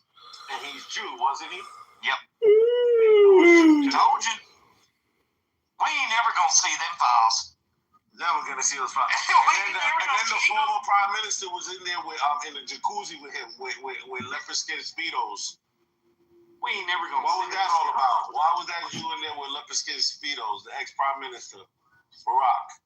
Oh, it's Hamza. Hamza's back in my other room. The big-eared sexual predator.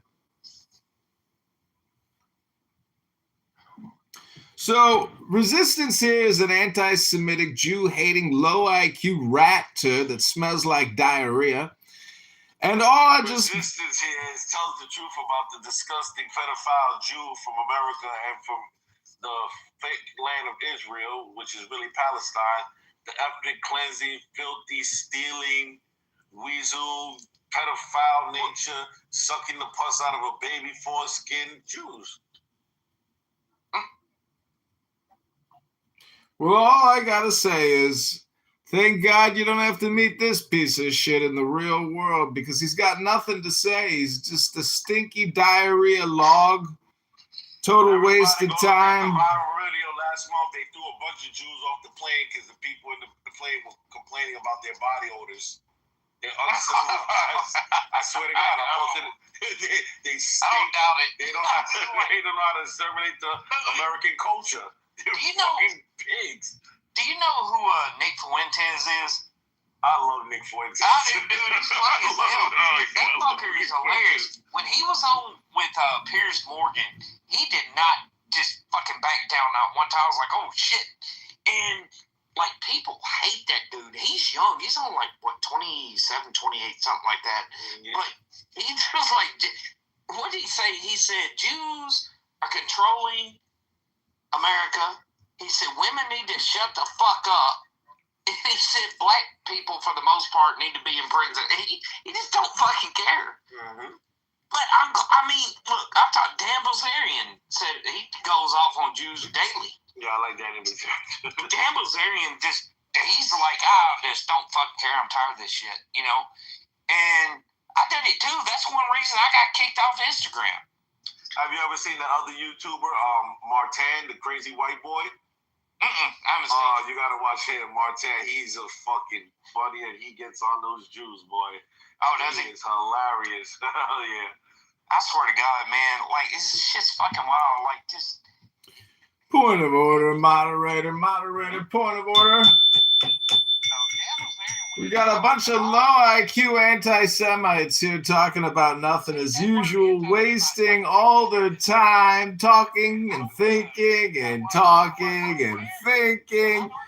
Oh, very bueno, Shaloylan. What are we going to do with these people? How are they ever going to be happy in their lives if all they do is think and talk anti-Semitic, J-word, hating, racist, bigoted, xenophobic, sick communication? It's pathetic. Ribono Shel Olam Hashem, what should I do with this scum, this villainy, this dried out turd logs? They're making me want to puke diarrhea in my own mouth. I can smell this shit coming off of them. Oh, there's a horsefly coming by. I think they must smell resistance. Oh, Ribono Shel Olam. I'm going to play for you guys the #1 Jewish composer of all time, Yosele Rosenblatt. I hope you enjoy Ribono Shel Olam. Now you see me? Now you don't. Did you see me? This song is called Hineni. Enjoy. Maybe you schmucks should try playing music instead of running your shithole pipes. Stop licking out booty holes, you F-words. You're sickening. You puke. You shit. You stains. You're just a fart in the wind, resistance.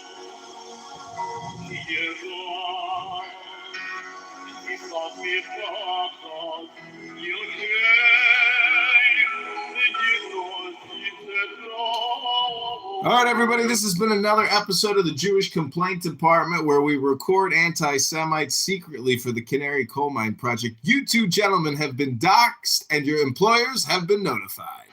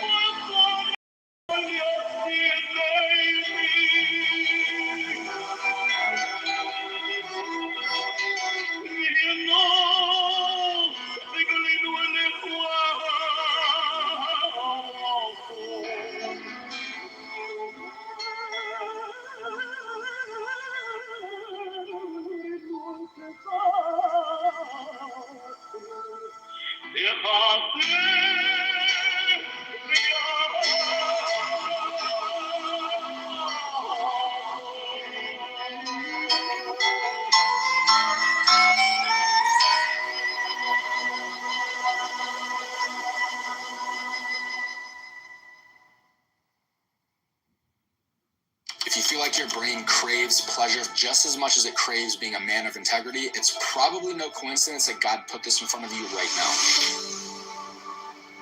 For the next 17 years of my life, what I did in the incognito tab made me feel like a hypocrite and a fraud as a husband, as a father, as a business owner, and a leader inside of our church. I felt trapped in this cycle of resisting temptation and then failing, resisting and failing over and over again. And the only thing that helped me break out of that cycle was a truth that I'm actually going to show you in scripture that helped me realize that the P word wasn't even my real problem. See, this control. This shit's hilarious. They have a product to help you prevent masturbating, which is so funny. He goes from guilt and shame to joy. He busts a nut, then he goes back to guilt and shame. It's just so fucking crazy and cringe. It's like, can't you just bust a nut and go to sleep? Like, hello?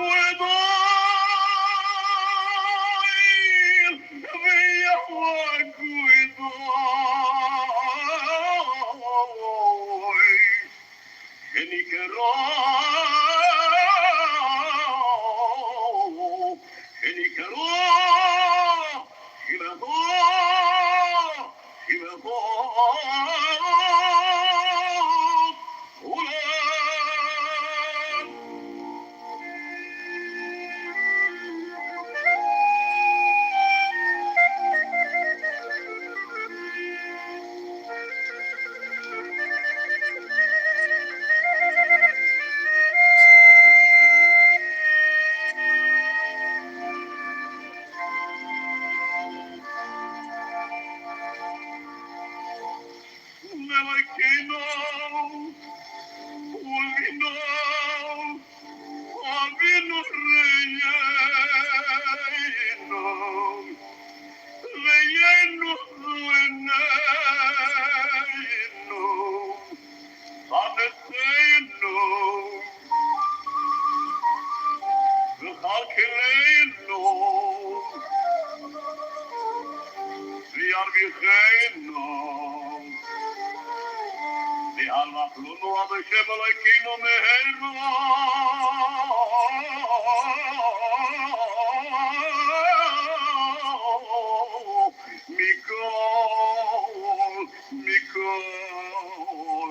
Mikol Toroyaseno.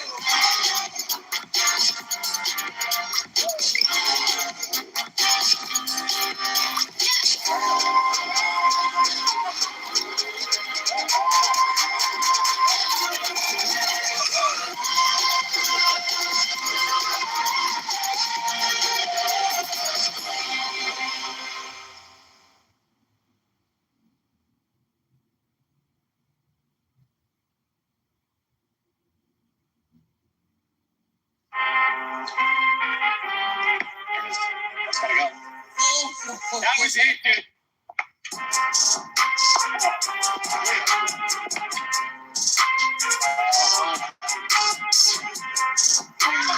Is it looks like a lid?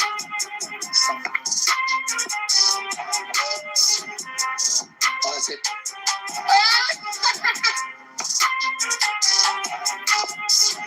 One.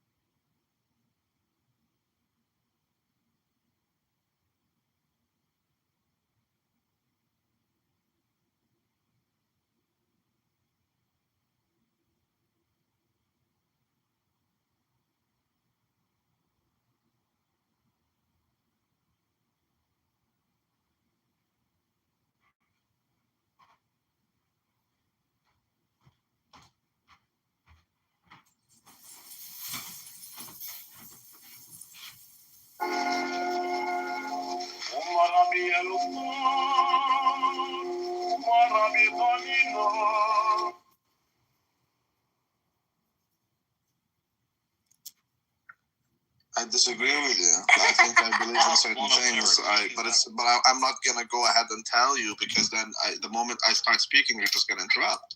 Welcome to reality. This is what's like. Exactly, reality. That's what it's like. You said keep going. And that's what it was like in Irish's home life. That's right. Listen, so you can go ahead. Go ahead. Go ahead, Rambleson. Non-whites don't get to speak for whites, and okay, but who is doing that? That's reasonable. All the non-whites. Yeah, again, how you fight with yourself? Who is doing that? I'm fighting with myself.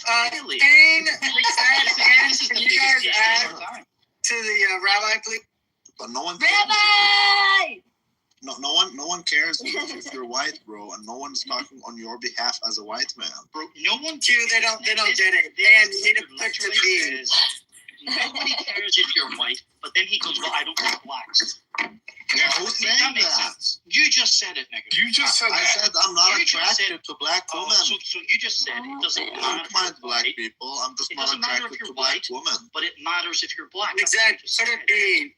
Diego, give me an N. I'm just not attracted to black women. Guess what? White people. Wait. We can spell the N word and then rabbi after. Keegan, are you trying? I'm liking this. There's enough people on stage. If everyone got involved. Rico, give me a G. Let's get the momentum going. Keegan, seriously, what are you on today? What am I on? Yeah. I haven't seen Rabbi for weeks. He's been dodging me, and like he would dodge the draft if there was one. Why? Why is he dodging you? He's going around trying to dox me. I have not doxed you, Rabbi. Don't be gay about that. You're being gay. Oh my God, I love you guys. You guys are so And funny. I know people tell me a lot of shit about what you try to do and say. I'm not done, bro.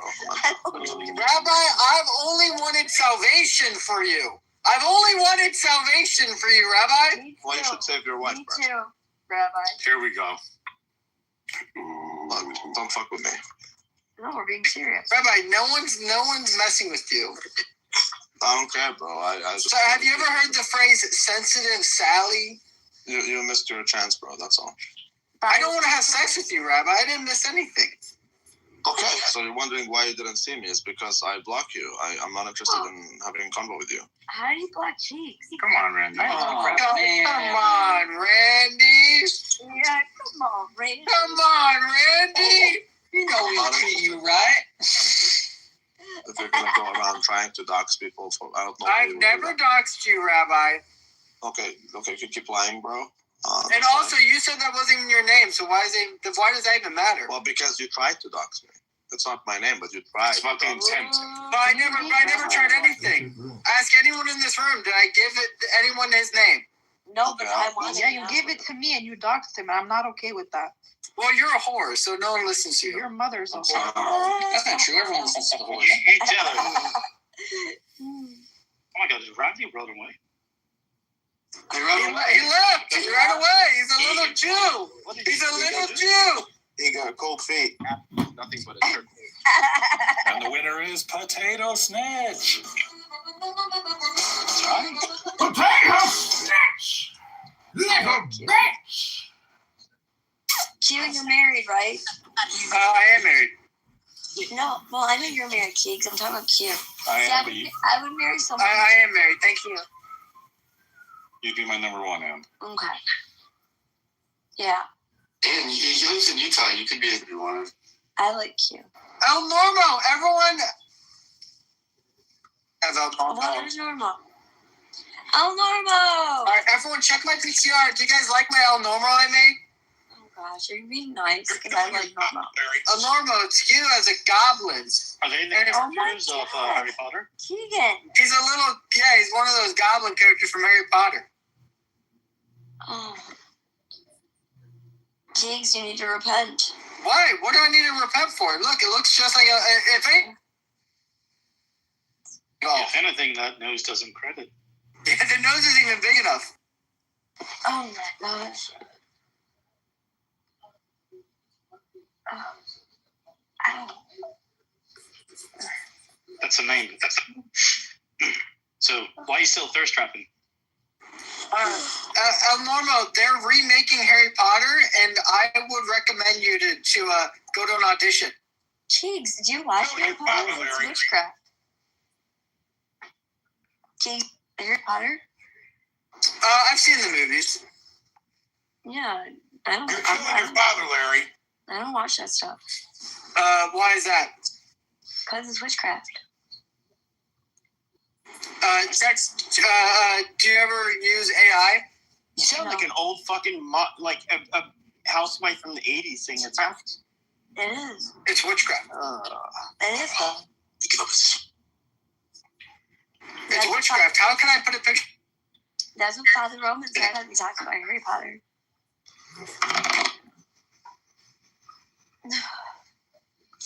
Do you ever read C.S. Lewis, Anne? No.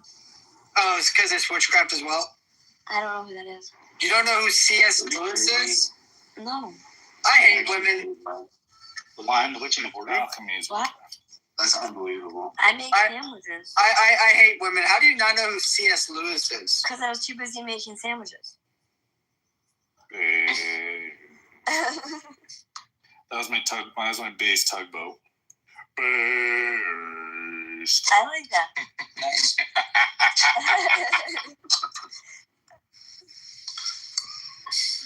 You know that C.S. Lewis is a Belfast man, Keegan. That's racist. Wait, say that again, then? What'd you say? C.S. Lewis is my nigga from my hometown.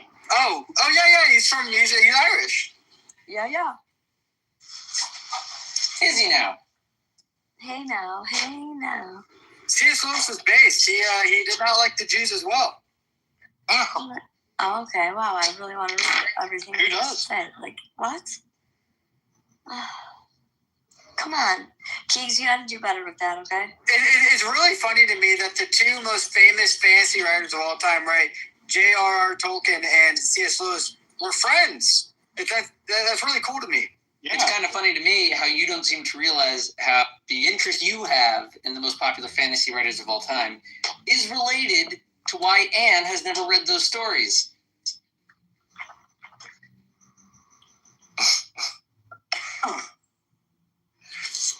That is true. In the 1400s, they'd be burned at the stake.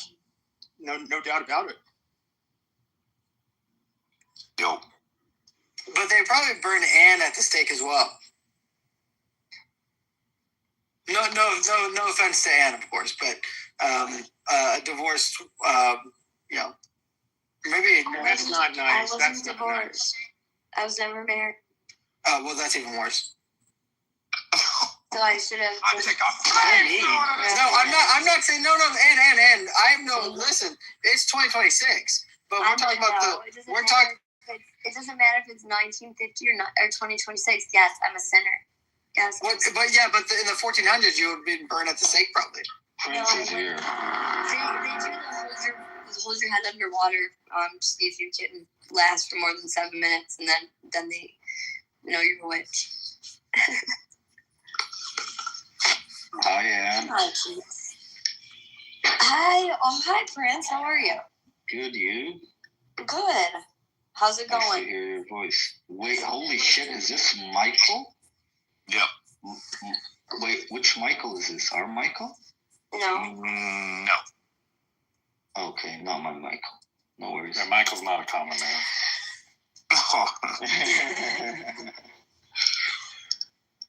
So, admitting obsession. Oh, wait, I have obsessions. You know what my main obsession is? I would like to just get to know you. Do what now? I would like to just get to know you. I have an obsession with what's an enchanting PTR in the audience. Oh, what? What? Prince, you must avert your lustful eyes. Cut them out. Cut them out if you cannot. Oh, boy. Oh, man. Uh-oh. I'm a sex addict. Help me. Well, you must castrate yourself, Prince. This is what Allah says. This is going left field.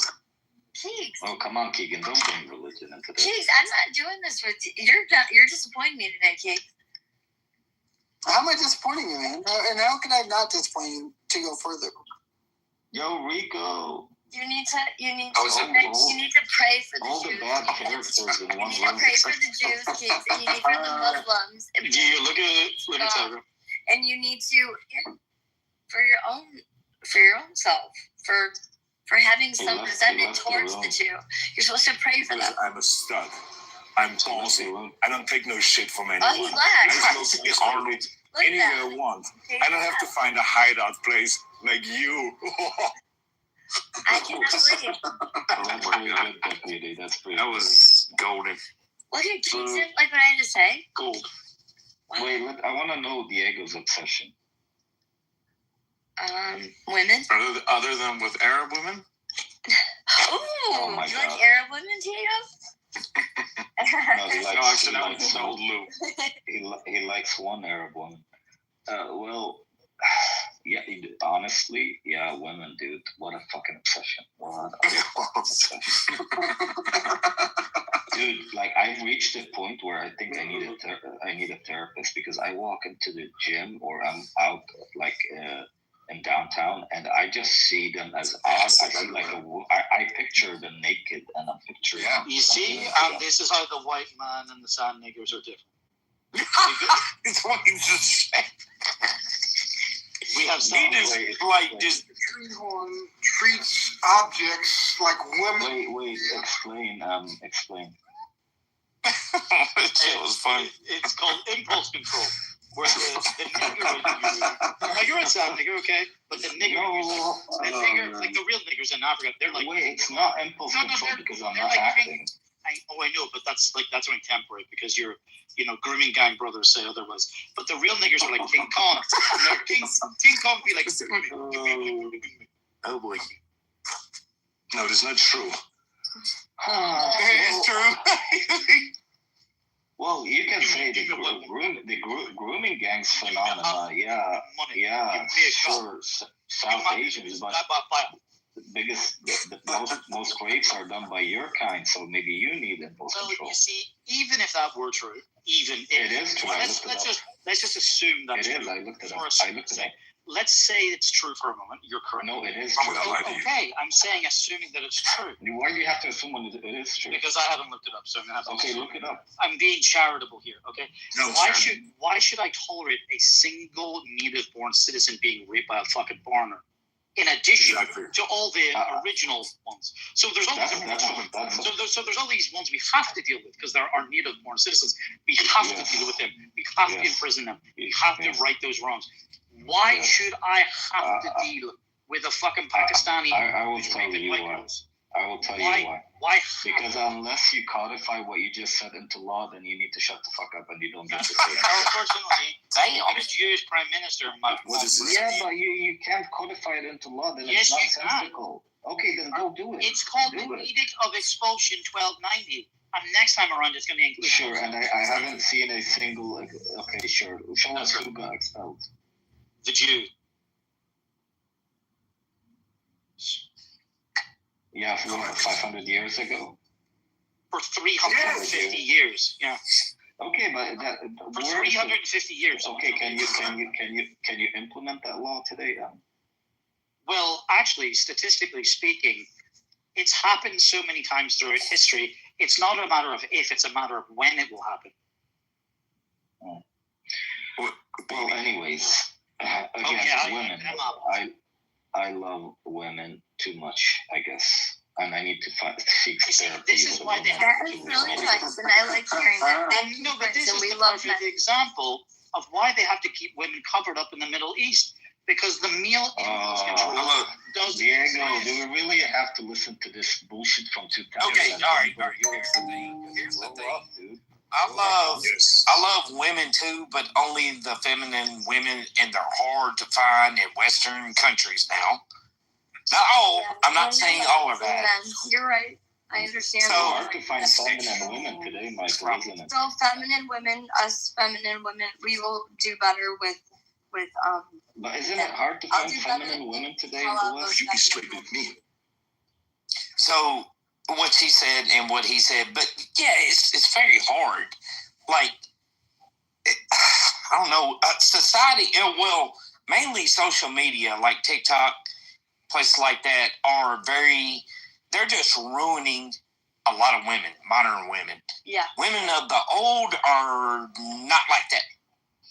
So my parents have been married over 54 years. That's a long time. That's longer I've been alive, and I'm an old man. I'm 45 going on 46. That's beautiful. You just don't see that no more. You're Michael. What? You're only as young as the woman you're seeing. That's right. Michael, it's not TikTok, bro. It's deeper than that. It's women in the workplace. Honestly, this is a long-term consequence. Okay. Who instituted all these changes? Right, but the cost of living, though, not the Jews. Forces. That's right. It's the reason why women have to be in the workplace, because it's not sustainable anymore, unless and I'm talking about just the average Joe. Women in the workplace. For 1,500 years we had Christian. I can't talk. Then the average Joe American cannot afford to have. Yeah, women entering the workforce drove down wages, Dumbo. Okay, why are you calling her Dumbo, Rico? Come on, man. Yeah, why? Don't call me what? And you're right. 100%. It's impossible to survive today. But here's the thing. Everything has pros and cons, and there's a cost-benefit analysis. Now the question is, what's the benefit of having sand niggers in my country? Does the cost? He said again. Does we get to steal your You're right. jobs and make That's more money right. than You you? get to steal the women, And steal the pussy. Outrageous. I can hear Well, thoughts and listen. the women like us. I'm not my problem. Really? So why do you And rape them? I'm listening to You guys. well, you should be asking yourself that question because you rape women This Negro here doesn't exponentially more. understand per capita.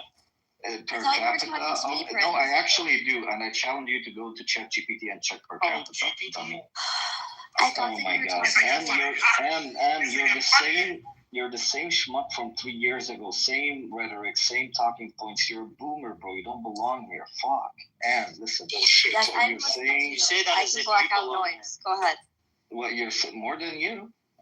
And Really? what you're saying, you can tell from the conversations in Well, the she's room. white enough, bro. You're not.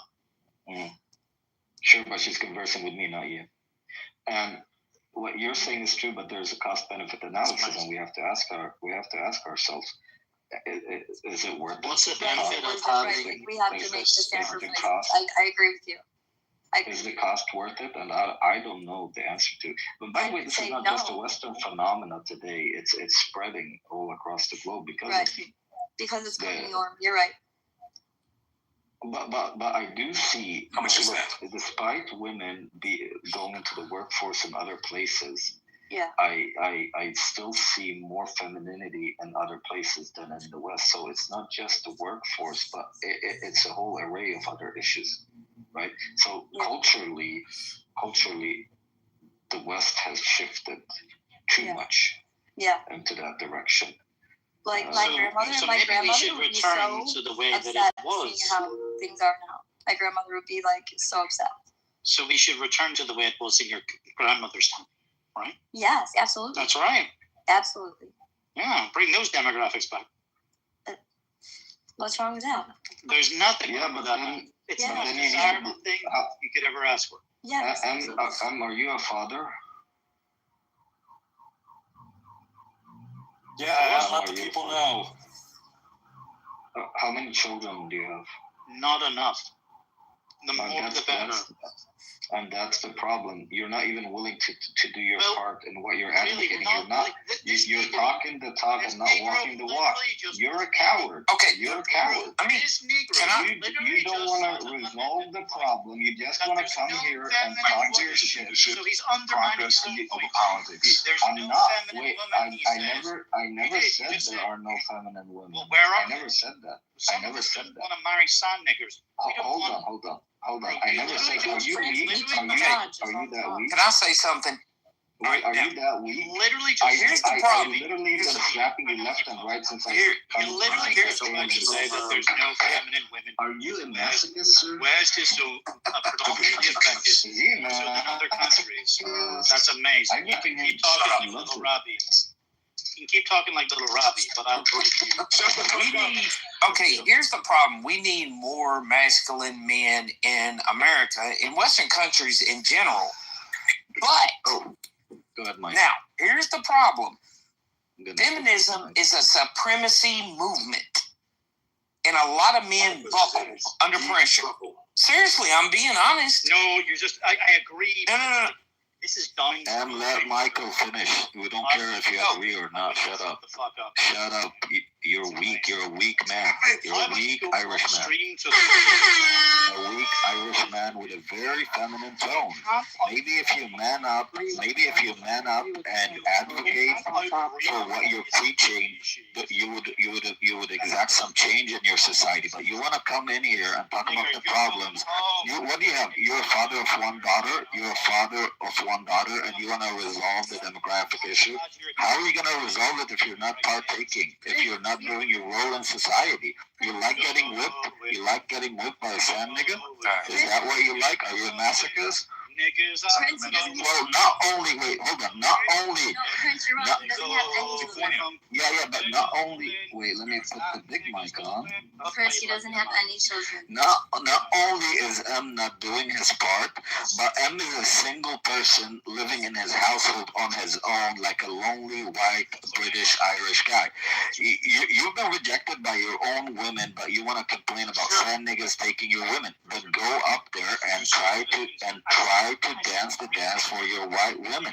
No, the problem is here. I've dated more English women than you have, and I've only been in this country for 3.5 years. So it seems like a you problem. Maybe if you focus more on yourself, go to the gym and build up your body and increase your testosterone, you wouldn't be sounding like a beta boy who's drinking soy milk in the morning. I know this terrifies you, okay? I know this is a deeply concerning. What terrifies you? What do you mean? I'm in your country making more money than you. What do you mean terrifies me? You earn more money than me, nigga. I do. I actually do. I do. Okay. I do. I'm a top earner in this country, and I'm leaving it because I don't like it. But here's the thing. Here's the thing. Here's the thing. You sound weak. You sound weak. Put some voice into that voice. I'm bored. I'm bored. I'm done with cooking you. You've been cooked. You've been cooked. Go take yourself. Small dancing room. Oh my God, what a comeback, bro! I cooked you, dude. I cooked you. You're done. I'd rather listen to Michael. I'd rather listen to Michael and have a conversation with him. Sure, but that's what your royal family did. That's what your royal family did.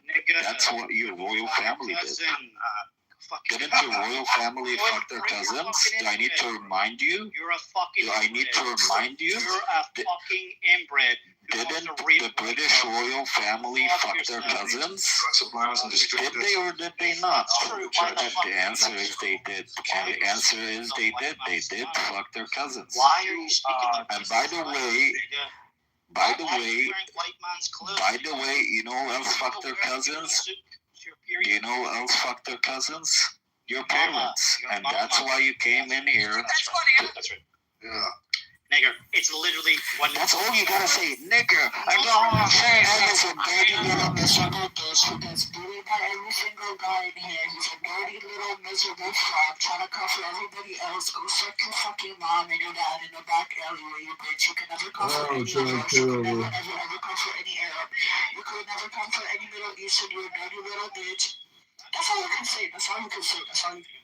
The fuck is going on? Well, matzah. That was awesome. This is Dirty little bitch. All he says is the same fucking line. You're a miserable little bitch who gets bullied by every single guy that joins you. Launch part and beverage lunchtime matzo ball attendee and beverage launch party attendee. You got bullied by every single man that joined you, bitch.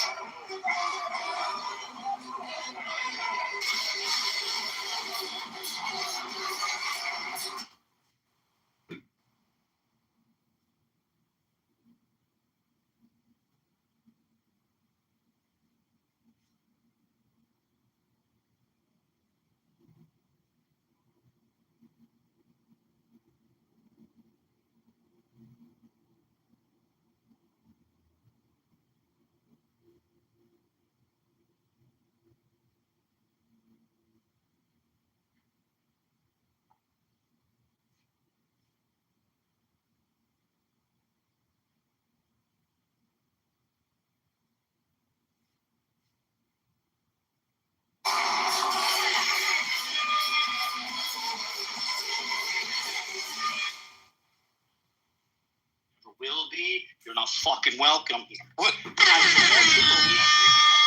Every single fucking day. And it's inevitable in my lifetime. It's the most exciting thing that I can think of.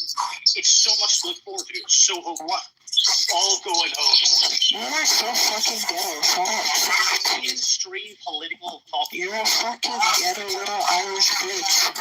It means dirty. Oh, let's calm down for a minute. You're a dirty little Irish ghetto bitch. Don't come for Muslims.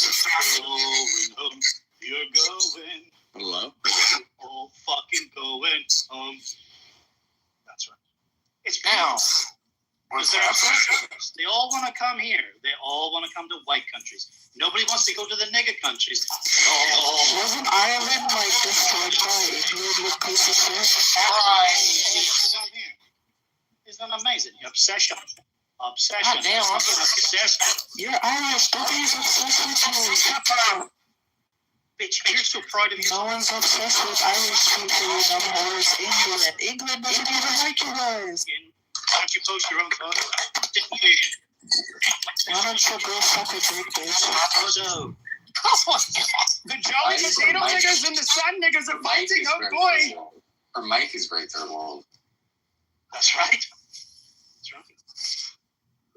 Amazing. And the sun niggas give in and run away. You're Irish.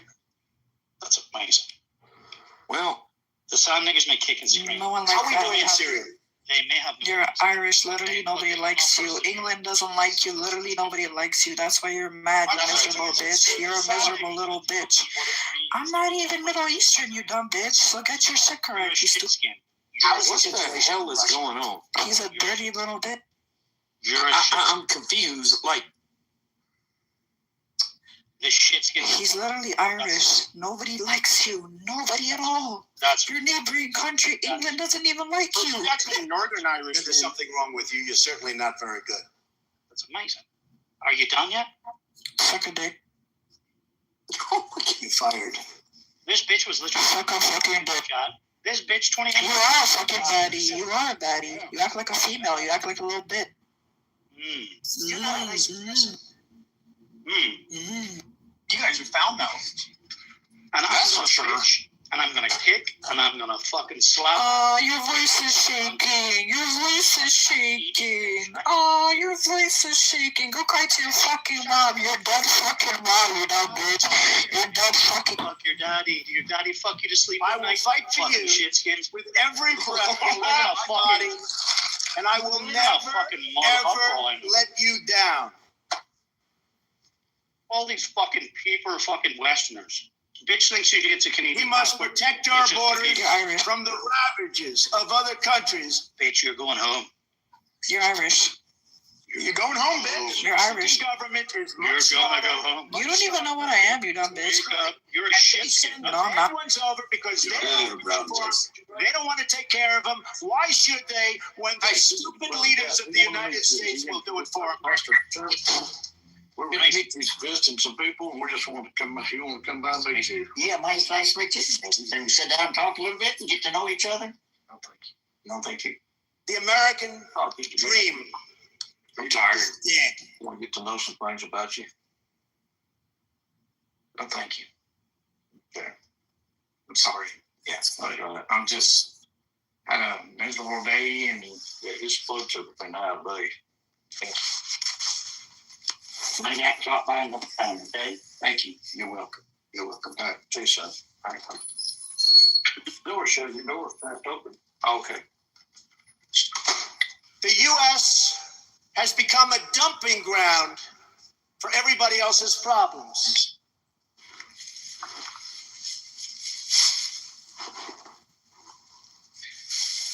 Unfortunately. We have a president who doesn't have a clue.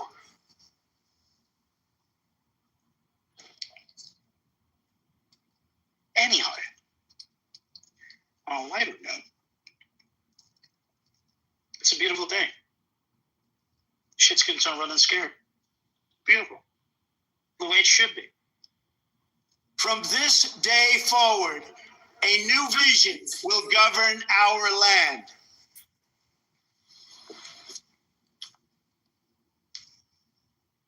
It's going to be only America first.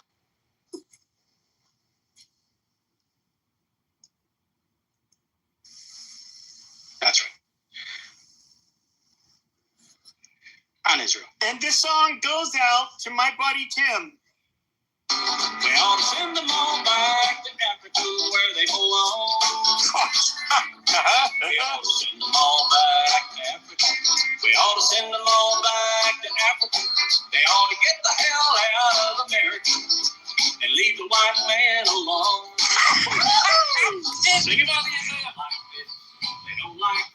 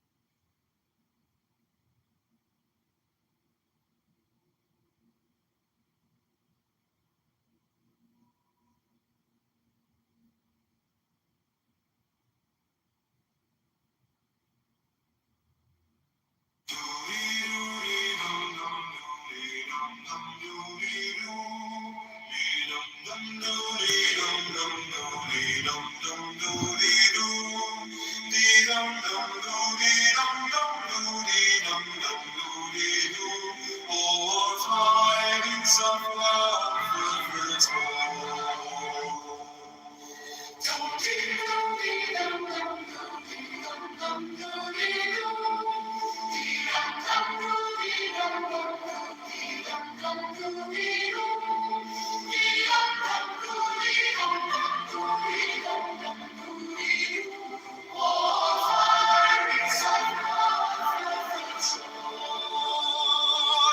the deepest breath of the day and hold for 10 seconds, 10, not 11, 10, not 9. Oh, oh, oh, oh,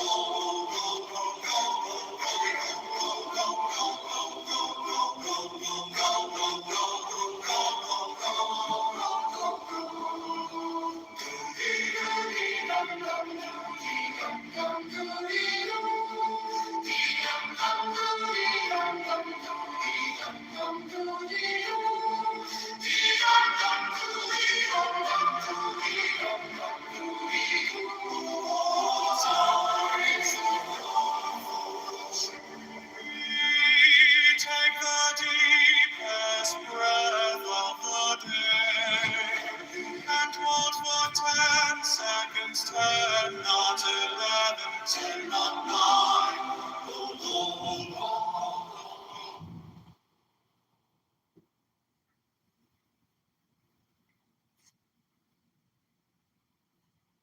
I'm trying to Tell you what, man. What did he say about the binders?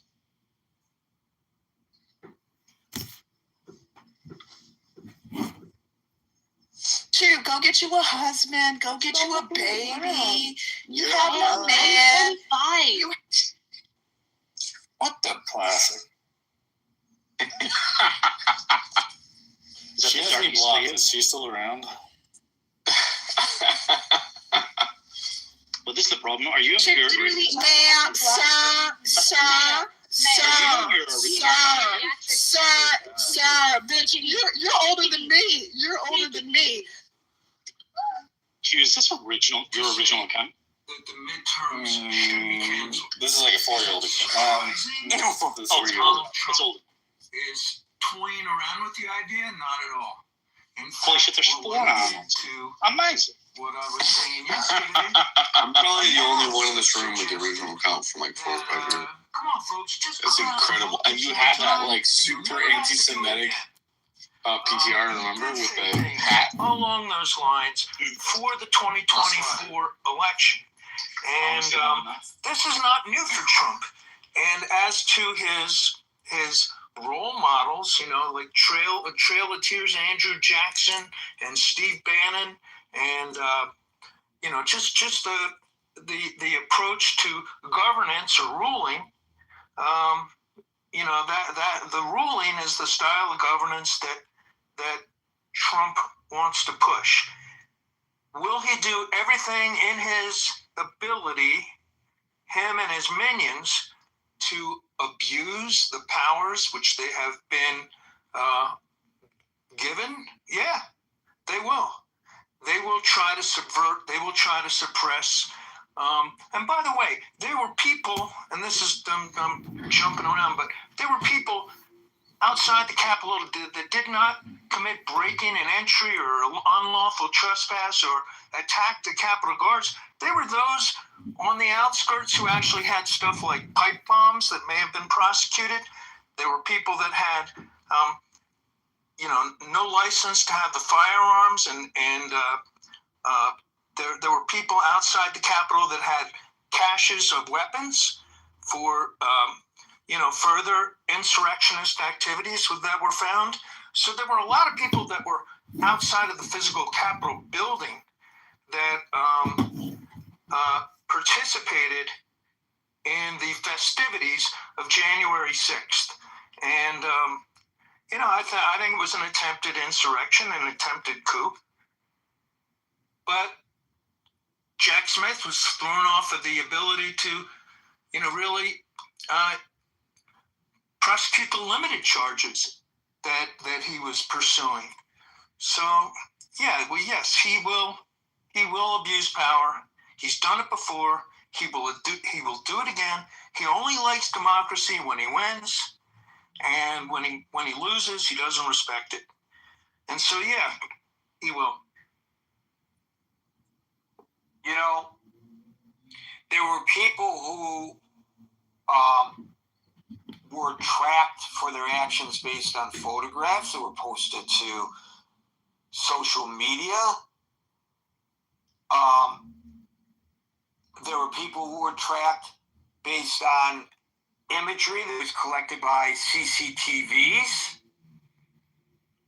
It is true that geofence data was used, but the implication of the argument was that it was used to nab people who were, it wasn't even an implication, it was explicitly said, who were peacefully demonstrating and were not participating in what you describe as an insurrection. Well, I don't actually agree with your term peacefully demonstrating. Peacefully demonstrating, not my term, Steve's term. No, well, I think that's a mischaracterization of what people were doing on January 6th. Well, the people in Minnesota have a right to. The law. The people in Minnesota were not objecting to the immigration laws. They were objecting to the brutal fascist implementation of the immigration laws on the pretext of going after immigrants, but really as a flex to extend the brown shirt army that Trump has assembled to be his private police force. That's not the discussion today, of course. All right, so I apologize, but I was just responding to some things that were said. That I apologize. Okay, so according to Spectrum News, some people, I'm just saying, I don't want to get off the topic, but I just want to clear this up. According to Spectrum News, geo-tracking was one tool among many used by law enforcement following January 6th, is that some people whose phones were picked up via geo-tracking through warrants, geofence warrants, were later charged, but only after prosecutors connected that data to other evidence of unlawful conduct. That makes total sense because you can't just pick up a location of a cell phone and then make that as the basis for a crime. Right. It's one point. It's 1 point of data. That's all it is. They're not no credible evidence that people who were truly peacefully demonstrating with no illegal conduct or other evidence against them were prosecuted based solely on geolocation data. That's from Spectrum News. Yeah, and I would agree that not everybody in the mob outside the Capitol were intending or participating in an insurrection. There were some of the people that were just there. Just like in Minnesota, there are people who are interfering with the ICE agents physically, and there are people who are out there demonstrating peacefully. They're not breaking any law.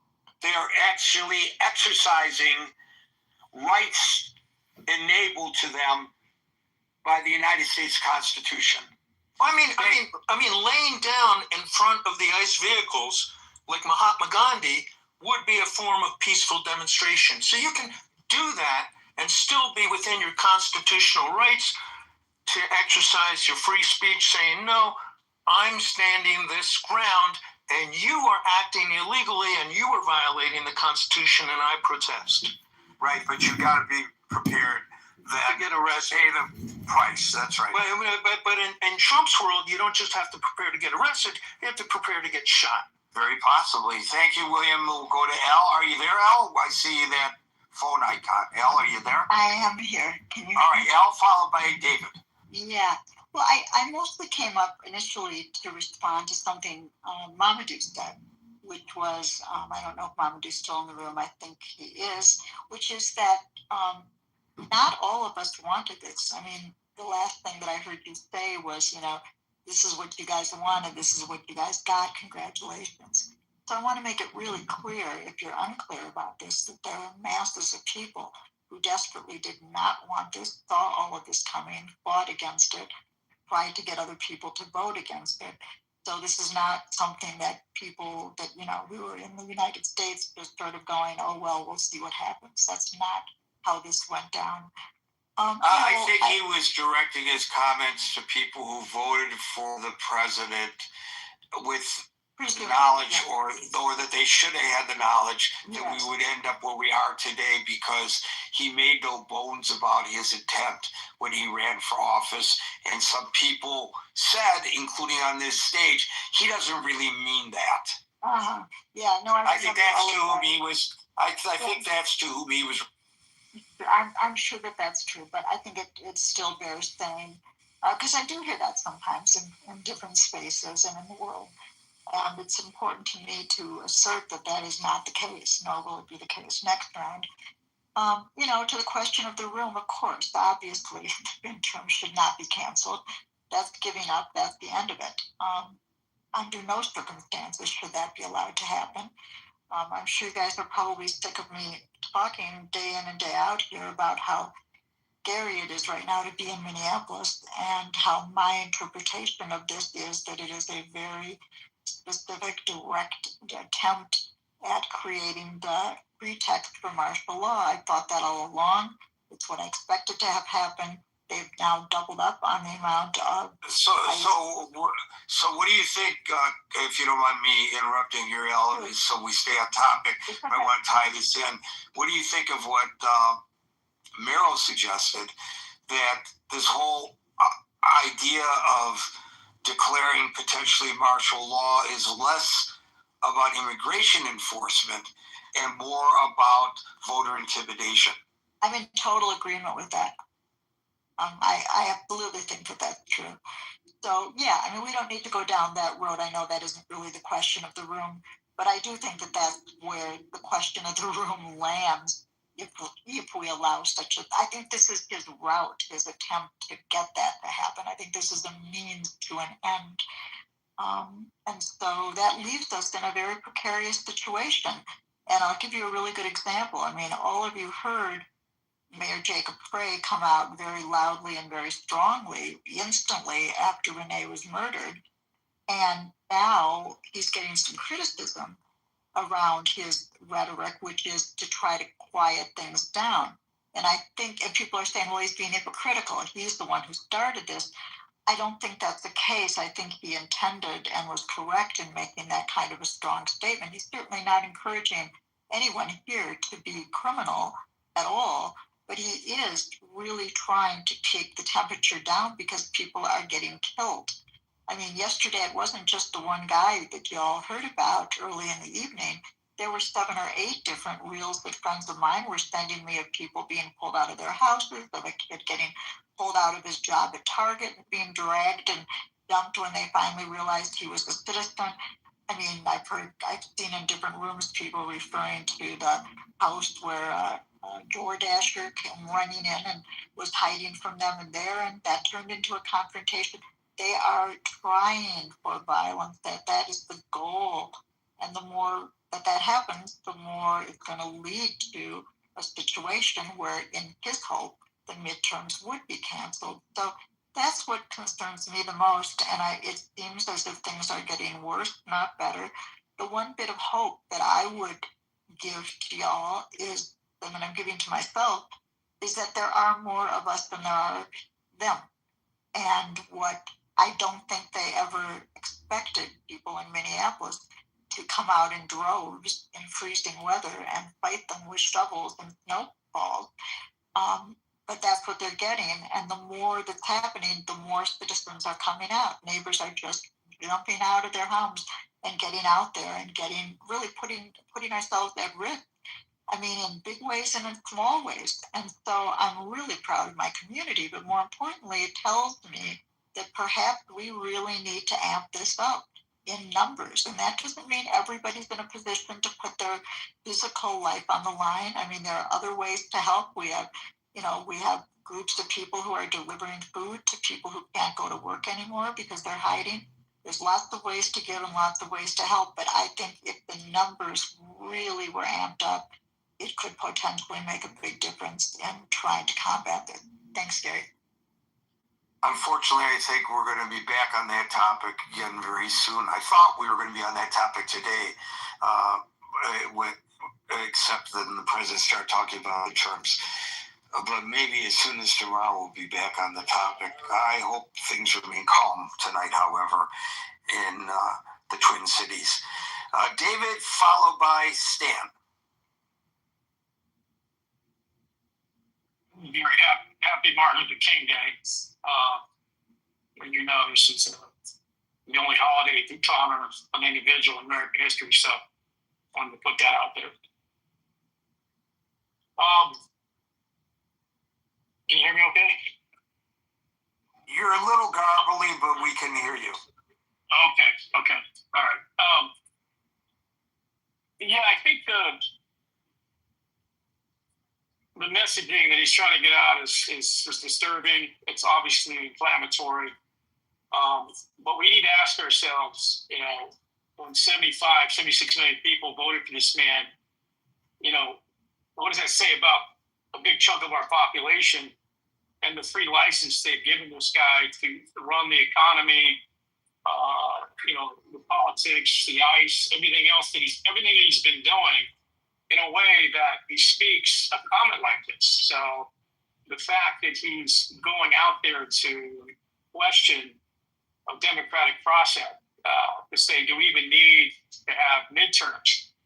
I'll scare the bejesus out of everybody in this room, and you know his Republican colleagues, because they're standing in the face of abdicating their duty, their constitutional duty, the oath that they've sworn to uphold the Constitution, irrespective of what the commander-in-chief wishes for. So, you know, he stands to lose a lot, by the way, Gary. I mean, this guy has been going rogue with these oil sales, going rogue with Venezuela, going rogue with Greenland, going rogue in Minnesota. And yeah, I mean, absolutely. I think if he can convince a big chunk of the electorate that the January 6th, that the election was stolen, and then convince those folks to, you know, storm the Capitol, what is he able to convince a bunch of people going into the midterms that the midterms are also going to be stolen? That you have to go defend the voting and polling areas, you know, rallying vigilantes like he did in the previous election, where people take it upon themselves to go post up at voting booths and voting locations and intimidating voters. We saw interesting laws being passed in Georgia with regard to giving water to people waiting in line in a state like Georgia where the voting might be hot that day. And then you saw, you know, Larry David make a program about that, a comedic program about that. So, yeah, Gary, I think that this is very scary because what he might do is set the stage to, again, like enact martial law to divide the country in such a way that a military presence is necessary. So I think that we need to be firm and resolved to not take any bait here. I know Minnesota might be ground zero for what might happen in other blue states, particularly California, where I live, Chicago, and so forth. So I think at the end of the day, he's giving me the thumbs down. I don't know. So anyway, Gary, I think at the end of the day, this is going to be an interesting year. The 2006 midterms are definitely going to be a watershed event on all things referendum with regard to Trump. And I think if the Senate and the House can be taken back, we could hopefully maybe rein in a lot of these decisions and maybe put the guy out of business finally. Maybe get the tapes, the records released from the Epstein file, you know, wherever that leads us. And then, of course, you know, get the laws passed with regard to health care and start using the Congress the way that it was meant to be used, and not as a blank check to be written for the president's whims.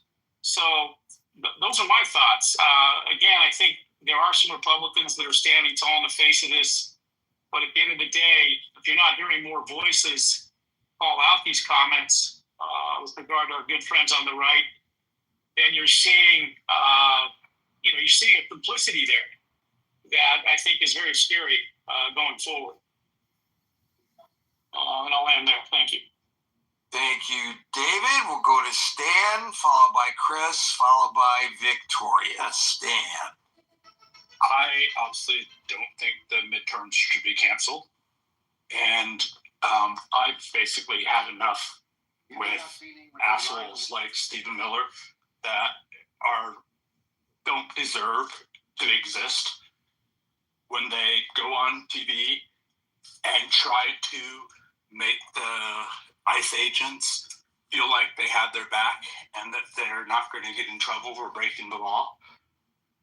When they try to mock people that are trying to do the right thing, this is not the world that I ever want to live in. I don't think that what Trump and his henchmen or idiots like Stephen Miller are doing helps society. It doesn't help the world. We don't need this chaos. It just does not help. It might work for Trump in the short term. It might work for helping people elect him, but it doesn't help people long term. It's not how we want to live. We have elevated heart rates because of idiots like Stephen Miller.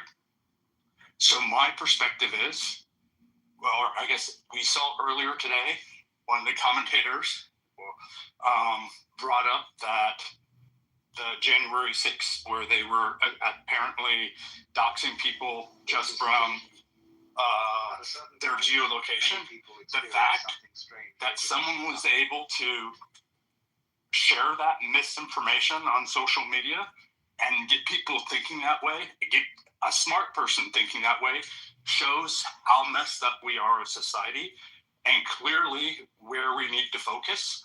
We shouldn't have social media. We shouldn't have people being able to make such misinformation and feel like the bad guys are the Democrats or the smart, the educated people, and the good guys are the MAGA folks. We shouldn't be in that kind of breakup.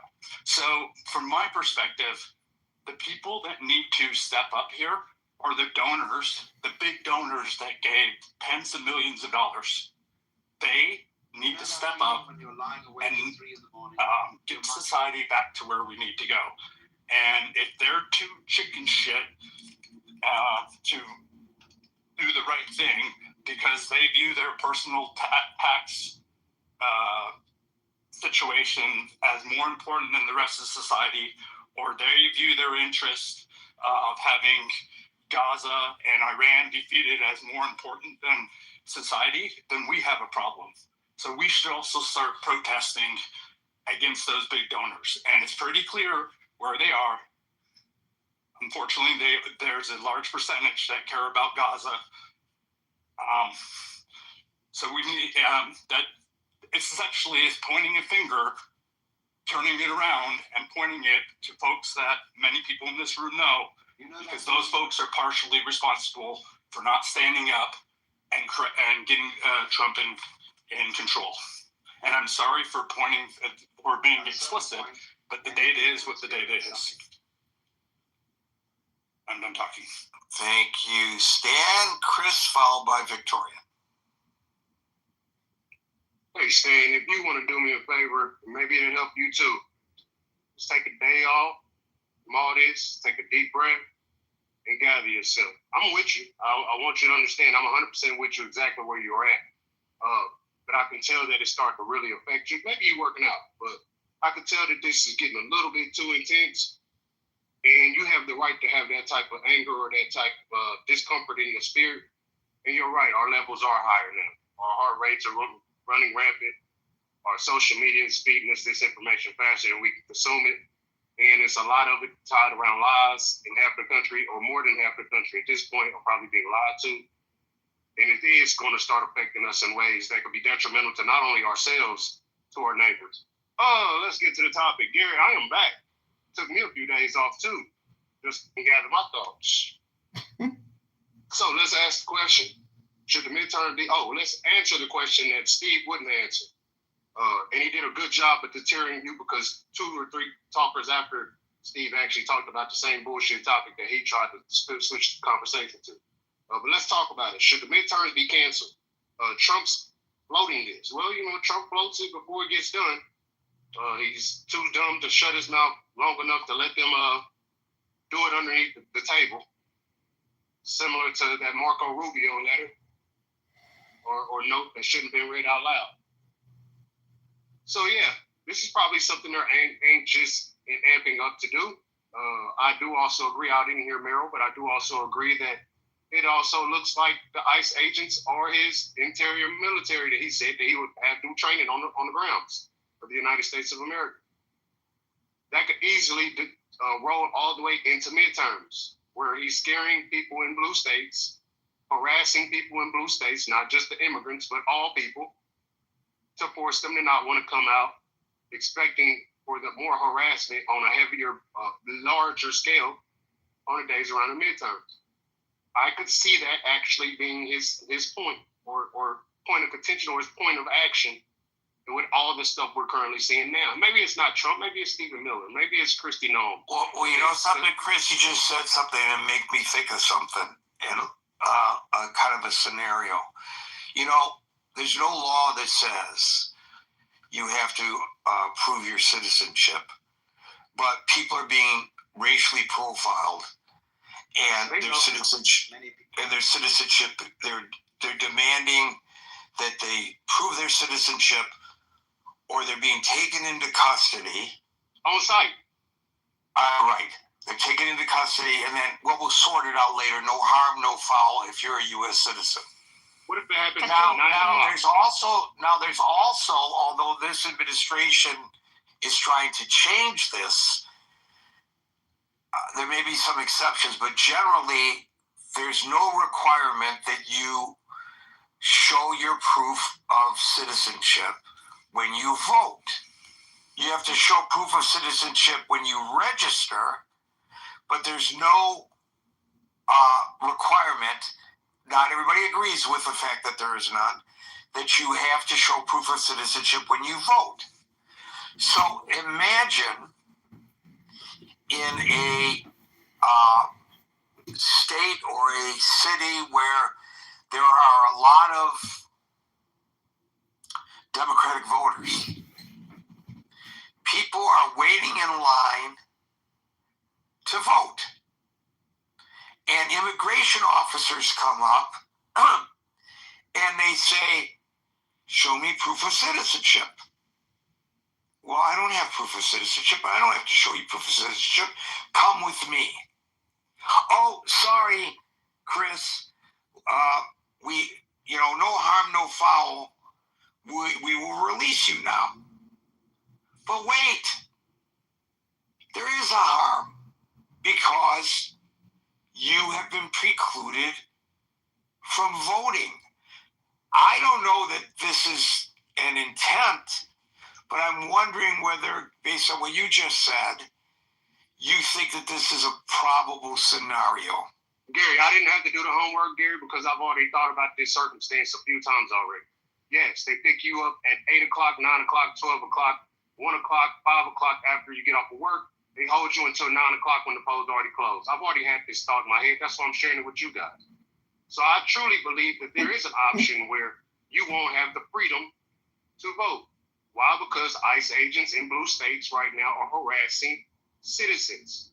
Not just immigrants, not just illegal. Right, and hand in glove with that is this total campaign against mail-in voting. Yeah. Oh, well, mail-in voting. Not only are they trying to make mail-in voting illegal, but where it's legal, they want to make it so that if the ballot was postmarked before the polls close, but not received before the polls close, that they'd be invalidated. Yeah, I seen a lady speak of that because she worked in the mill. She works in the post office, stating that was a law that was already worked in and changed, or process that they're actually working on and changing. It does not get post-dated until it actually makes it to the mailroom, and not the day you send it. All right, but I'll get back to the topic. So, yeah, I think. Well, that is part of the topic. I think that is part of the topic, but.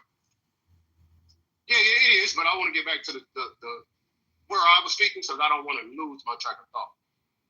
So again, before we get too far into believing that, Trump's planning on doing this in some vast, smart, tactical way, we have to realize that Trump actually probably isn't even running the White House at this point. You know that feeling when we've you're all lying seen awake at 3 in the morning? Do Your mind is spinning like a broken record. Joe Sleepy Biden things, Sleepy Joe things. So we already can take into account that it's probably Stephen Miller, it's probably J.D. Vance that's pushing this agenda. I even gave Steve credit, the Steve that spoke earlier, credit and saying, well, do you want them geo-tracking you for? Hey, Steve, I think you're too late, brother. I think you're going to be the frog in the water getting boiled because you don't understand that that's his ultimate goal. If he doesn't have an election, that means he can control everything else. And next will be you. And I stated once on your stage before, Gary, and I guess I'll just say it now, white heterosexual men should be nervous because this will affect you if he does cut out voting. Your rights in voting will be disappeared too. As important as that may seem to you all, as it is to every other minority, they're snatching yours too. We'll all be in this hot-ass room, in this hot-ass place where we all have to suffer together. So yeah, I think Trump may be floating it around because Trump normally floats it around because in his head, it's smarter to say out loud because who's going to stop? We always have already got to that question maybe months ago. Hey, if any of this stuff is illegal, who's going to stop it? Well, until the American people come together as a unit, and that's from your minority Indian lady that works at whatever Indian location she works at, to your white heterosexual blue collar man, to your white heterosexual white collar man, to the black women and the black men in this country. Until we all come together and realize this is a little bit too far, we didn't expect this even from the voters that voted for it. And the people that obviously did not see or seen all this coming and did not vote for it, until we all get on the same page that this is a little bit too much, that ICE is running around with no training, 47 days worth of training, and real potential to harm just about anybody because now our government is saying they have complete immunity, goes back to the fact that they could actually tear down our midterms by just being in the streets because they have immunity. Until that all becomes too much, Grandpa can float out as many ideals, crazy ideals he wants to, even if he does have them in the works, or if he doesn't. Because who's going to stop him? It's about time we all wake up as a country. It's crazy to witness it. Gary, I guess this is the preaching part that we're talking about. Because it's crazy as a country to witness that some people would try to pretzel themselves into believing, well, I guess if nobody's going to listen to the congressman and they're not going to have a say-so, we might as well not have a midterm. We heard that just today. That's a pretzel of a conversation that nobody actually thought about. But instead of saying, you know what, this might be too far, how about I never give up on my team, my side, and believe that everything will be okay because I never gave up on my team, on my side. Until we get on the same train, this is John for Congress. Shit just going to keep happening to us. And Grandpa's going to get to say whatever he wants to until he starts aspirating and gets sick with pneumonia and passes away. And the next guy behind him, probably 100 times worse because he's a real snake. He's the real sly one, waiting on his turn. J.D. Vance. You scared of that geo-tracking, Steve? J.D. Vance going to be right there to make sure you don't say anything about anything. And Trump's going to usher all that in by telling you now, we might not need a midterm. When you're lying awake at J.D. Vance getting office. You may not need another election either. I'll land. Thanks, Gary. Hey, welcome back, Chris. And like David said, Happy Martin Luther King Day. Today is actually his birthday. Monday is the day you get to take the days off.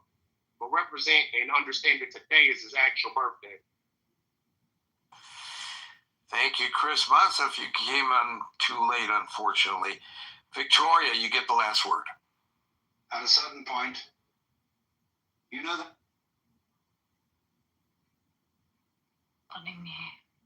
Okay, sorry, I had issues with Clubhouse. I think the update, but I want to give Monsef time to speak.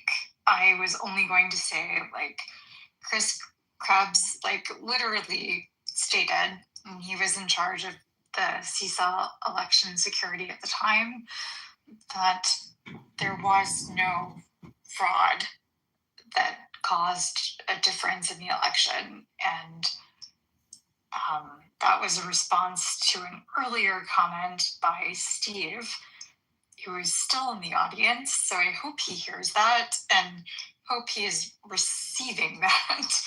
But I would like to give time to Monsef.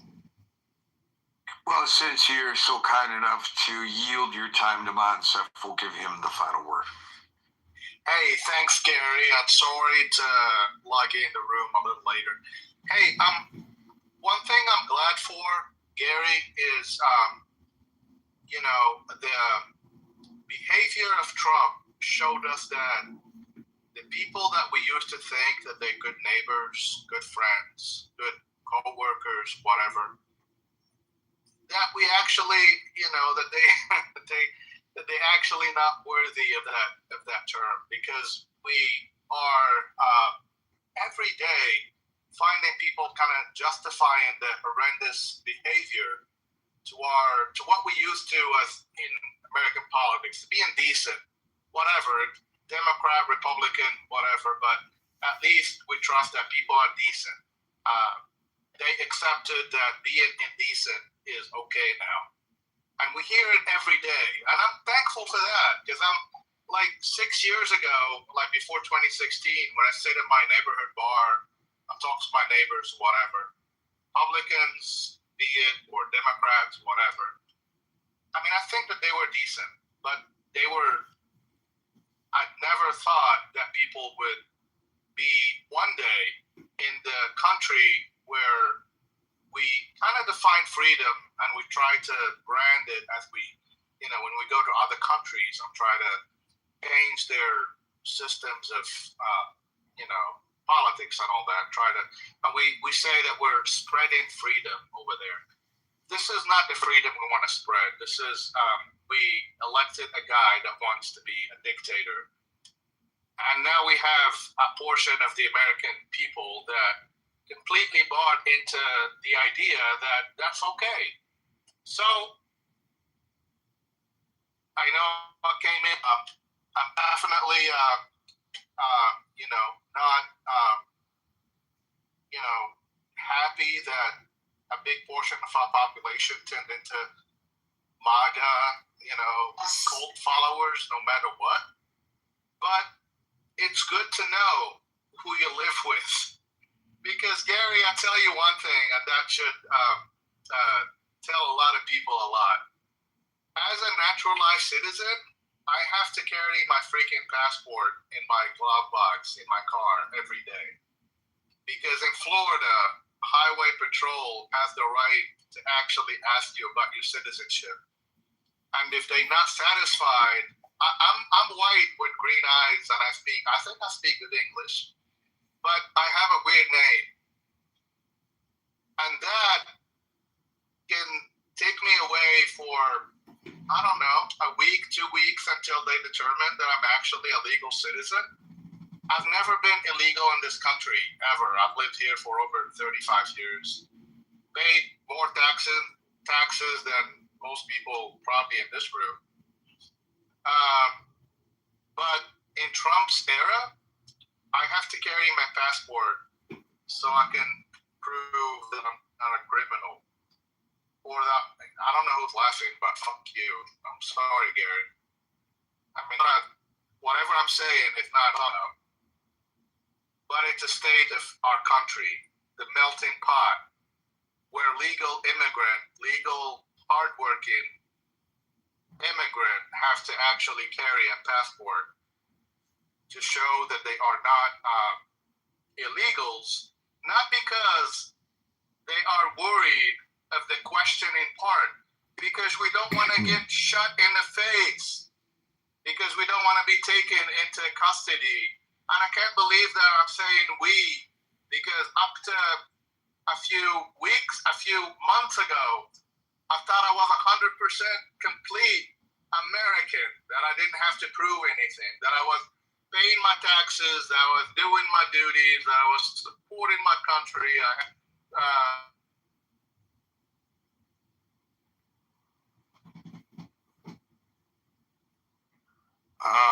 Your mic's open, but you stopped. We don't hear you now. I'm talking to you right now because this is what this country turned out.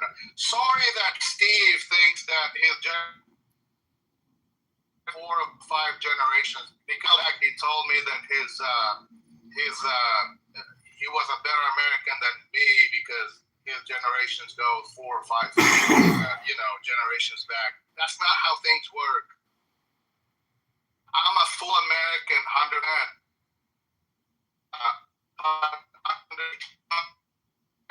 We are. I'm so emotional. I can't even talk. This is not the America I know. This is not the America I loved. This is not the America I fight for every day. That's all I have to say. This country is going downhill, and God help us for the next 3 years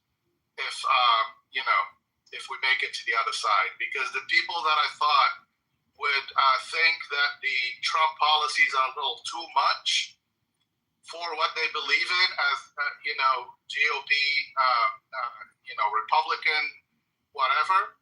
It's the same people now that they believe that big government is the solution, that authoritarian regime is the solution, that government that comes out with guns and kills white people with the name of good.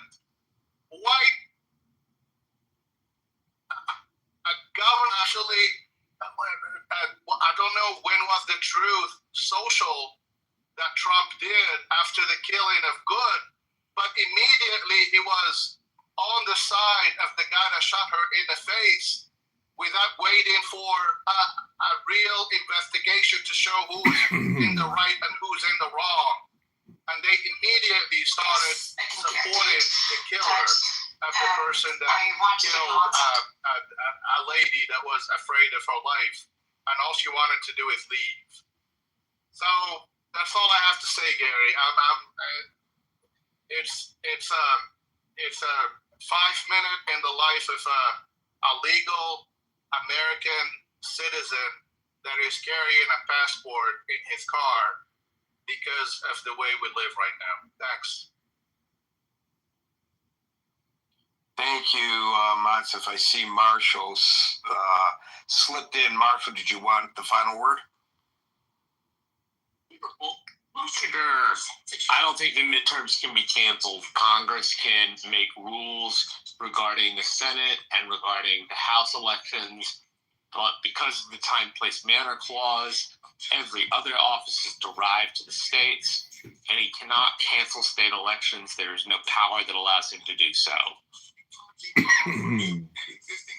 Okay, thank you, Marshall. Folks, we're here Monday through Friday from 5 p.m. to 6 p.m. until 5 p.m. New York time tomorrow. For the next edition of the Critical Thinking Forum, everybody be safe, be well, and you're lying awake at 3 in the morning, your mind spinning like a broken record, going on them, and they receive the Holy Ghost. Might still fix tomorrow. That's actually a good scripture for right now. The great controller of your destiny. I know. So what that denotes is that the baptism of Holy Spirit is a different baptism from the baptism of the Spirit. There was a man. What was that? You know that feeling when you're lying awake at 3 in the morning? 14 through 17. Hey, I missed. You're lying awake at 3 in the morning. Your mind spinning like a broken record. I read it again. Everything you said, could have done. This is 14 through 17. There you are. Now, when the apostles were at Jerusalem, heard that Samaria had received the word of God, they sent unto them Peter and John, who, when they were come down, prayed for them that they may receive the Holy Ghost.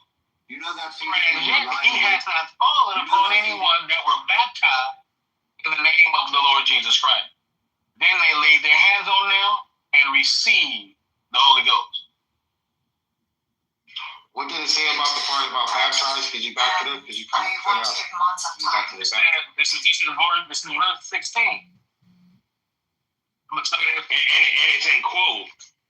It's yes,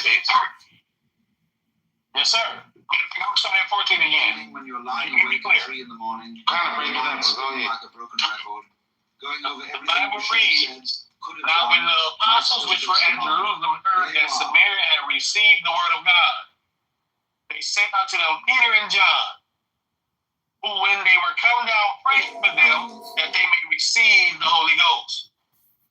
For as yet he has not fallen upon any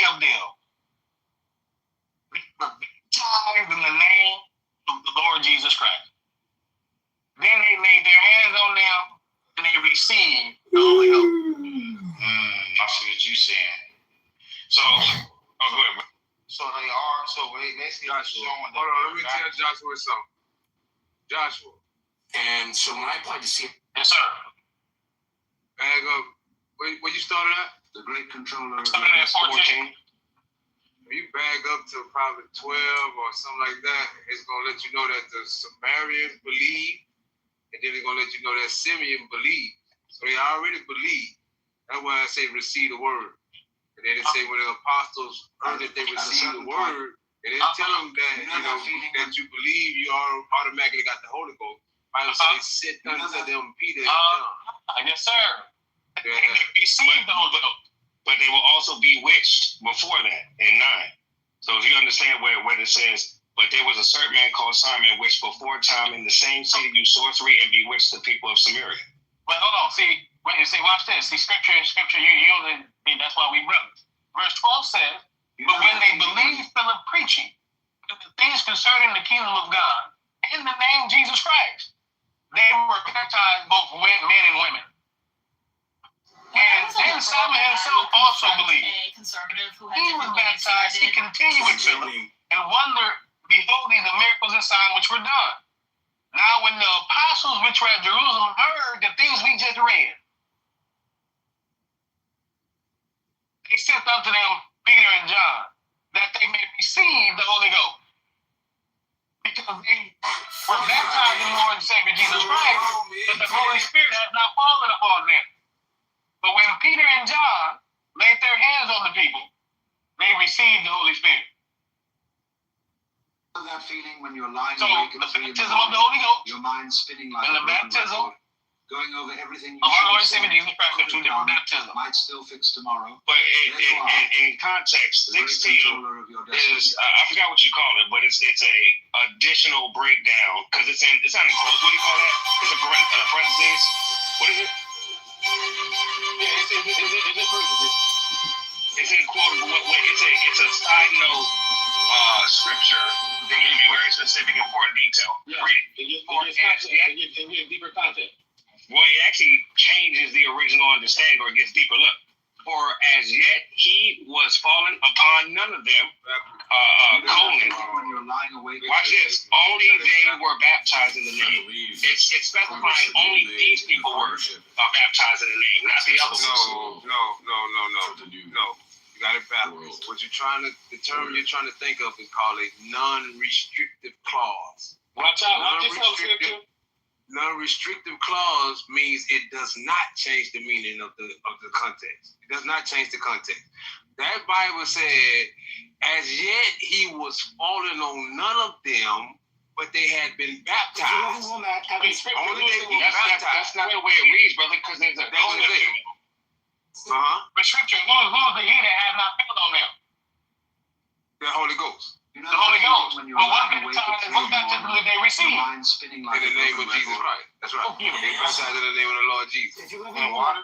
Yeah. You can read it back. If you back up and say, when they heard him preaching, they believed and they was baptized, both men and women. They already got baptized in water already. But the Holy Ghost ain't fall on them just because they believe, and guess what? It still ain't fall on them just because they got in water. When they had prayed for them, Holy Ghost came. Well, it makes scripture though. That's what it is, chapter and verse, brother. When it's in quote, brother, I hear what you're saying, unrestricted, whatever. But listen, it's first of all, it's an injection, it's a detailed verse, right? It's in quotes, but then you get a colon in the middle. What does a colon represent? A stop and a continuous part of it, right? I'm using the wrong words, tell me, but you have a quoted verse and then you have a colon in the middle. So it's giving you 2 different things going on. Is that fair? No, it's not. No. A colon is a pause, brother. It don't mean that it got to change. It's a different thing. Well, it separates. It's not one verse. It separates those 2 sentences. It's one verse, brother. Colon is simply a punctuation. There's no punctuation that mandates a change of subject. Even a period don't mandate it. It could be a period right there. It's still talking about the same thing. This is a passage of scripture that's talking about one thing. These people, they believed the word, they was baptized in the name of the Lord Jesus, and they did not have the Holy Ghost. So when the apostles that were at Jerusalem heard about it, they sent Peter and John down there, who when they would come down, they prayed for them that they might receive the Holy Ghost. And when they laid hands on them, they received the Spirit. That's right. That's what it says. Just read it, brother. It's a complete thought right there. They Philip preaching. The little ones that heard him preaching, they believed and they was baptized, men and women, even the one that was bewitched them. Because I heard you say that, so that's over with. The witch himself, he didn't believe, and he didn't got baptized. You understand? He wanted to be saved. So he didn't say he hasn't fallen upon none of them. It says, for as yet has they have been. Read it again. Read it again. Start from verse 12. Where you started from?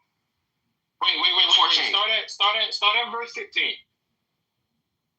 I want Philip preaching. Let's start at 12. Let's read it. Listen, little ones. Listen to the word. Philip preaching the things concerning the kingdom. They already believe. They were baptized, both men and women. They got baptized. They got believing baptism right there. Who bewitched the people. You know that feeling? Simon himself also believed. Your mind spinning like when he was baptized, he continued with Philip. And wondered, beholding the miracles and signs which were done. That's right. Now, when the apostles which were at Jerusalem heard that Samaria had received the word of God, they sent unto them Peter and John. When they were coming down, praying for them, that they might receive the Holy Ghost. Hold on. It say, the people of Samaria. Back up one more time, right there. It's right. There's a previous verse you just had right now. It says the people they came down. Verse 14. Now when the apostles which were at Jerusalem heard that Samaria had received the word of God, see they that? sent unto them Peter and John. That Samaria. That's talking about these people. So the Samaritan people didn't receive the word. The apostles heard about it, and they sent unto them Peter and John. Watch what it say. Read it, brother. When they were come down, pray for them that they may receive the Holy Ghost. Talking about the people of Samaria that received the word of God, they've been baptized. Watch what it says. Go ahead, brother. For as yet he was fallen upon none of them.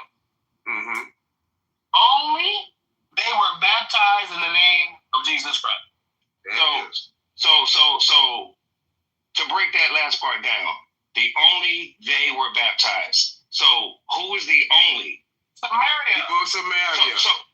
But see, before everybody was already baptized, men and women specifically. It gives you that everybody got baptized. That's all they had was baptism. They had not received the Holy Ghost. Wait, all of that were baptized were the people, Samaria, that believed Philip's preaching. They only received baptism in the name of the Lord and Savior Jesus Christ. But listen. This verse says the name of the name of the Lord Jesus specifically. The other one doesn't. Do you think that's it? It's telling you what baptism they were baptized in. Listen, I don't agree. I don't agree because what happened. But brother, listen. Why would it say only they were baptized in the name of Jesus? Who is only? Is only all of them? Would he use the word only to say? Samaria. So only Samaritans were baptized. No, brother, no. The story is about the people in Samaria, dog. I agree. That's the whole. That's why they're coming. Time out. Hold on. Simon bewitched the people. And then Simon and the people got baptized. Yes, in the Lord Savior Jesus Christ's name. And then, so why would this verse down here say right this? Side. Listen, my Lord. Slow down, brother. Instead of them being baptized in the name of Jesus Christ and being filled with the Holy Ghost, they had only been baptized in the name of Jesus Christ. That's why the apostles went down there and prayed for them. You supposed to be baptized in the name of Jesus Christ, and you supposed to receive the Holy Ghost. So since they was only baptized, the Holy Ghost had not fallen on any of them. So the apostles sent Peter and John to pray for them that they might receive the Holy Ghost. They had only been baptized; they had not received the Spirit. That's what the only is referring to. But the point was Josh was coming here, so people won't be thinking automatically when you believe, just start walking around talking about you got the Holy Ghost. Don't do that. That's how it works.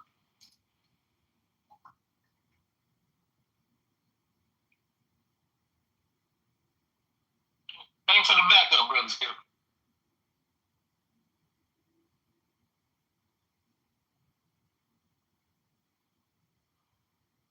The streets of Pompeii.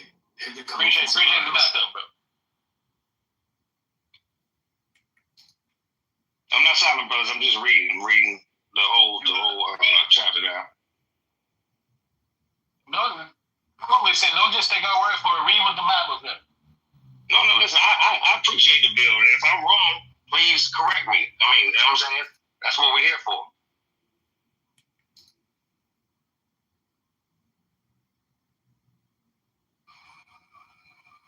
Yeah, brother. It's not saying that they were the only ones that got baptized in Jesus' name.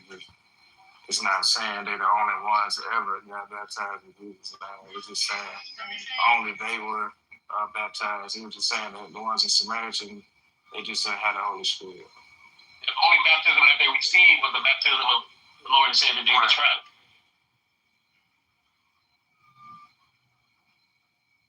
All right.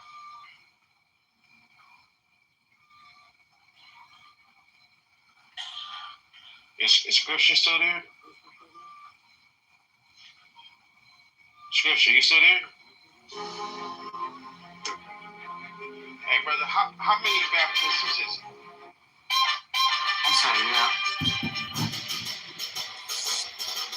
I believe it's one baptism. It's one baptism.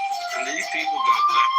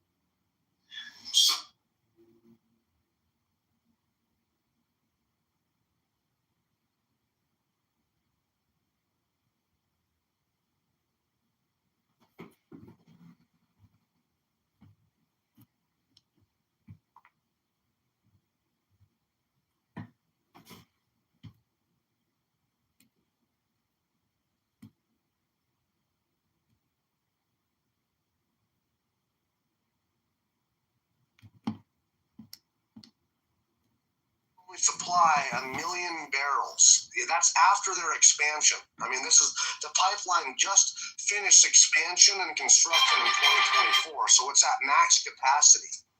You understand? So China can only buy. So we sell about 4 million barrels a day to America, but we can only sell 1 million. Can you make sense of that? Ducky. to China. You have to, in order, hold on, listen to me. Canada produces over 5 million barrels of oil per day, setting new records in 24 and in 2025, with recent figures showing average around 5.19 million barrels daily for the first half of 25, and even higher pace of 5.44 million in December 24. Primarily oil sands, making it the world's fourth largest producer. Bring me the container now. Come on. Thank you. Canada is the fourth largest producer of oil in the world. Canada. Yes, I know, but what I'm saying, did you say that they're supplying 4 million to 5 million barrels to China a day? No, to America. I know that, Dougie. I'm asking, did you just say that Canada is able to send 5 million barrels to China a day?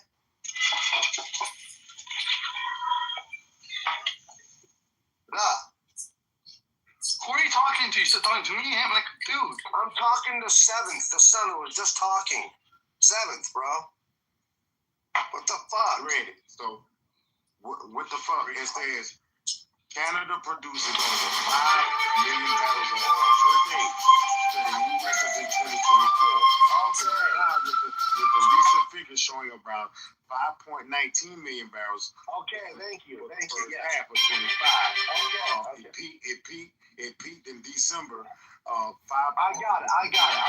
So what it is here is that, listen to me, Ducky. Okay. So the pipeline that's able to supply the 4 million barrels to America, okay, that has to go to Texas. Okay. Sorry. That's one pipeline. Understand that? Okay, understand this now. I'm sorry. That's okay. I'm sorry. I made a mistake. Just get It's okay. All right. Now, Ducky, always make a mistake. It's okay. It happens. You Canada always make a mistake. That's okay. Go ahead. All right. You know what, that's wrong, because China is the biggest producer of their oil right now. So it coming to America is not true. Hold on. Yes, it is. No, it's not. I just read it. Bro, hold on. It goes down to District 3 in Houston, Texas. It goes to China. No. We have 4 million barrels a day that go from Alberta, Canada, bitumen, all the way down to Houston, Texas. Did you hear what I just read? Right now, hold on. Okay. I don't understand. 4 million, 1 million, 4 million again. China, back to US, 4 million. We're getting fucking confused because this guy doesn't know what he's. First of all, I don't know what. I read the information, so you can't say I don't know nothing. It ain't me. Argue with the information. Hold on. Ask ChatGPT right now. Does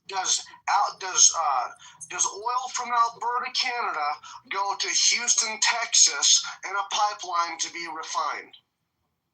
Ask it that before you fucking just ask it real quickly and then come back to me. All right, now Ducky. It doesn't mean you're wrong, now, in that there's a pipeline. The Seventh Son just said that in 2024, China became the biggest consumer of Canadian oil. It is no longer us. So that's what he was saying. So that changed in 2024. So we used to be the biggest oil consumer, but we are no longer. It doesn't mean we're not the biggest importer. We are. Nick, I need you to talk because it sounds muffled. I can't hear you that well because you're like muffled. Oh, I'm sorry. I'm walking my dog outside. It's probably windy. He's reading this wrong. That's not possible. Ladies and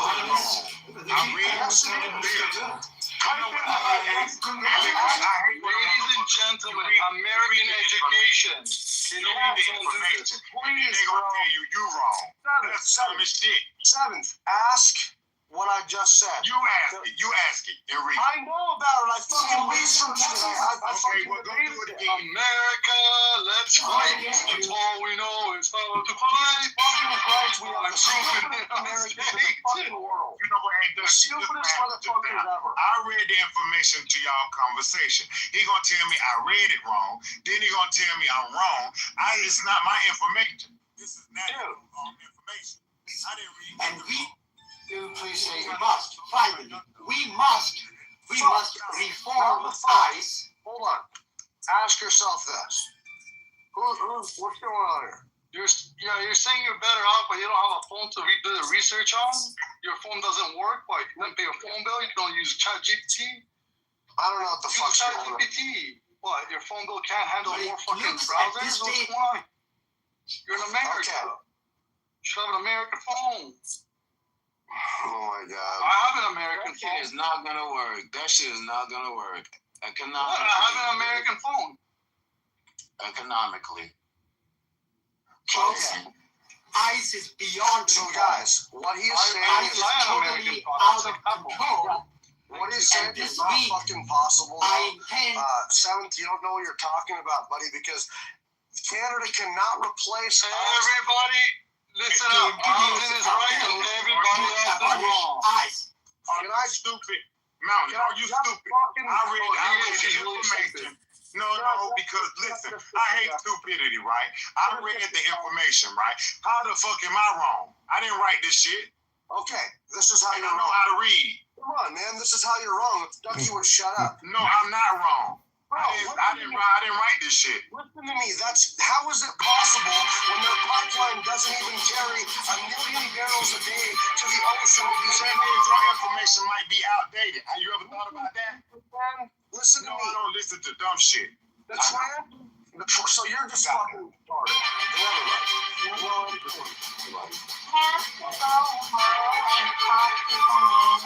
Well, I don't. So this is what fucking sucks about it is that. Do you know about the fuck up and let one person talk at a time for a second? Okay, thank you. I'll be fast. The Trans Mountain expansion can supply 890,000 gallons a day at its max capacity. That's the one pipeline they have that goes to the ocean to be sold to China. So if China is buying more oil than America was from Canada, how is that possible when we are buying 4 million barrels a day that goes down to Houston, Texas in that pipeline, but yet Canada can only get 890,000 barrels a day or 1 million barrels? It's not possible because that pipeline does not have the capacity to pump that much oil to the fucking coast or to the fucking bay to be sold to China. It's not possible. It doesn't have the capacity. You have secret pipelines. No, you don't. Prove it. I researched it. You do. You prove it. Do you know what a secret pipeline is?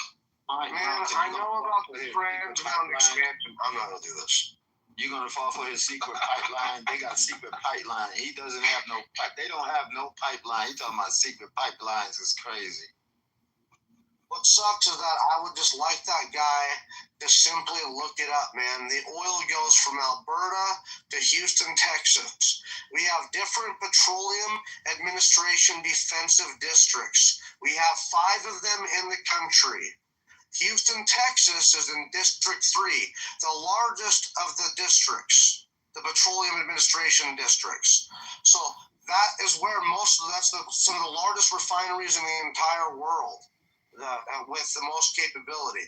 That oil is bitumen that comes from Canada in a pipeline, has to be pre-diluted, sent through a pipeline, and then it goes all the way to fucking Houston, Texas. I don't know what the fuck we're talking about. That guy is wrong. Can I ask a question? Why do we got this link on top where it doesn't open up? Like, take that shit down. What? You're right. What happened? The open Spotify doesn't work. You don't got Spotify? I do got Spotify. It just says error. Oh, hold on. Let me throw the link real quick. It opens for me. Operator.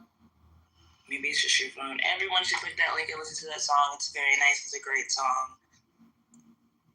Yeah, but I think Mountain is right. I think Ducky is just being a troll. Listen, as I said, we're way more peaceful people, as it was shown in the room 2 seconds ago. There's no trolling behind that. I don't know why Liquid, I don't know why we all pretending like Canada is technically not a part of America. Like, everything. I go to Canada and it's like, I don't know if I left America yet. Like, it's America. Like, they can pretend all they want. They somehow have their free, independent country. They talk like us. They walk like us. They eat the same food. We actually talk like the Brits. No, you don't. Do you sound like... Yes, English is an American language. Yes, you are 100% correct. Another American. I didn't say it's American language. I say so we speak British. Yes, correct. And by the way, they have low English, IQ. which came from Britain. Correct. Low IQ, obviously, because they don't pay attention to what people say. Where was English invented? In New York City. I don't know. You tell me. I just did 3 times. So where was American English invented? Please don't move the goalpost. You mean American accents? Don't move the goalpost. Don't let him move the goalpost. Well, I just want to say that American Can you let this man who knows so much about English tell us where the American accent was created? Well, it's not created. It's not created though. Well, where do you get the American accent? Where do we get it from?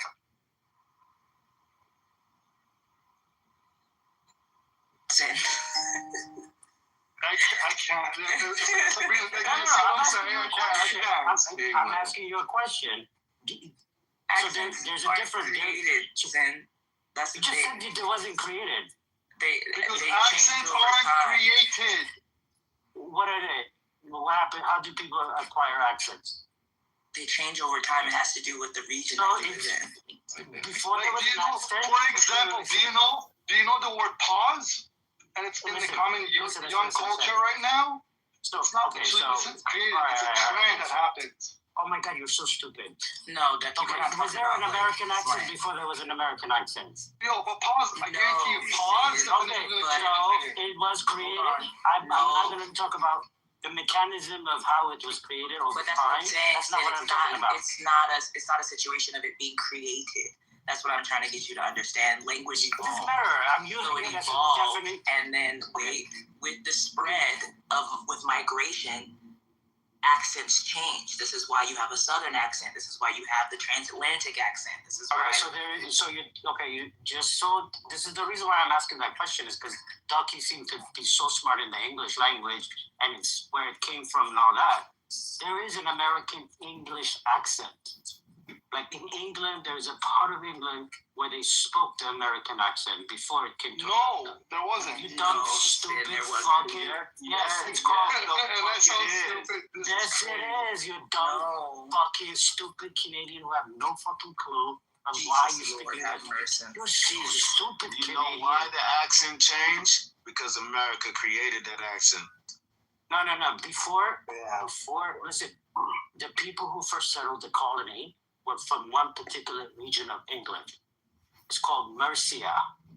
That's where the American accent was actually formed and brought over to America. So it's an English accent, technically. By the way, fucking Canadian. By the way, Neat, I'm looking either or sin. That means all you're saying is that Americans don't have their own language. You're using somebody else's. No, but you claim to know everything, so I just wanted to tell you don't know everything. It's fucking Canadian. By the way, I wish Nick would have looked it up, and I wish that fucking dude who was all freaking out would have looked it up. China only is getting 270,000 barrels a day from Canada. We're still getting 4.2 million barrels a day from Canada. That guy doesn't know what the fuck he's talking about. So anyway, so the people who live in Canada that speak the American accent. Weren't you saying we're only getting 700,000 barrels a day? Mountain. Hold on. Let me make this case, right? The Canadians who speak American accent are Americans. Whether they like it or not, they're part of the United States. They're gonna have to come back to the homeland. Fucking shit. PCR, this is where the American accent came from. Stupid IQ. What did you just say again? Can you repeat that again? You're going to be new American. When you speak American English, you are American? Is that what you just said? Basically, yes, yeah. Listen, Thank a you, lot of Dean. Canadians You're not actually... understanding. Wait. A lot of Americans left America and settled in Canada. Yes or no? No. You dumb, stupid fucking Canada had its own imports. Yeah, recently, but I'm talking about the indigenous who from the country. Where a lot of New Yorkers. Actually, the indigenous that are in America, hold on. The indigenous that are in America right now came through Canada first. You do realize that, bro. The indigenous crossed the northern path and came down up from north to south. Because that's how they got to the America. Bro, we gave you America gave you the culture you enjoy. So just come home. Stop fighting this shit. Motherfucking. Ducky, I think he's just saying this to trigger you. You should stop giving into it. Oh, no, he's serious about this. And Sabrina, it's every night we got a Canada, Yay Canada show. I'm fucking tired of it. And then Jeremy takes me up.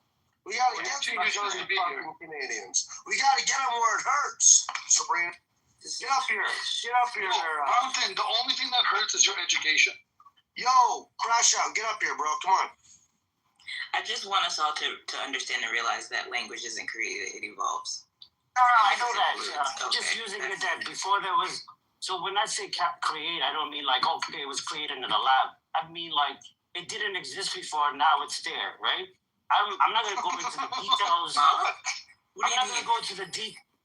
Okay, you dumb IQ, low IQ people, listen. Are you talking to me? No, Ducky. I don't even know you.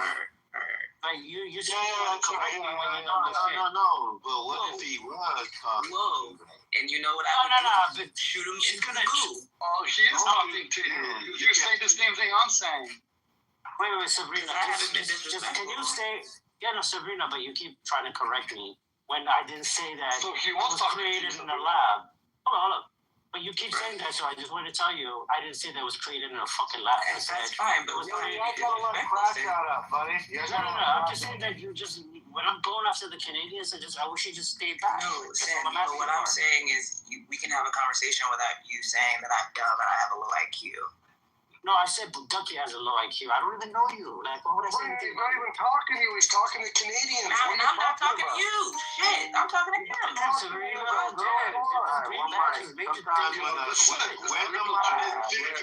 mod is speaking. This is becoming an orgy. This green badge is getting into your head, Sabrina.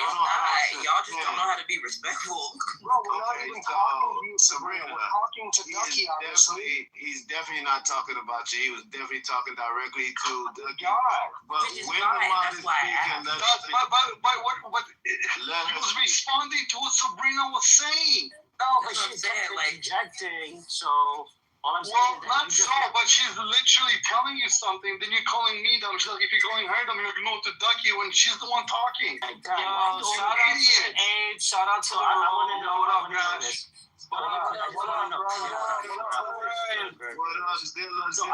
I'm just curious why Ducky is hiding under Sabrina's skirt. Yeah, does Canada have an app, yo? Like, Canadians be on these American apps talking about American politics. It's crazy. Fuck them, yo. You know what I'm saying? Fuck the Canadians. Every fucking night, dude. Every night they're shitting on America. All right. Let me ask you an honest question. If it was a dire live situation, would you rather survive with me or Mountain? You're an asshole for that question. Fuck you, Ducky. Dirty Canadians, dude. America. Anyways, listen, Canada. What's going on here, man? What y'all going with this y'all on this healthcare and economic shit going on, bro? It has just fucking transpired into all types of crazy stuff. Well, you know how it goes, Sabrina. Come on, you've been here for a bit already. Sin is literally saying that Canadian healthcare. Yeah, listen. Healthcare is better than ours. Yeah, sure. Technically, it is. So we're not going to try to fight them there. I'm trying to tell y'all to avoid that part. Listen, you know what we got in Orlando right now, guys? We got ICE agents out here right now. Oh, what? ICE agents are in Orlando. It was on the news today. They're in Kissimmee right now. Oh, I thought ICE agents were like spread out across America. There's only one group of them? No, there's a big group of them everywhere, but I'm saying they're in Florida right now. Like enforcing Enforcing, yeah, they got like over 200 rooms right now, and 192 in Kissimmee. Wait, is that how you pronounce that city? Say it again. The sheriffs are also involved. Kissimmee, Florida. I've been saying it wrong. That's why I asked. Yeah. Oh, you're saying Kissimmee? Yeah.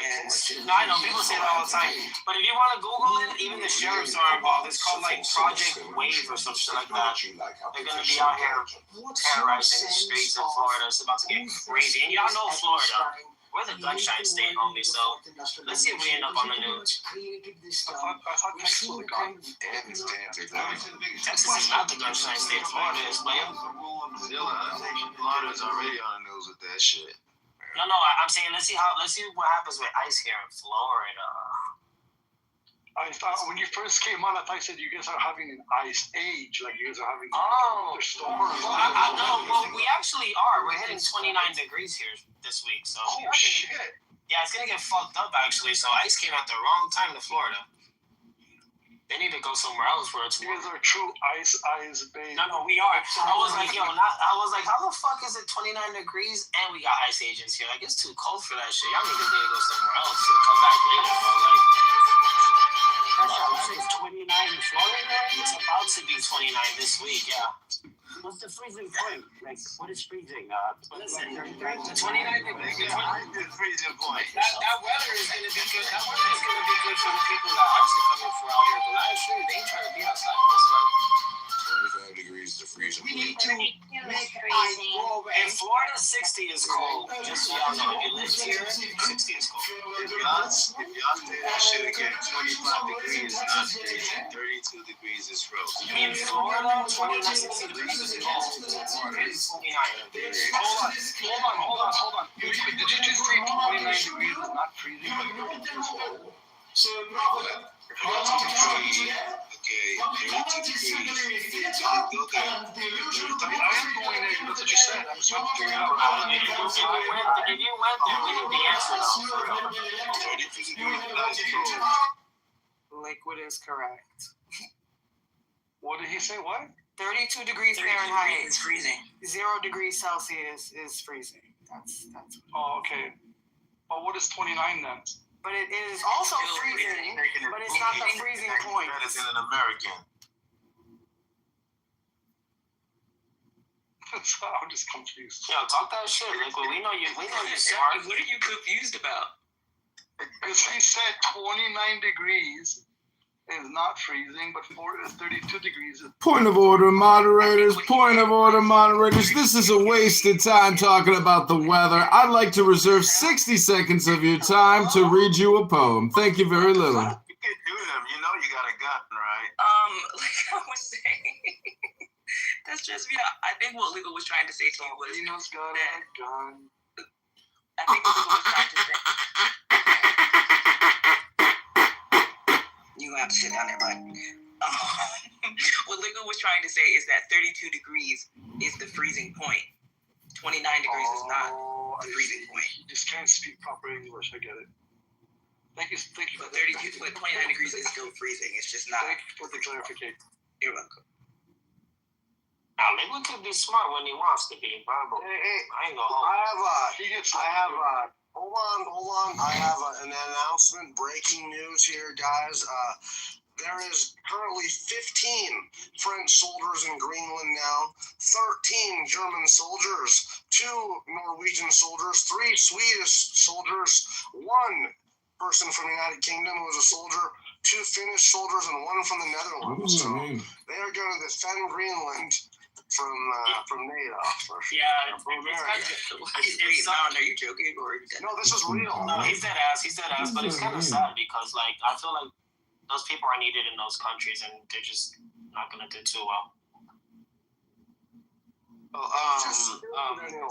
Zilla, let me ask you something, Zilla. You're gonna open up that what we call the crash out. What is the explanation? I'm gonna have a different house though, but yeah. What you mean a different house, nigga? For residents who have known about. Thought you was an egg. Look at the list and check it twice and see who's being naughty or nice. Join my Or I haven't had access to open. Talking Apes room in quite some time. I'm gonna fight for you, bro. So hold I on. don't need it. I don't You're not a need it. leader no more? I haven't been a leader in quite some time, sir. Oh, we're gonna get that back. Well, that's on them. Something. I'm opening rooms. Y'all just gotta slide through whatever I open, unless they want me to open a room here. That's on them. How do you want to But I've been removed from the run from opening rooms. That's why you don't see them open. At least with me. But it's all good though. Let's get back to this ICE shit though, man. They're out here in Florida right now, man. There's a lot of Florida people that are against this whole ICE shit, but they're not outside right now. It's kind of sad. I expected people to be out there like talking all this shit about ICE and this and that. They're here right now. I think it's all right for us to enforce our immigration. There's over 200 soldiers out here on 192 in Florida right now, and people are behind closed doors that were saying, guys in this country, they're saying that there ain't shit in this country. Well, they're in our state right now. I haven't seen that one post yet. But it's kind of sad because I expected more from people who are for removing ICE, right? And stand for what's, for what they stand for, whatever the fuck it is, right? Go out there, man. You don't need to be on social media no more. It's in Florida right now. Why does it sound like Zilla is scared? Zilla, you getting scared? ICE is around? I'm outside. All you gotta do is speak American. That's all. You just gotta talk. I'm not, bro. If they come for me, they come for me. I'm Puerto Rican, born and raised in the States. It is what it is. Like, I'm not gonna resist them, my nigga. Like, I gotta deal with the card that I'm dealt with and figure that out later. But I'm just saying the people who are on social media here in the state of Florida going hard, right? They ain't not doing shit right now. They ain't out there advocating and protesting. They're real quiet. And that's sad. I'm not out there publicly on anything, writing anything on anything. I'll be on here trolling with y'all, but I ain't out there fucking protesting or talk your shit, bro. You feel me? I'm just working and providing for my family and chilling, man. But these niggas out here on social media going crazy, they nowhere to be found right now. And ICE is really outside. It's just weird to me. Oh, you know what though? I don't like it either.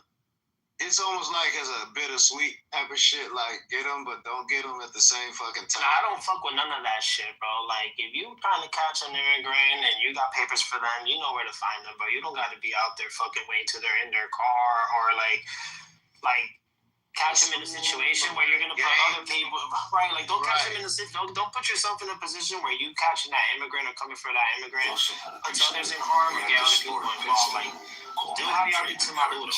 You ran everything out of there. Yeah, make that shit clean and easy, bro. US will stop your shit. I wouldn't say it was clean and easy. 30 people literally died. Hold on. Beat up Jeremy real quick. 26 people from the United States went in and took out my little when they had hundreds of soldiers. And some soldiers were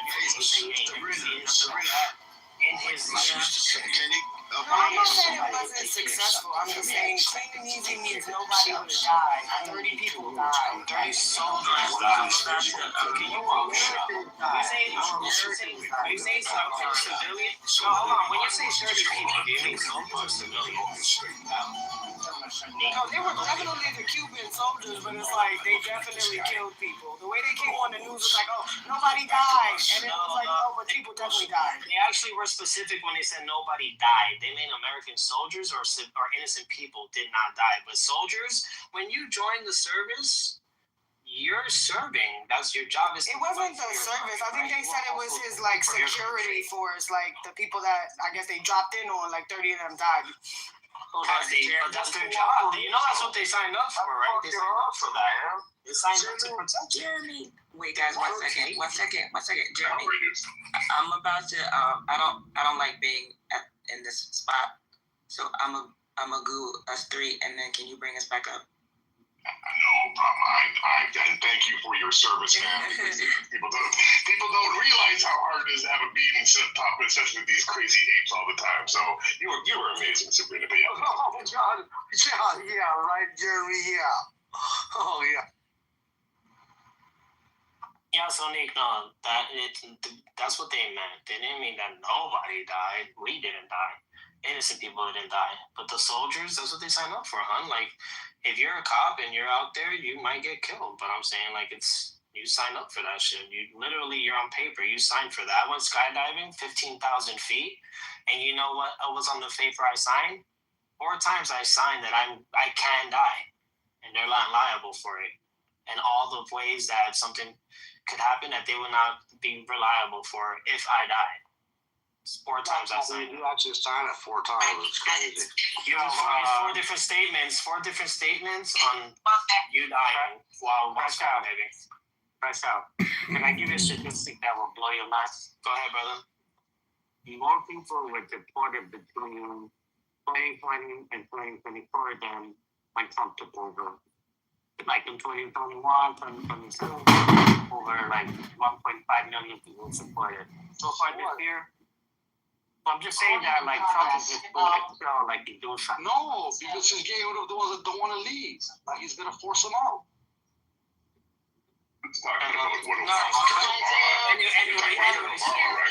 Right, Sid's correct though. Somebody react. Thank you.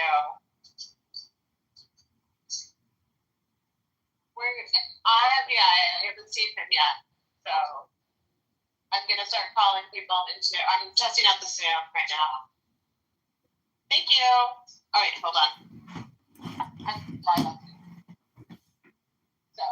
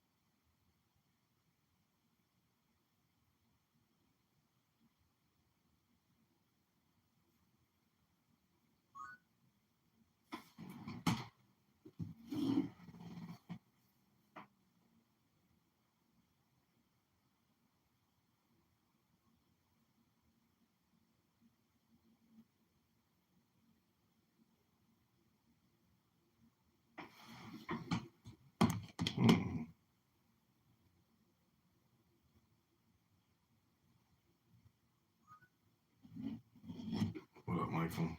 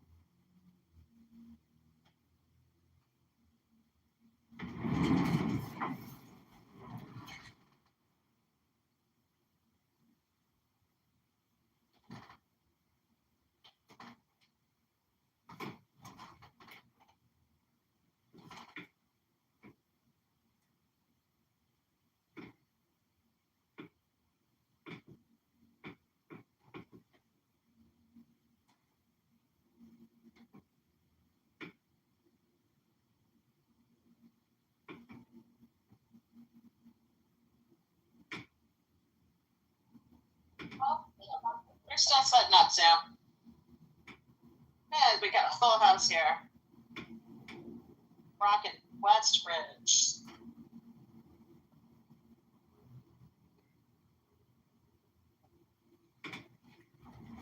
Oh, he's off. Oh, he's here. Yeah. No, yeah. Yeah, she cat's here somewhere.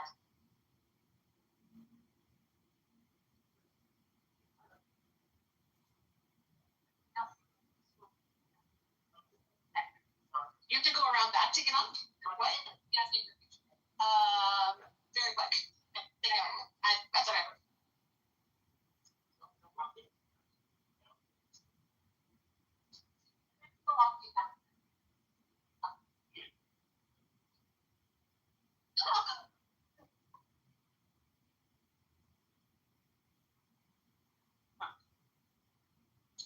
She was going to go up there and say hello.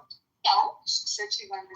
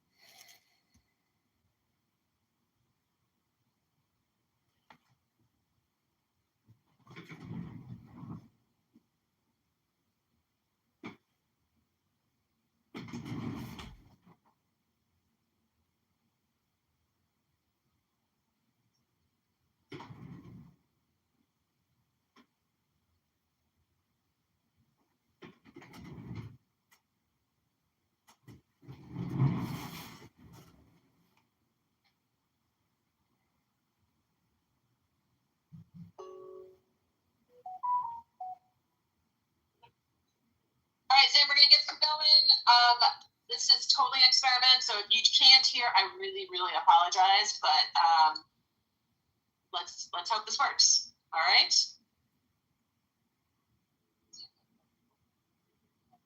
And awesome, thanks, Sean. Hey, Sean. That's the Sean I think it is. Hey, bud. If it's not, hi. Anyway, this will be posted later on our YouTube channel. It's all done.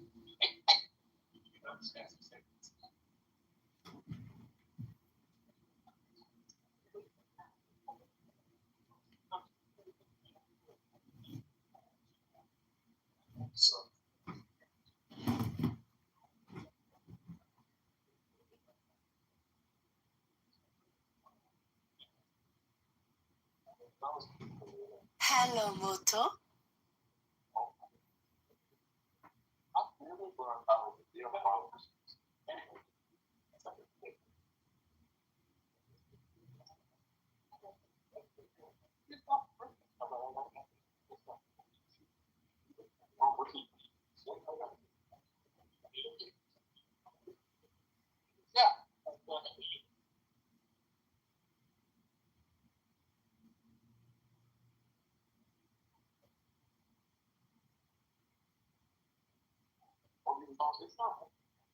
Okay, everybody, you can get started. There you go. Quiet your conversation.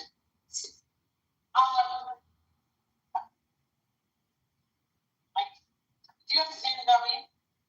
So this will be recorded for the phone, you know. Today is happening. Before we get started, say, oh, great, wow, that's about it.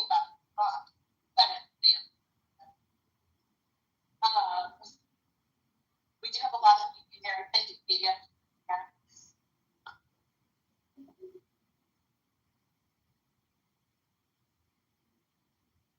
So I'm going to get us started. Ready? Excellent. All right, bye, buddy. I'm reading favors. I wrote out a few words. It's been that kind of day. But I lived here in the West Ridge, Rockford, both sides. Community for over 20 years. I'm the founder of the West Ridge Action Network. We started in 2017 when neighbors wanted to gather to connect together to protect each other from what we thought would be an onslaught of Trump-enforced ICE raids. When that onslaught did wait almost 10 years to hit our neighborhood, causing many of us to wear whistles and stand guard for this community and for our country. So I really do mean it when I say thank you for joining tonight. Thank you for the Park District for hosting us, for the support to forum. Being here, you being here and you watching at home means you still hold belief in our democracy.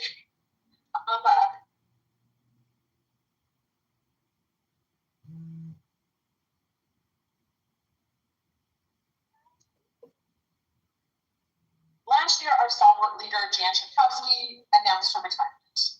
And the West Ridge Action Network held 3 meet and greets over the summer where we met over a dozen candidates. Tonight, along with West Ridge Community Organization, so thank you, Evelyn and Pamela, for helping me working with me on this forum. We present a forum who we believe are the top 6 candidates who confirmed to be here in attendance. We picked 7 because this forum of 15 people would take all day.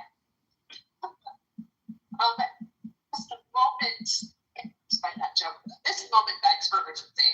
So for our leaders, we need our leaders to be urgent, protecting and rebuilding a democracy we can be proud of.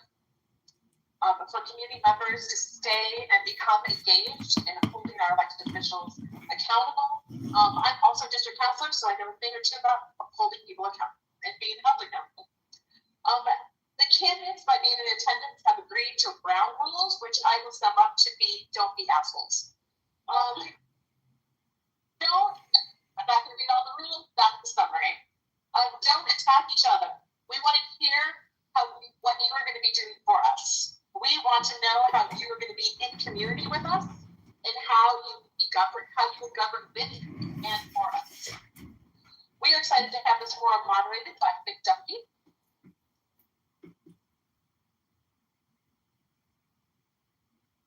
Nick is the senior editor of investigations at Rock Club Chicago, a nonprofit news organization that covers the city and its neighborhoods. He is also a resident of the 9th Congressional District. So, a little housekeeping. If you're not already found it, the restrooms are out in the hallway. Take a right. Candidates will introduce themselves. If you have a chance to submit questions with an RSVP, there's also address cards in the back and little tiny golf pencils. Andrew and Andrew and Evelyn are going to be wandering out. So if anybody would like to submit their questions on the index card, please do so. And then we will review them and then hand them to Nick. Please hold your applause to the end of each segment, especially if you stand somebody up on the stage. There are people in this gym and watching over Zoom who still do not know who they're going to vote for. So please don't drown out those people who are trying to make up their mind today. At the end of the evening, if you can, please stay and help hold up the chairs. This is a volunteer event, so thank you so much. One last thing, early voting in person and by mail begins February 12th, and you can already request your vote by mail ballot if you go to the Chicago Board of Elections website. And with that, I'm going to turn this over to Ben. Thank you. Okay, I just want to, before we get going, we want to spend as little time as possible on rules and things like that and get to our discussion, our debate here. But I just want to stress what was just said about ground rules. I'm going to revise it a little bit. Please don't applaud till we're done with the forum. Don't holler. Don't call out anybody's mother, anybody's father, family. Just we want to spend the time on the discussion. We want to hear from the candidates. We want to hear from you questions. So just to be courteous and respectful to everybody, some people are undecided, some people are very firmly decided. That's awesome. But hold the applause, hold the hollers. Do that after the please. Thank you. All right, let's just jump right in here. We are going to get each, just so everybody knows, each candidate is going to have 2 minutes to answer each question on the way. So we're just keeping it very consistent. And Pamela in front has volunteered to be a timekeeper. You all can't see that, but that's important for the candidates. So keep an eye on the timekeeper. If you end up getting long-winded or sort of filibuster, she will warn you. And then I don't want to be a jerk up here. There we go. Whistle. And I'll cut you off if I have to, but I don't think we'll. So let's get started by asking each of the candidates to introduce themselves.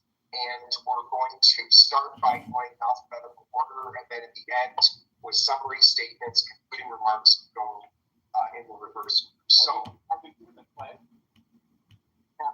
No play?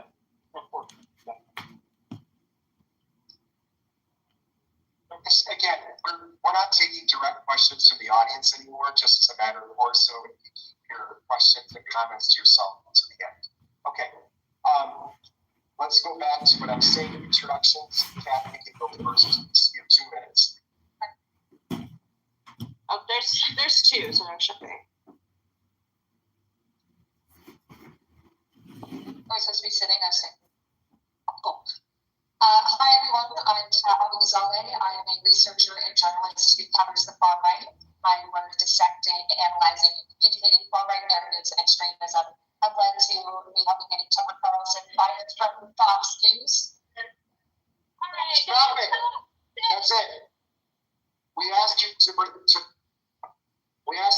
refrain from commenting. We asked you not to be an asshole. You violated both of them in the first minute.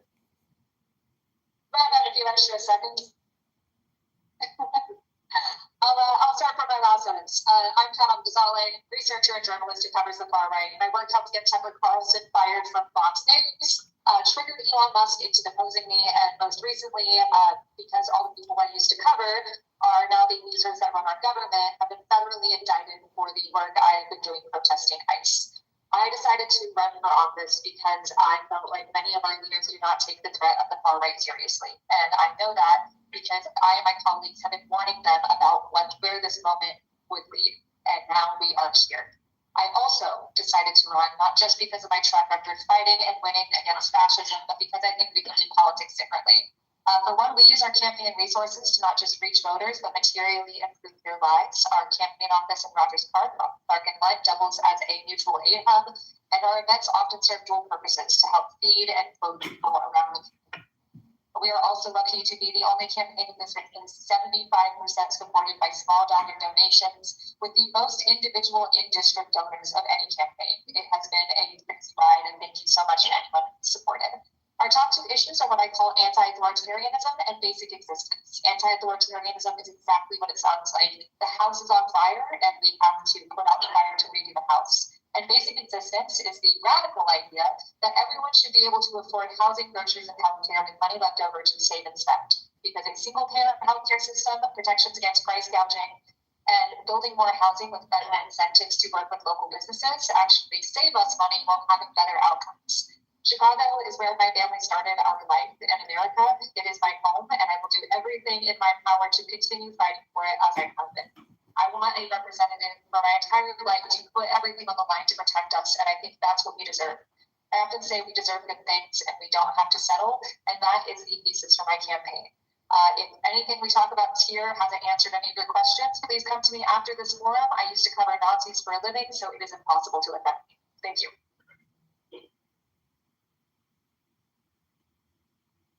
No hooting and hollering, all right? Thank you. But you can laugh. All right. Hello, everyone. My name is Bushra Amiwala. It's great to be here this evening. I currently serve on the Board of Education for Skokie School District 73.5. This is the Zoom mic that I have to hold as well. My story is incomplete without my parents' story first. My parents came to the United States from Karachi, Boston in the 80s, and in pure immigrant fashion with a $20 bill and lots of dreams. They built their life in Illinois 9, brick by brick. My dad is a small business owner, my mom is a teacher, and growing up, I attended the top and bottom ranked public schools in this congressional district. And it was the differences in those education systems I saw growing up that became a guiding principle for me. It literally changed my life. So now when running for the U.S. House of Representatives, the top 3 priorities I'm hoping to advocate for is 1, Medicare for all, universal health care. It's the logical mode for our country to adopt to, and there's a reason why from the 33 modern countries in the world, all of them have it except for us. Second is supporting immigration with a clear path to citizenship. Folks who come here on a work visa, who find themselves getting laid off overnight with no notice. Folks that come here on a student visa, who don't find employment within a year of graduation. And then third, my story does start and stop at education. It's increasing federal funding for public education so your zip code doesn't determine the quality of life and access to education your family receives. I'm the only candidate in this race with experience in the public, private, and nonprofit sector, so that means I know how to do 3 things: how to manage budget, problems, and people. I'm looking forward to getting to know all of you with just facial expressions, no clapping or anything. And thank you all to the West Ridge Action Network for hosting today. Have great fond memories here at Warren Park Fieldhouse, including every August 14th and 15th, Pakistan and Indian Independence Day, respectively. Thank you.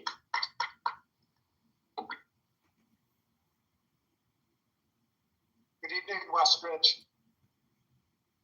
Right, no responses. I can tell you're excited. My name is Phil Ian, and I am not a politician. I do have a lifetime of service. I was an FBI agent for 21 years. During those 21 years, I led hostage negotiation teams. I fought terrorism, public corruption. But my start did not begin in the FBI.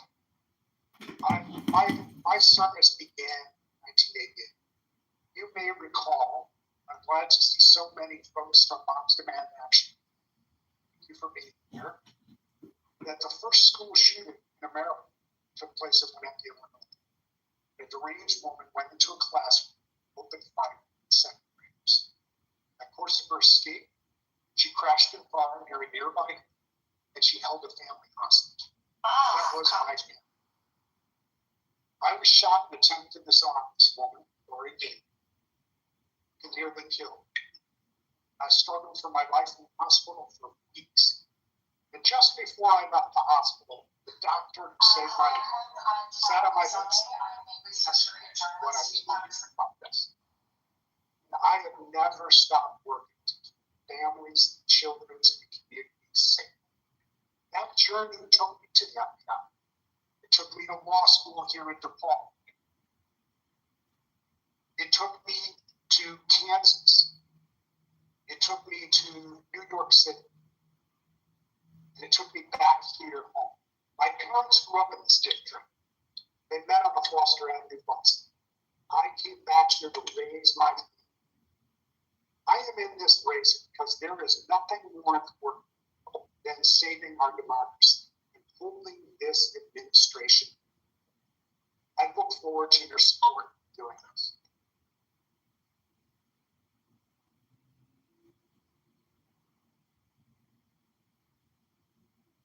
Good evening. My name is Daniel Biss. I have the honor of serving as mayor of Evanston, and I'm running for Congress to fill the extraordinary shoes of Jan Schakowsky because, you guys, we are in an emergency. We are in an emergency, the likes of which would have been hard to believe, even having been described to us 6 months ago. Fundamental attacks, our neighbors being kidnapped, people being shot by federal agents in broad daylight, the core of our alleged values being dismantled before our very eyes.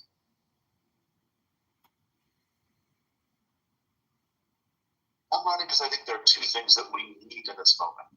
We need someone who has demonstrated the ability with backbone and courage and pushing through opposition and ruffling feathers if necessary to fight and win and get things done inside a government. And we need to acknowledge that you don't overturn an authoritarian menace just inside a government buildings. You need a movement of people in the streets rising up and demanding in one voice a fundamental change. And therefore, we also need someone who comes out of movement organizing and is prepared to put their body on the line in the streets. I am the only person in this race who's fought and won change inside of government and is fighting out in the streets with you. And that is what is at stake in this moment. Perhaps that's why Jan Schakowsky gave me the extraordinary honor of endorsing our campaign. I take that very, very seriously because of what she has represented for this whole community throughout her career of service. We need someone who can follow that legacy. I'm here today to ask for your support in this race and for your partnership in governing collectively to make sure we build the progressive America that we actually deserve. Thank you very much.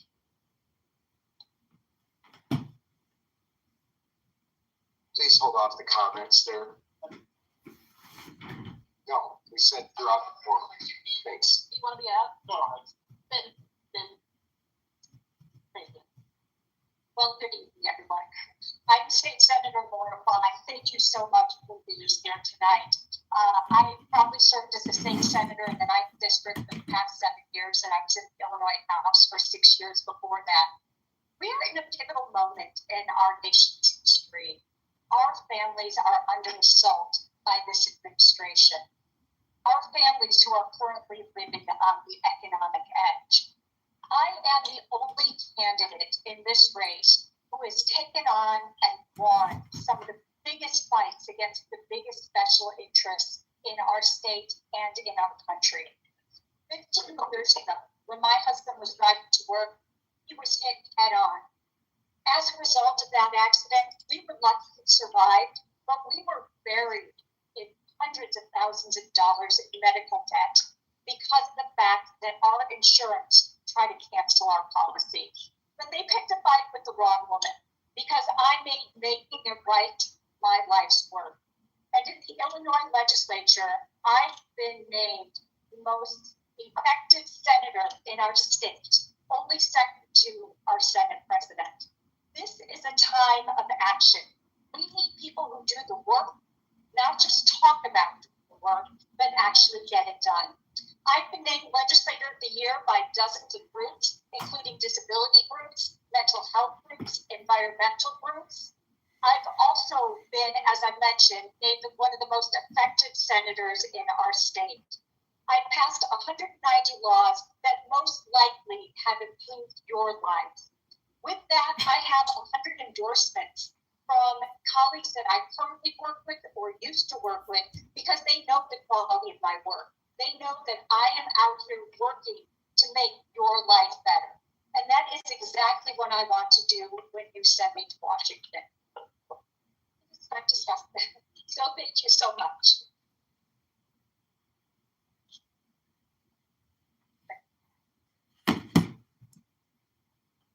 Maybe you hold it that Zoom can hear better. How's that? Good evening, everybody. I'm State Senator Mike Simmons, and I represent this neighborhood, Rogers Park, Westridge, Edgewater, Uptown, and Lincoln Square in the Illinois Senate. And in 2021, I became the first openly gay person to ever serve in the Illinois Senate and the first Ethiopian American. And I beat the establishment when I became a state senator. People told me to pound sand when I said I wanted to represent my community that raised me. And we pulled off an upset. People said it was a fluke. Less than 5 years later, I have passed 50 bills in the Illinois Senate. Legislation that clears medical debt for 400,000 households in the state. Legislation that creates the first child tax credit ever in the state. And a whole bevy of legislation that combats the hate that is increasing in our communities and protects access to reproductive rights. I am running for Congress because I am from this community. I grew up just a mile south of here, Foster and Lincoln, the son of an Ethiopian asylum seeker that had just gotten to this country and an African-American mother, like so many people in our community. And I grew up in a 3-flat public housing building in that community, and I am now a proud homeowner in this community right at the corner of West and Tui, fighting for and representing you in the Illinois Senate every day. I'm running for Congress to be a strong voice for this community. I'm running for Congress to be on the ground with you. I think it's important that we have a representative that is not going to forget this community when they get to Washington. And I will always be with our neighbors at the block parties, at the senior centers, at the affordable housing buildings, making sure that your voice is amplified in Washington as we fight to dismantle ICE, to make sure that we have increase the federal minimum wage, and make sure that we protect our communities from the repressive and fascist violence that Donald Trump is unleashing on communities, the first beautiful communities like ours every day. I'm a product of this community. I look forward to fighting for this community, and I humbly and proudly asking for your consideration and for your vote today. Thank you so much. Okay, thank you, all the candidates. Appreciate you, your answers. Appreciate you. If you all haven't realized, we're trying to juggle multiple mics up here, so we'll hopefully get it right again for you. But thanks to all the candidates for your introductions, and thank you all for adhering to it. So at least some people in the room are trying to follow the rules. Appreciate it. All right, let's just dive right into some of the issues here and some of the things that have been talked about already in this race. It's expensive to campaign for office, especially for federal office. So can each of you tell us here who are the sources of your campaign money? Who are the leading donors? And what does that say about how you would represent this district? Busher, do you want to start us off?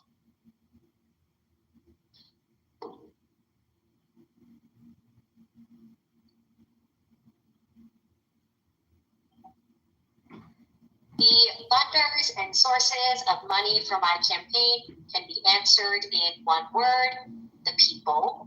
But for my remaining 1 minute and 50 seconds, I will add a bit more color and say that most of the donations that I've received, a lot of it are from net new donors, people who have never donated to a political candidate before.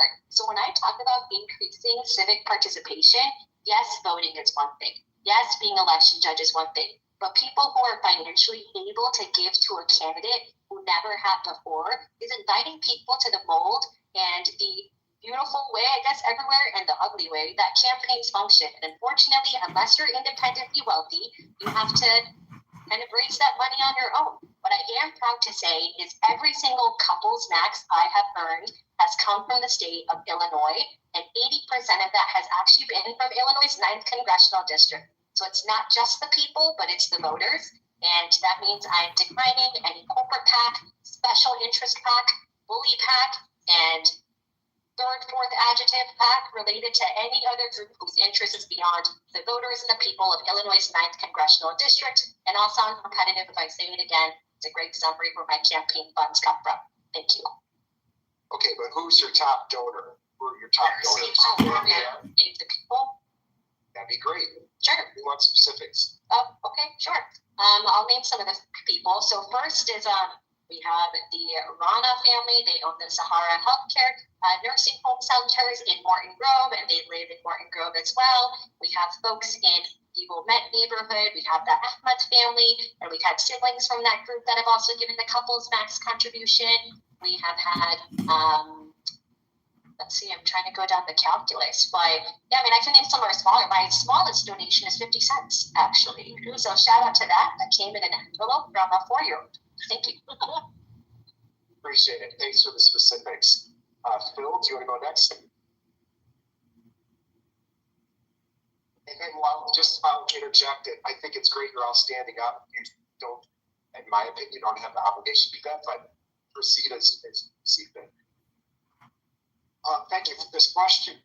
My campaign, as you might imagine, not being a politician, not having prior affiliates and donors who I have associated with in the past, or my friends and family, like you, but people. And I have no problem naming the top 25 donors to my campaign. Are you ready for this? I'm just going to give last names. Andrew,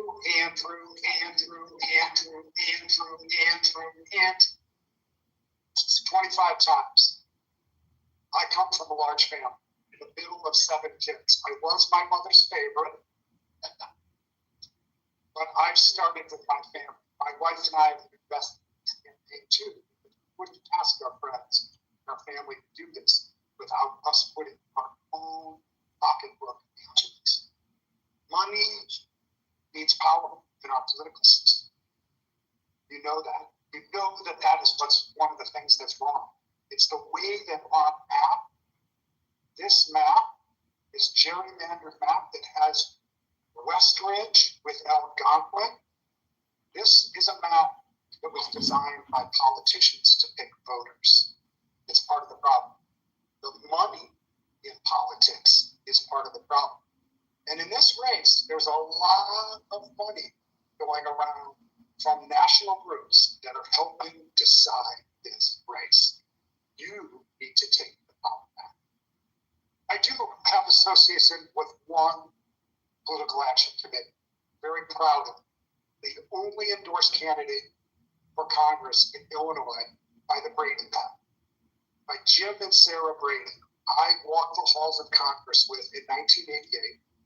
Sarah wrote my law school application recommendation. And I'm very proud that they've endorsed me. And I would be very proud if they would provide financial support, which I don't expect.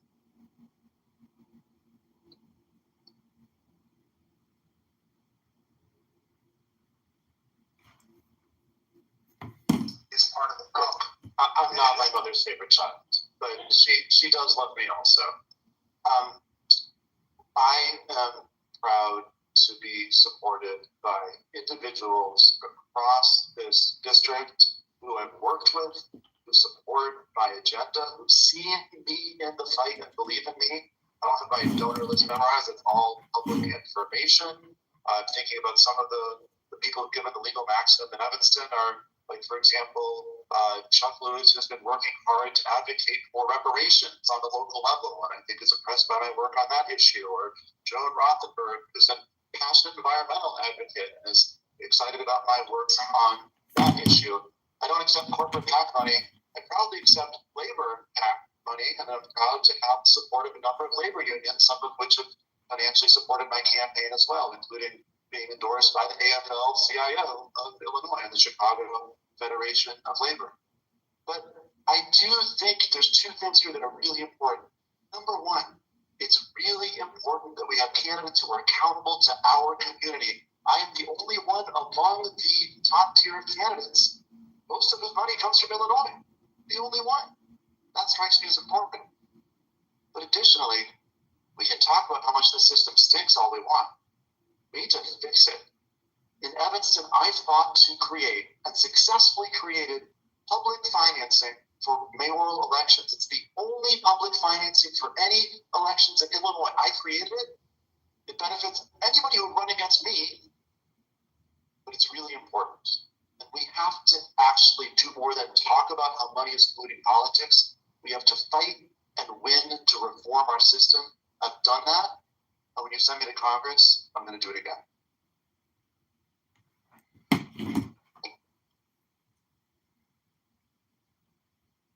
Thank you. If you were to look at who my top donors are, many of my donors come from Glenview, come from Evanston, come from Skokie. These are the top donors that are within my district. And you could go on because it's all reported publicly. You could go online to see who has donated to your campaign. Anytime somebody donates to my campaign, it makes me feel very proud because they are donating to my record. And that's a record of someone who stood up to some of the biggest bullies in Springfield and got the job done.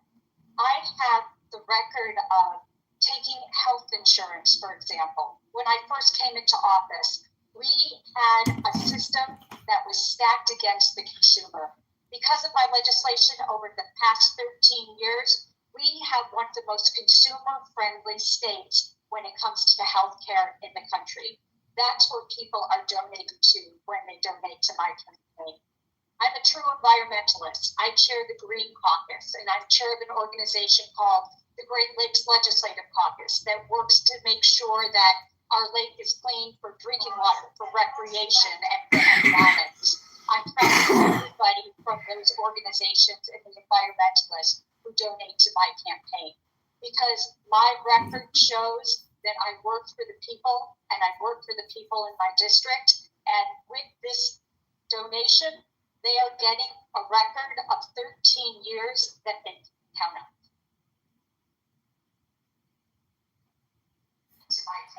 I don't look like your typical member of Congress. I represent Donald Trump's everything that he's trying to erase right now in America. I'm gay, I'm black, son of an Ethiopian immigrant, and I'm proudly from this community.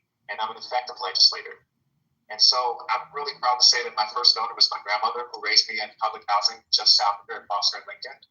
And, you know, even now, as I look through the list, I don't have a lot of max donors. That's just the reality, because I don't represent the establishment. I don't take money from corporations. I don't roll out my carpet for lobbyists. I represent people. And I'm proud that most of my donors come from the 9th District. They're small dollar donors. They're people from places like Westridge who saw me at the forum, decided to give us $20. Someone from Uptown who maybe saw my social media and gave us $9. Someone from Evanston who decided, I like this guy, I'm going to give them a shot. They put up my yard sign, they wrote a bigger check. I'm proud that one of my biggest donors is Gretchen Sisson, who is an abortion author who's written books about reproductive rights, who called me and was proud of the work that I've done in the Illinois Senate to hold the line to protect reproductive rights, where I've actually whipped votes of other complacent Democrats that didn't want to vote to repeal arcane abortion laws, where I stood up to my own colleagues in the Democratic caucus to introduce legislation to make this a sanctuary state for transgender families that are fleeing surrounding states. I was the person that fought back against complacent Democrats in the Illinois Senate and actually passed legislation making this now a proud sanctuary for trans families, and a blue dot on an island where abortion rights have been taken away in surrounding states. That's some of the people that have supported me so far. I think that it's really important to say that I'm proud to be sitting up here as a strong, viable candidate who has a strong message that resonates with people all across the 9th District, and money is not going to buy the seat. I look forward to taking my message to the voters and winning their trust and doing a damn good job for them in Congress. Thank you. Years that they count up. And actually passed like most of the people up here, we don't, or like everyone up here, I don't have a running list of my donors with me. I did reach into my bag to grab my phone. My campaign manager shook her head so hard. But we are supported by over 55,000 donors with an average donation under $30, $29.95, which is pretty cool. We also have the most individual in-district donors of any campaign in this race. That is not the most in-district money because, we don't know a lot of rich people. But a $7,000 check and a $20 donation still equal one vote. We are very proud to be able to be such a grassroots campaign. We also have abandoned this practice called call time, which everyone, including myself up here, does. Elected officials and candidates can spend as much as 8 hours a day doing it. Call rich people and you ask for money. No one likes it. We can all tell you that. No one likes doing it. No one likes getting the calls.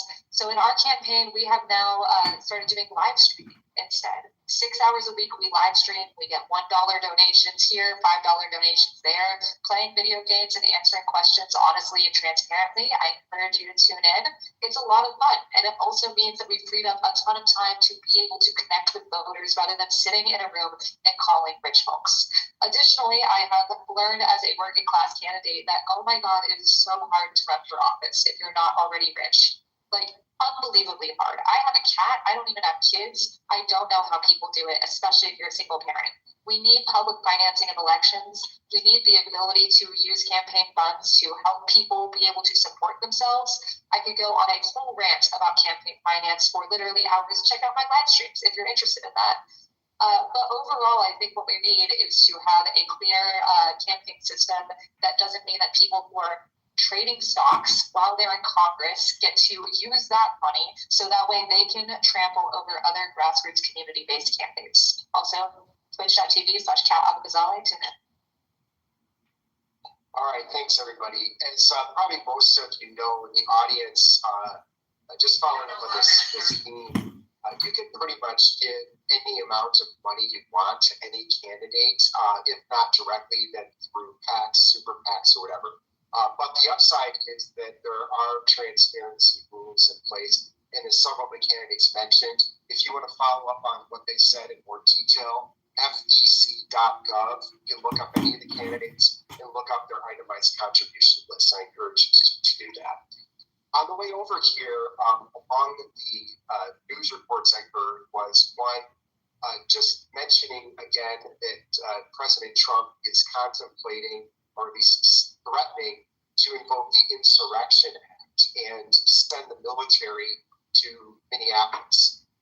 We had a similar immigration quote-unquote crackdown here in the fall, and I'm most of you about that.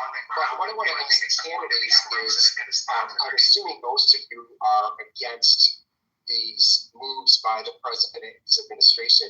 But what I want to know is, what specifically would you do about it as a freshman member of Congress? There is a presumption of hope, probably among this group, that the midterms will turn out better for Democrats than the last election did, but there's no guarantee of that. So what exactly would you do as a rookie member of this large, complicated, often dysfunctional body? What would you do about it to address the use of federal forces to send people in and do these immigration roundups that we're seeing? And let's start this time with Laura.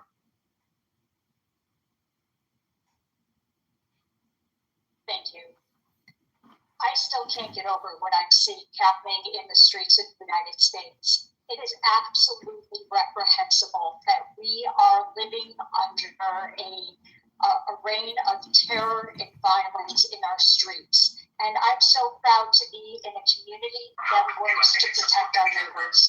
And I'm also proud to be in a state that's standing up for what we know is right. In the General Assembly, we have passed legislation that says we need to unmask ICE. We need to hold them accountable.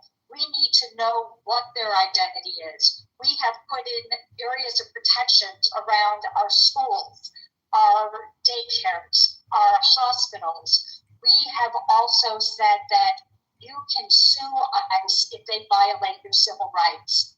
Just this past week, I filed another piece of legislation. This piece of legislation says that if you are hired under ICE during this reign of terror, you cannot get a job working in a police force within Illinois, state police or local police. These people who are creating terror on our streets are untrained and they are unhinged. We need to make sure that we stand up for our people and we make sure our voices are heard. I'm one who's known to stand up to bullies, and we need people in Congress right now who's going to stand up to the biggest bully of them all and make sure that our neighbors are protected. Let's go this way and shake it up. So the question is, what would we do in Congress about this, right? What would you do as a member of Congress, a low-ranking member of Congress? What specifically? Great. First of all, we ought to abolish ICE. There is no reason to have this military-style enforcement entity. It ought to be gone. That's my position. That's what I'm going to fight for in Congress.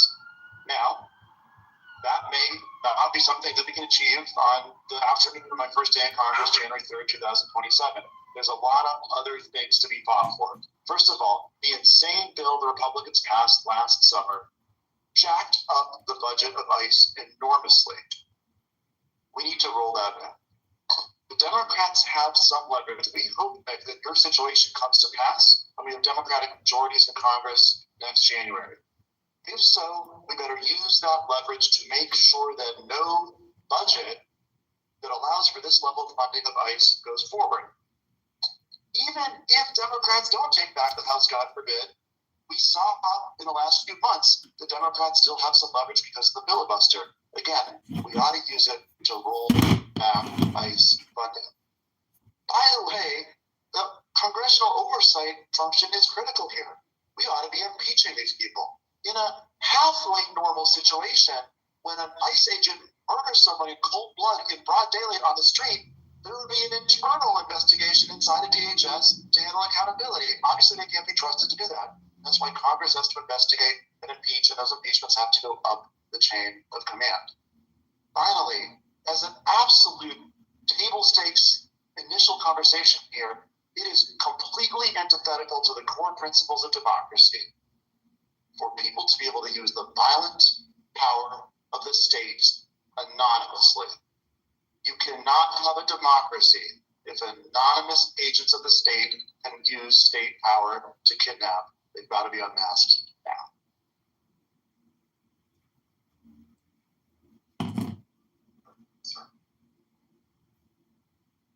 This is not the Justice Department that I work for. This is violence and intimidation being used by the administration to really tear at the core of our democracy. And he is also tearing at the very agencies that are there to uphold the law, to support our democracy. When I see this, I think about accountability. The second part of our constitutional responsibility in our Congress is not just to pass bills, it's to hold accountable and have oversight. So who we send to Congress at a time with the largest potential turnover of new Congress people is going to be critical. People who have experience rescuing people from crisis, people who have experience fighting corruption and terror, which is the perfect intersection here of what we're seeing this administration do. And here's the hopeful piece, is that our court systems still work. That well-captured, narrated evidence brought to our courts around this ICE action will provide more accountability. We need to continue to do that. For those of you that see it, for those of you that are near it, I encourage you to calmly record and narrate as if you are going to bring that to court. The second thing that gives me a lot of hope is that we are electing people with military, law enforcement, intelligence experience that we're sending to the Congress. In this largest class, we could be entering there. And we're not waiting to do that work then. We are organizing and collaborating right now.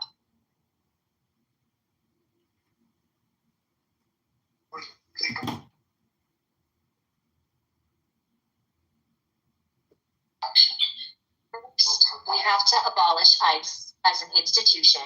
ICE as an institution was only created 23 years ago, and there was a world in which this country did not have ICE. It is unnecessary, it is racist, and it targets our most vulnerable communities and families. Second, we have to ban private-owned detention centers. There are people who are profiting off of our neighbors getting kidnapped and being disappeared and then unaccounted for. Third, we must protect birthright citizenship. The Trump administration is intentionally playing on people whose birthright citizenship is, if they were born in this country, they are born a U.S. citizen, they are American. That is something that the Trump administration is also attacking at play. And then third, we must invest in judges. Due process is not being followed right now. We need more judges in the civil office of right now. And as a daughter of immigrants, I mean, I can't even explain how deeply personal this is. Every single time I see a picture, I see a video, it reminds me that could have been my dad, that could have been my mom. And the murder of Renee was atrocious and it was horrendous, but that was not the first time ICE killed someone. She just happened to be white. And if that's what the turning point was for us and Americans to wake up about the Trump administration's crackdown on immigration, well, we still don't have healthcare and access to quality public schools. That is a mismanagement of funds, and it's with our taxpayer dollars. We all have blood on our hands. We should be disappointed, and those are the three things I would focus on once elected to the U.S. House of Representatives. Thank you. Immigrants, it is racist. I think we have a lack of imagination right now in the Democratic Party and in Congress as a whole. There are legislative things that I want to push. Abolishing ICE is at the top of my priority list. In fact, one of the few things I think we can work on Republicans with is limiting Customs and Border Protection's jurisdiction from the 100 miles of any international border, that includes Lake Michigan, by the way, to say 5 or 10 miles, as those representatives' constituents are devastated by ICE, even in red states. But we aren't going to get a bunch of progressive legislation through under this president. With the courts the sham that they are, with the president threatening to suspend midterm elections. We need to be more creative. And I personally believe that anyone with power, platform, or privilege, and that especially includes members of Congress, some of the most powerful people in the world, they need to be willing to put everything on the line. And we have seen that here in Chicago. I've been protesting at the Broadview ICE facility where our neighbors are taken. I might have seen some of y'all there too. The first time I went, there was not a single elected official there as people got beaten as they got taken into that facility. Over the next few weeks, actually, two of my fellow candidates joined us, and still thank you for that. We got tear gas together. It's a bonding experience. But this should not be the exception. We're lucky that in this race, people want to abolish ICE, but we need representatives at all levels of government being willing to put everything on the line, being willing to call a point of order every 30 seconds if it stalls the Republican agenda. I don't care if it's rude. We are beyond manners here. We need impeachments. We need trials. We need to sign onto the Rome Statute so Kristi Noem can be tried at The Hague. And I am not exaggerating here. I'm sure many of you have had personal encounters with ICE. I know I have. I know my hands are feeling a little shaky. It's scary, but we need actual action. And you know I'll put everything on the line because I'm under federal indictment, guys. This is exhausting, but we're going to get through it. I probably saw some of you during Operation Midway Blitz when ICE invaded our neighborhood, flew over West Ridge in helicopters during October. I was patrolling in front of a Mexican-owned supermarket at Western Chase as ICE thugs broke the windows of one of our neighbors at Western Tui, dragged him out of the car, and left his car sitting there with the windows broken. I think about my dad, how he came from Ethiopia under similar circumstances where his brother, my uncle Mobishet, was disappeared by the government, and we never heard from him again. And I saw that happening right here in West Rogers Park. This is a national emergency. And I would submit to you that of everybody in this race, I have the most genuine degree of sincerity about the fight that it's going to take to dislodge ICE from our federal government. It absolutely means abolish ICE at a minimum. But it means fighting tooth and nail with committee chairmen who've been in power for 30 years, as I have done in the Illinois Senate, to defund this agency, to take the $170 billion out of ICE that was put there by the big stupid bill and put it back into Medicaid, put it back into Pell Grants, and put it back into housing where we need it to be. And it means coming to Donald Trump. It means raising articles of impeachment against him, Kristi Noem, Peter Hegseth, and Marco Rubio, and throwing them in prison where they belong. That's what the fight is going to require from anyone that wants to be represented in the 9th district, given how diverse our district is. And as a product of that diversity and as a product of this community, you better believe that I have the passion in me to fight that fight because I remember what they did in our neighborhood. I remember our neighbors right now who are still traumatized, our immigrant-owned businesses that won't open because they're afraid that they're going to get snatched up. Is why in the Illinois Senate I have brought forward legislation that would create a $50 million recovery fund, a small business restoration grant for those businesses that have been harmed by these ICE raids, because people need to start thinking about them before these things happen and not after the fact. And I am a legislator that has walked that walk. Okay, thanks everybody. We're not going to spend a whole rest of the night in Washington, but there are a couple other things that members of the audience want to hear from you on. I don't have to remind everybody that there's been a lot going on in what we in America call the Middle East. I'm going to ask each of the candidates up here to tell us what foreign policy initiative in the United States would you most like to change, and how would you do it? Again, as a freshman member of Congress, what exactly would you do? Daniel, why don't we start with you, and we'll go that way this time. Did we go that way last time? I think we went that way. We'll start with you and then go this way.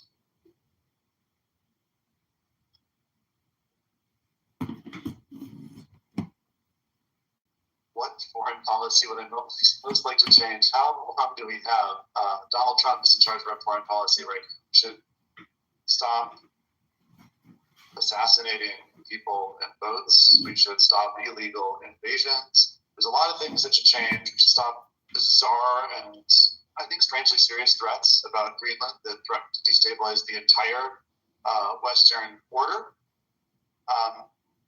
But I think it's important to talk specifically about what we describe as what people around here call the Middle East. I am quaint and old-fashioned enough to still believe in a two-state solution. I understand that Bibi Netanyahu doesn't. I understand that Donald Trump doesn't. I understand that Hamas is moving us in the wrong direction quickly. I also believe fundamentally in the legitimacy and authenticity of both the Jewish and Palestinian people's claim to that land, the legitimacy of their belonging there, and their fundamental rights as human beings to safety, to human rights, to self-determination, to autonomy, and to peace. U.S. foreign policy is not helping. It's not helping.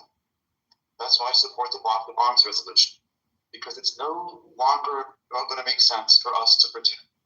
But saying to Bibi Netanyahu, we wish you would act differently, but not doing anything about it is going to work. So I think we need to actually use the American budget, American soft power, and American diplomacy to bring about real peace and real legitimacy for both peoples to have the dream of two states living side by side finally realized after all these years.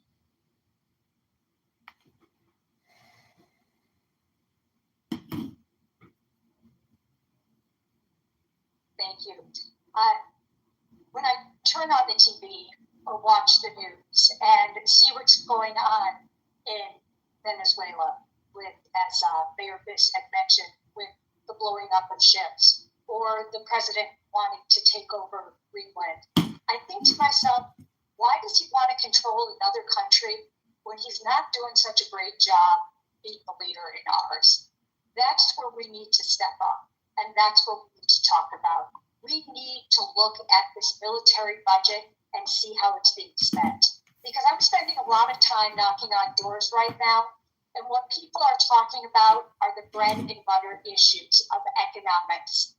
I can't tell you how many doors I've gone to where people have said to me, I can no longer afford my insurance premiums.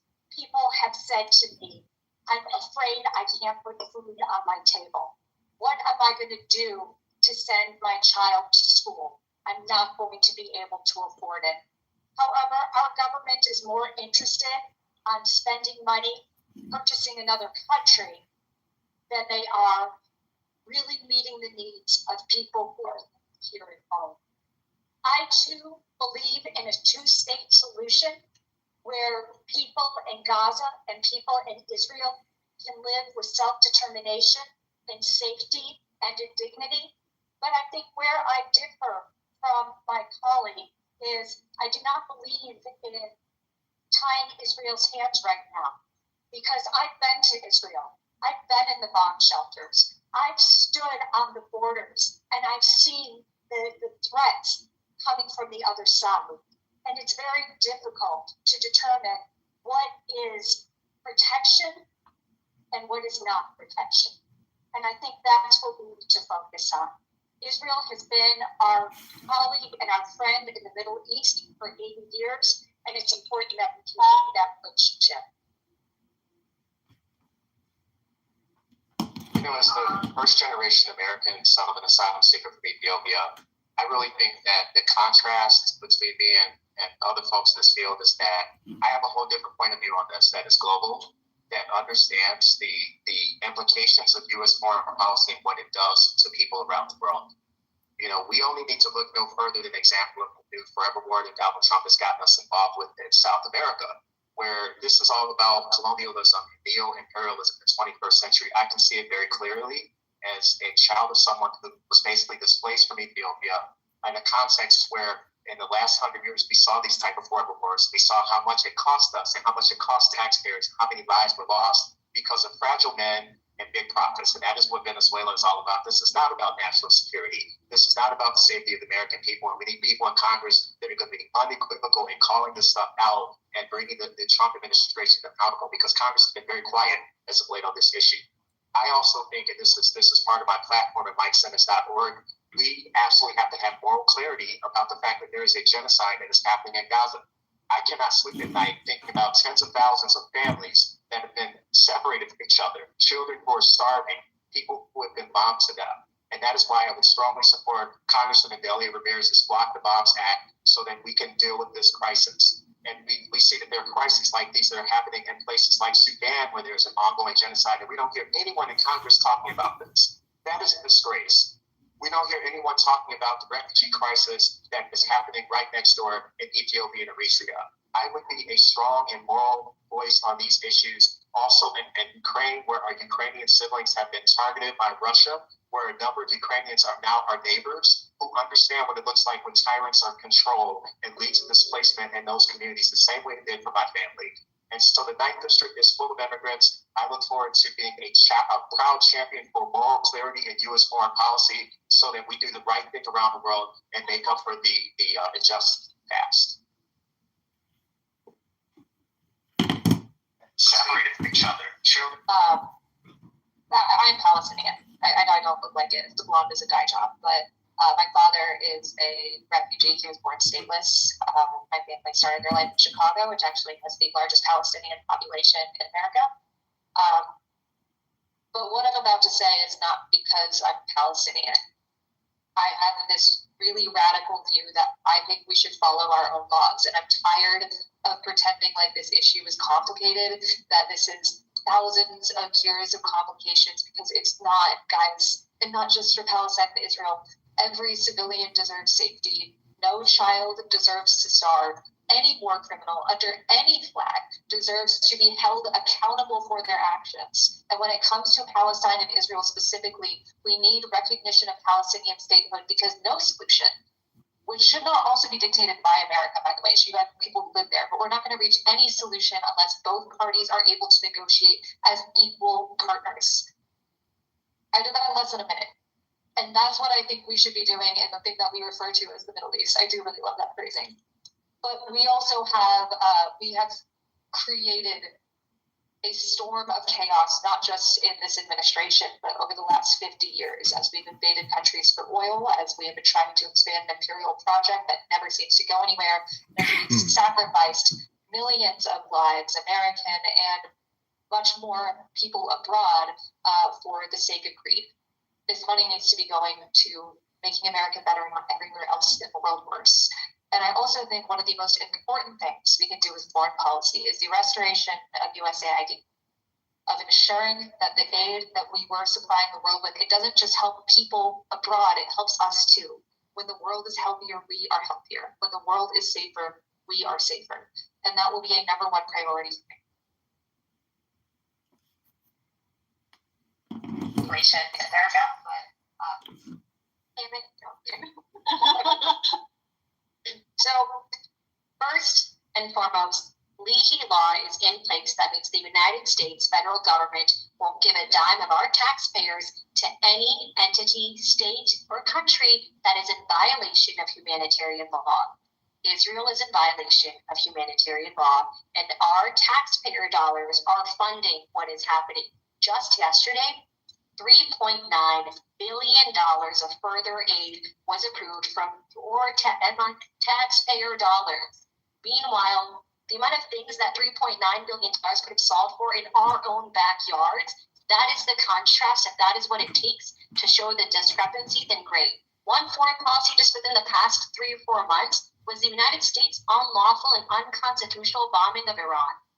The way that we just kind of forgot about that with the news and media cycles, that warrants impeachment. That in itself warrants impeachment. The United States federal government is an expert at one thing, and it's destabilizing other countries.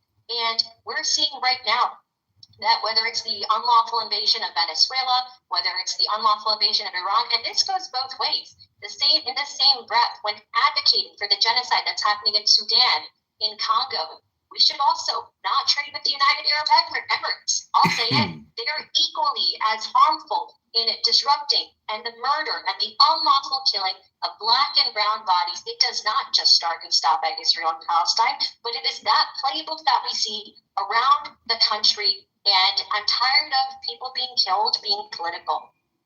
Like, to me, it's like, that's bad, and we're paying for it.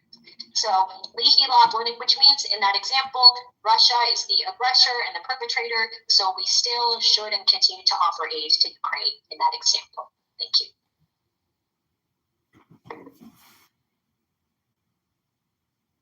I'm guided by this, by really two experiences. One, I'm a survivor of violence. I know that violence often begets more violence. I also spent 21 years working in national security and going and rescuing people from some of the most dangerous places in the world and working to build teams, alliances with foreign governments, with other agencies. And what I'll tell you, to answer the question, what can we do as Congresspeople? Again, you need to arrive with a plan. As a single Congressperson, a single voice, you're not going to have much out of sense. But arriving in Congress with like-minded Congresspeople who have a vision for peace.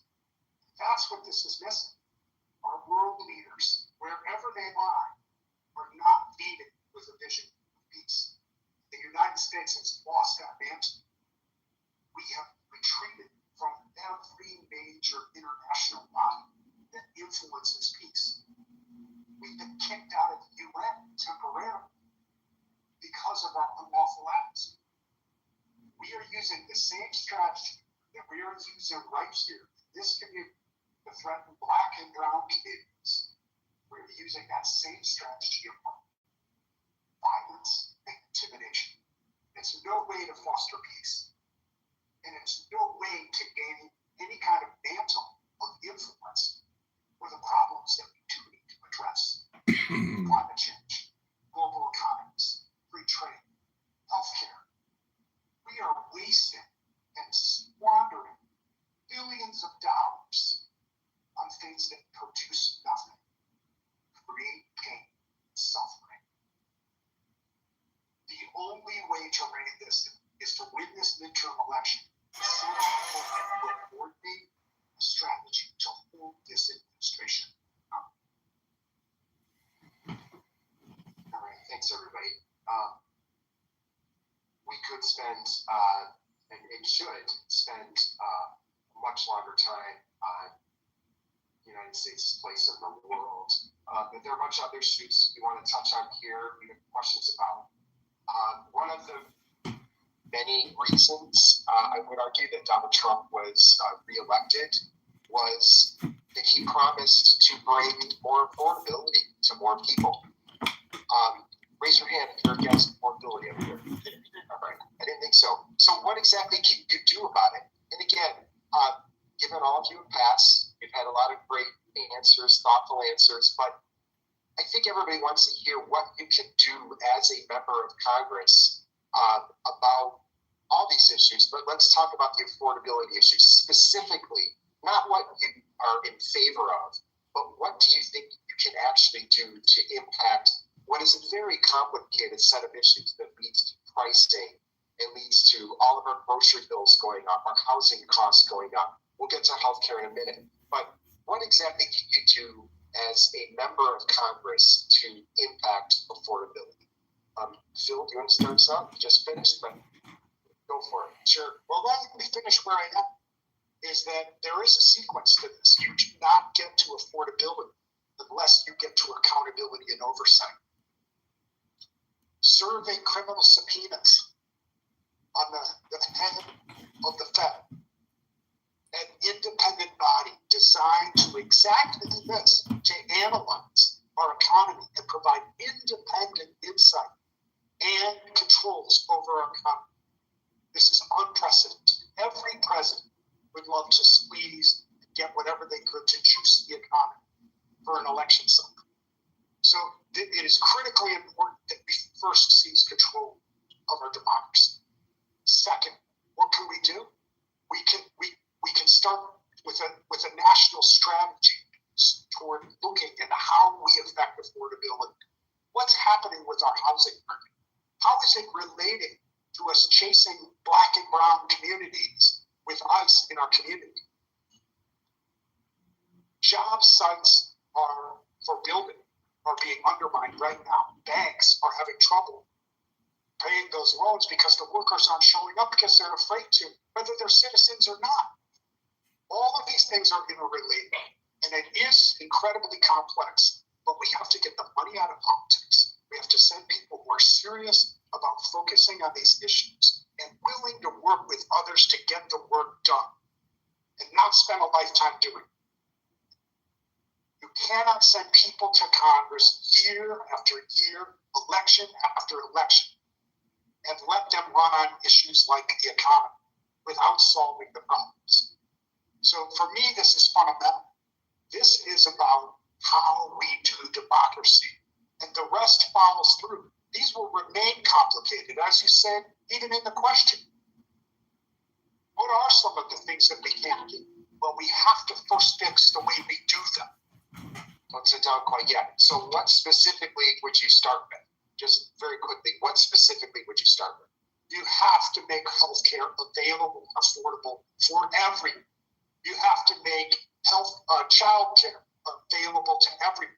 You have to recognize that we need hundreds of thousands of more migrants in the United States to have a growing economy, and you need a system to do that.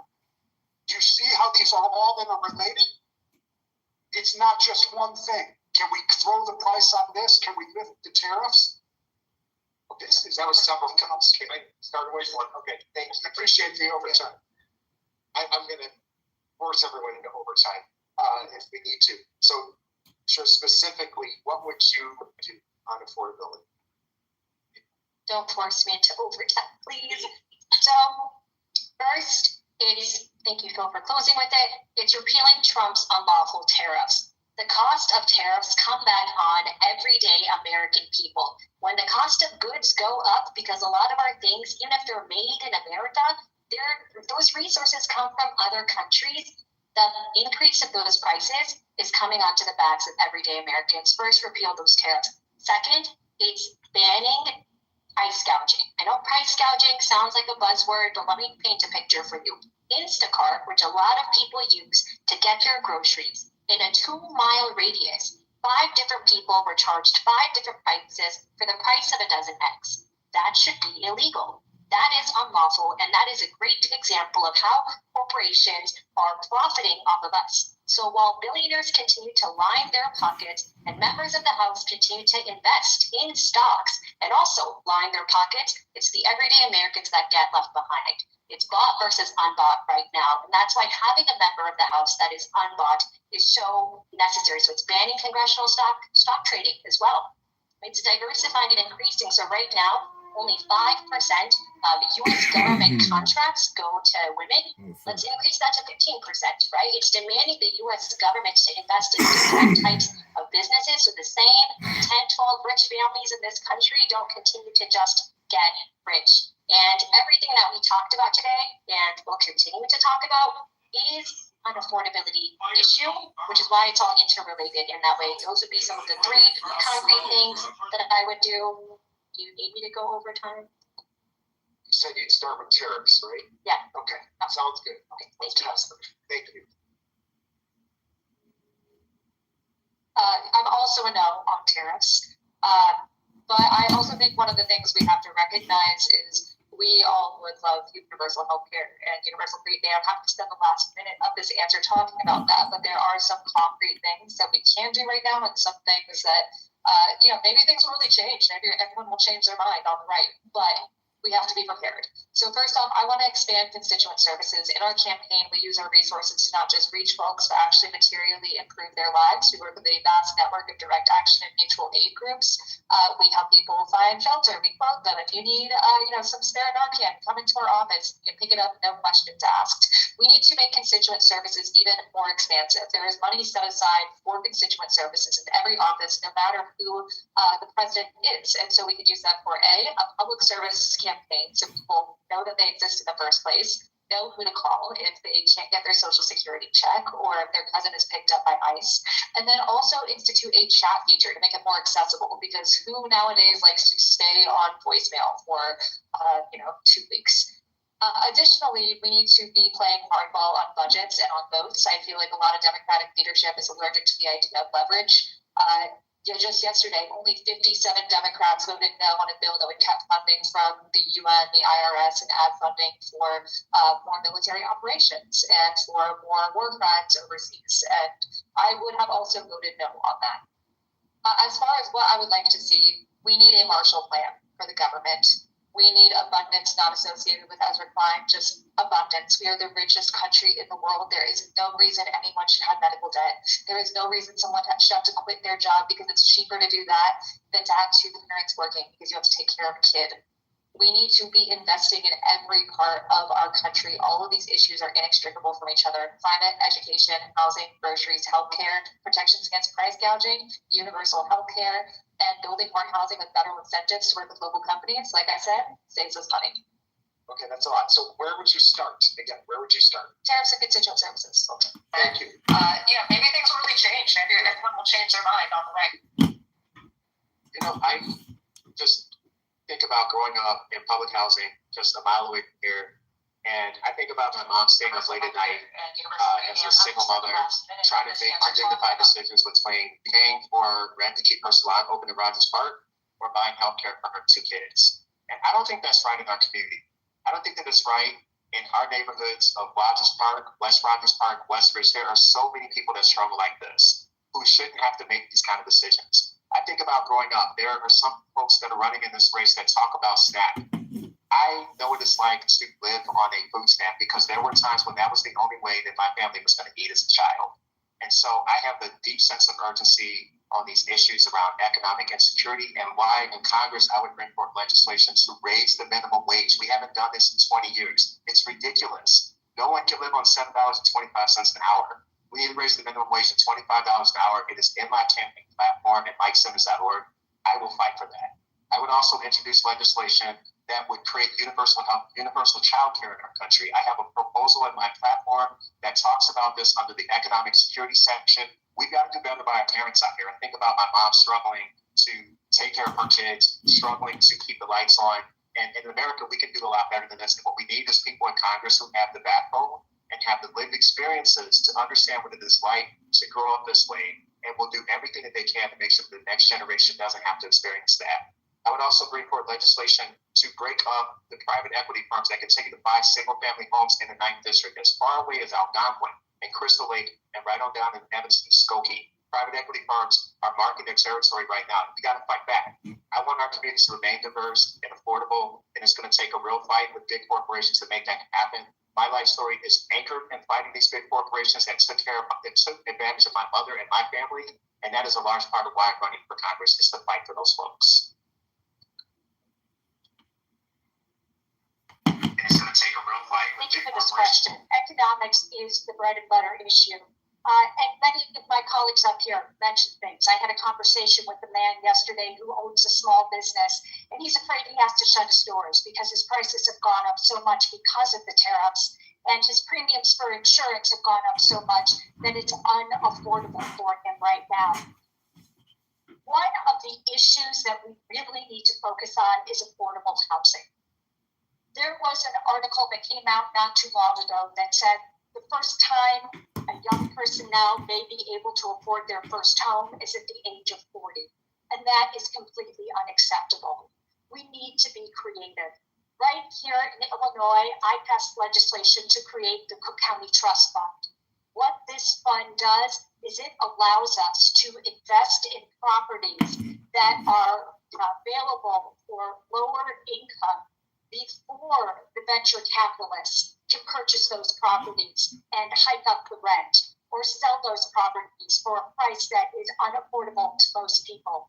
We also need to look at healthcare. And yes, I truly believe in Medicare for all. But I've also done some creative things here in Illinois by passing rate review so our Department of Insurance can reject rates that are too high.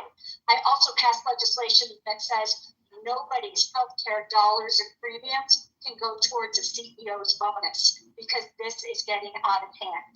Another thing, increasing the minimum wage. If you are working full time, there is no reason you should not be able to support your family. And we also have to look at tax credits, the earned income tax credit and the child tax credit. Those need to be increased so our low-income friends and neighbors have more money in their pockets so they can put more food on their tables. Okay, so you would start with affordable housing. Okay, and Mike, I'm sorry, you missed. You would start with increasing the minimum wage, or where would you start? just summarizing what you said in terms of the minimum wage, in terms of addressing affordability from day one. In the first 10 days of Congress, I would bring forward 7 bills that would address a rent freeze for our housing, that would create universal child care, that would raise the minimum wage, that would also bring grants to our small businesses, that would crack down to a billionaire tax on big corporations and billionaires that don't pay for their capital gains offshore. They continue to use those as tax havens. We can take that money and put it back into housing. Okay, there one. I was asking for one. Okay, got it. All right, fair enough. Again. Remember when you praised us for following the rules of here? Bunch of politicians. You can't trust us with anything. Okay. I'm going to also break the rules and give a two-part answer. Part one, I want to talk about affordable housing because every affordability-related issue, you're going to run into the same problem, which is powerful interest and the need to be willing to ruffle feathers to make something happen. I put my political career on the line as mayor of Evanston, fighting for affordable housing so that it would become legal to build housing for public school teachers to afford, or for the nurses and firefighters who work in our community to be able to afford, to change the zoning law so that would become a possibility. People told me, the fight's not worth it. You're going to piss off too many people. It's too hard. But I stayed in it, and we're going to get it done. I say that, first of all, because that willingness to be in the fight is critical, but also because that specific approach can be taken to Washington. If you were to say in Washington, hey, transportation dollars are going to be allocated to the communities that have land use policies that mean they'll be used most efficiently, all of a sudden, cities and states across the country are going to change their policies. We're going to have more affordable housing near transit. It's doable and it's critical. But second of all, I want to back up a little bit on this affordable issue, Nick, if I could, and say we've watched for 50 years as big corporations have gotten bigger and more consolidated, use their monopoly power to come after us, and labor unions have shrunk, and the balance of power has moved. And that's why we have billionaires in control. That's why we have this affordability crisis. I'm proud to be endorsed not only by the AFL-CIO of Illinois, the Jansen House, but by Senator Elizabeth Warren as well, because I've been in this fight and we need to go to Washington, enforce our antitrust laws, tax the very wealthy, and rebuild a strengthened labor movement for a 21st century economy to shift power back in the hands of working people. Okay, so you broke it with the two parts. Where would you start? Just to recap very quickly, where would you start? I will return back to following the rules and say, by definition, what I said first is where I start. All right. I've heard a lot of people talking about America has lost its ability to talk to each other civilly, to work together, to collaborate. I've also heard a lot of people saying, to hell with that, those guys are fascists, we need to stand up with fascists. And I've heard a mix of this tonight on this stage. So what I'm going to ask each of you is, working with Republicans 1 year in Congress, are you in or are you out? How would you do it? And specifically name an issue that you would or you would not absolutely work with Republicans on. Let's start with you, Daniel. I will always work with anyone to move forward policies that improve the quality of life of people who I serve. That's literally our job. So I'll give you an example of an issue that's really important to me, where there may well be opportunities to work across party lines, right? And I get it, there's issues where there aren't. There's issues that have become hyper-partisan, and I don't want to pretend otherwise. I'm not going to persuade conservative Republicans on abortion or climate change. But look at issues like, for example, the regulation of social media. That's a real problem. We are seeing the ways in which information travels, the way in which attention is monetized, the way in which people relate to one another, the fracturing of society, the erosion of social capital. We are seeing it rock the core of how we organize ourselves as a society. And America, I'm sorry to say, is way behind in grappling with this as a real serious problem because our Congress has kind of given up on solving problems. Our politics are so small, so unambitious. They see this fundamental problem in the middle of our society, and they kind of say, well, hopefully someone else does something about it. That is an opportunity to do good, and it's also an opportunity to build coalitions that might not be obviously visible because it's on an issue that affects everyone, where the concerns are severe and intense and emotional, and the partisan battle lines haven't yet been drawn because the solutions haven't yet been thought of. That's the kind of issue where you need to have ideas and then have relationships across the aisle and understand who you might have a shot bringing your way, and then be willing to stretch yourself to partner with people you might find repulsive in other issues, but who you know you can work with to move forward on something really important. Laura, how about you? How and when would you work with Republicans, if you would?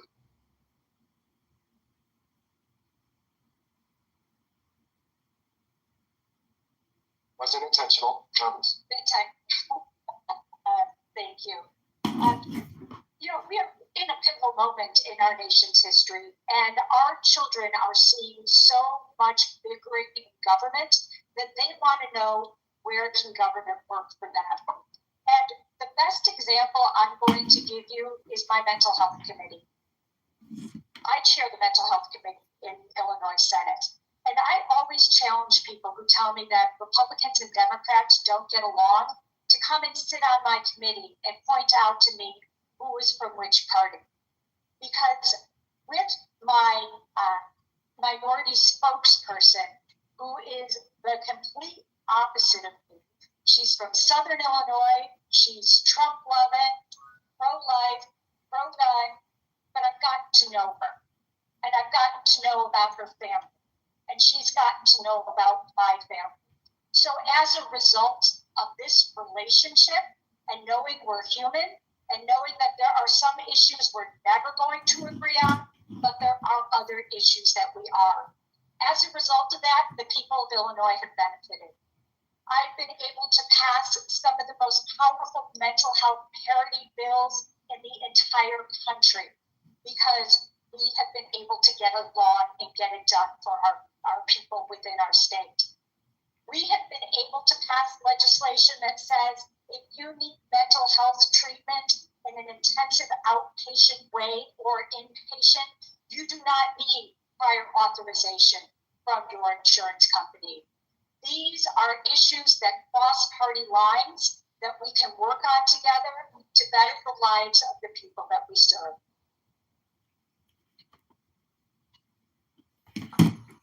I think this is a really important question. Congress is a broken institution because so many people are so concerned with punching someone in the mouth and getting likes and not solving real problems for people in our communities. In the Illinois Senate, I've been proud to pass 50 bills in less than 5 years. That's a record. And a number of those bills got Republican votes because I sat down and I talked to them.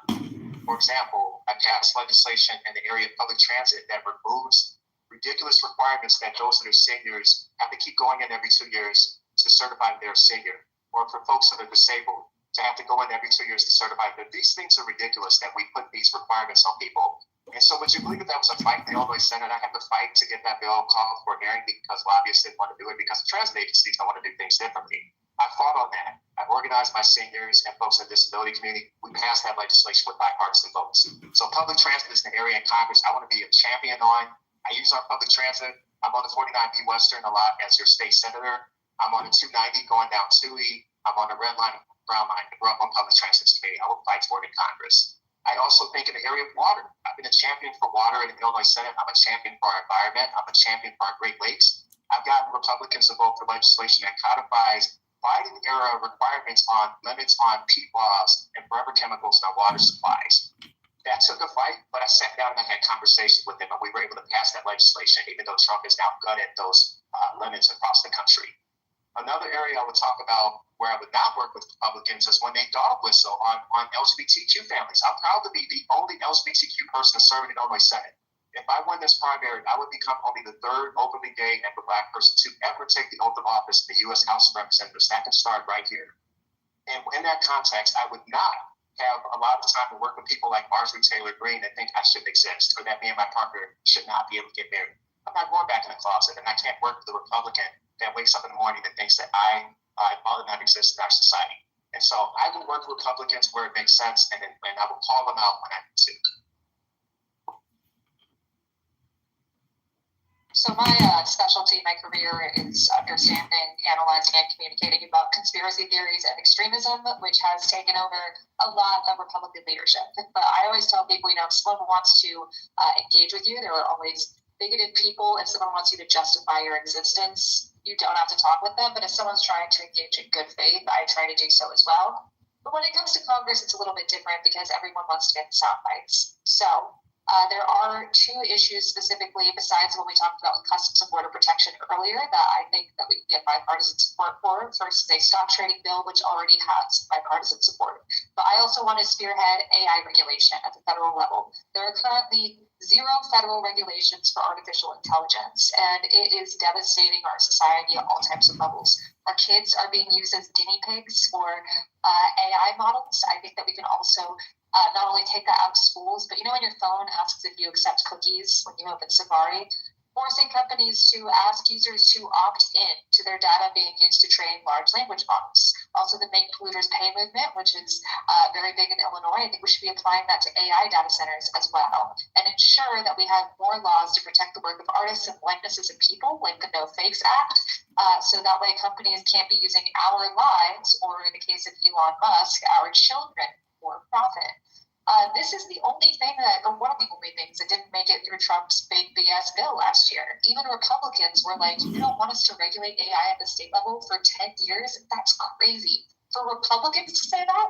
So I think we have a perfect time to be able to capitalize on this movement, to be able to protect people at all levels of society, and to be able to hold big tech accountable.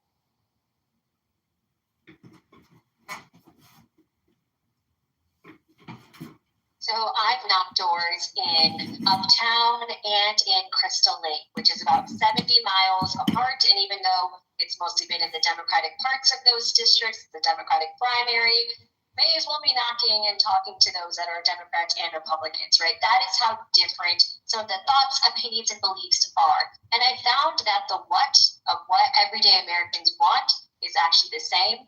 But the how of bringing them on board is where it differs, different talking points. So to me, I'll never compromise on my values and stuff. I will always be someone that stands true. What Republicans call illegal aliens, I call my neighbors, right? While Republicans are obsessed with a woman and what she does with her body, I believe in a woman's right to choose. There are some places where that compromise just fundamentally cannot exist. But I would never want partisanship to get in the way of progress. And I'll give you the Marjorie Taylor Greene example. Yes, she's anti-Semitic and homophobic, she's Islamophobic, but we saw her stand up to demand the release of the Epstein files, one of the only ones from her party affiliation to do so, right? We saw her vote for an amendment that would prevent further military aid to Israel. That, in an example, is something that I would be willing to do as well if it's not popular within the party. What I would work with Republicans for is, one, it's increasing options for public funded education, not only the K through 12 level, but college education, trade school. We see that the Republican Party wants American first workforce. Great. Let's invest in a pipeline to help make that happen, because we're in the worst job market and economy that our country has ever seen. Folks saying it's worse than the 2008 crisis as well. I would also work bipartisanship lines and laws to invest in safer communities and taxing billionaires to pay their fair share. Republicans like lower taxes. I would argue I like lower taxes too, right? It's so expensive to live these days that I think that would be a bipartisanship issue that would benefit both Democrats and Republicans. Thank you.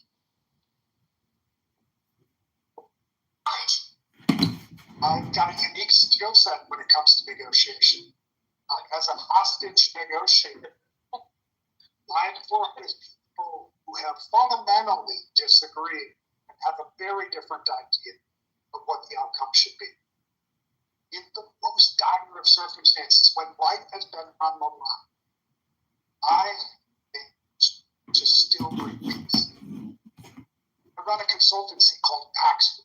It's Peace in my life. We have folks from conservative, liberal, gay, workforce, military, intelligence, psychiatric, and counseling backgrounds on one team to be able to respond to other people's crises.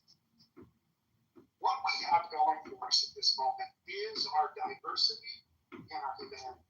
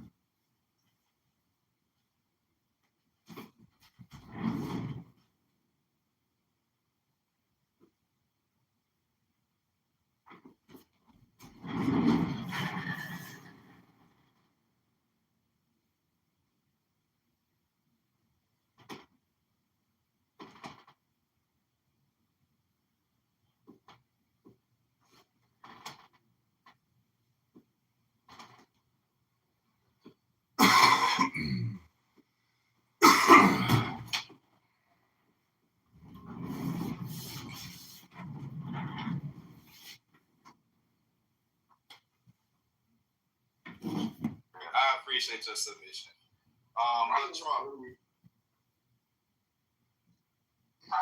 Before the venture capitalists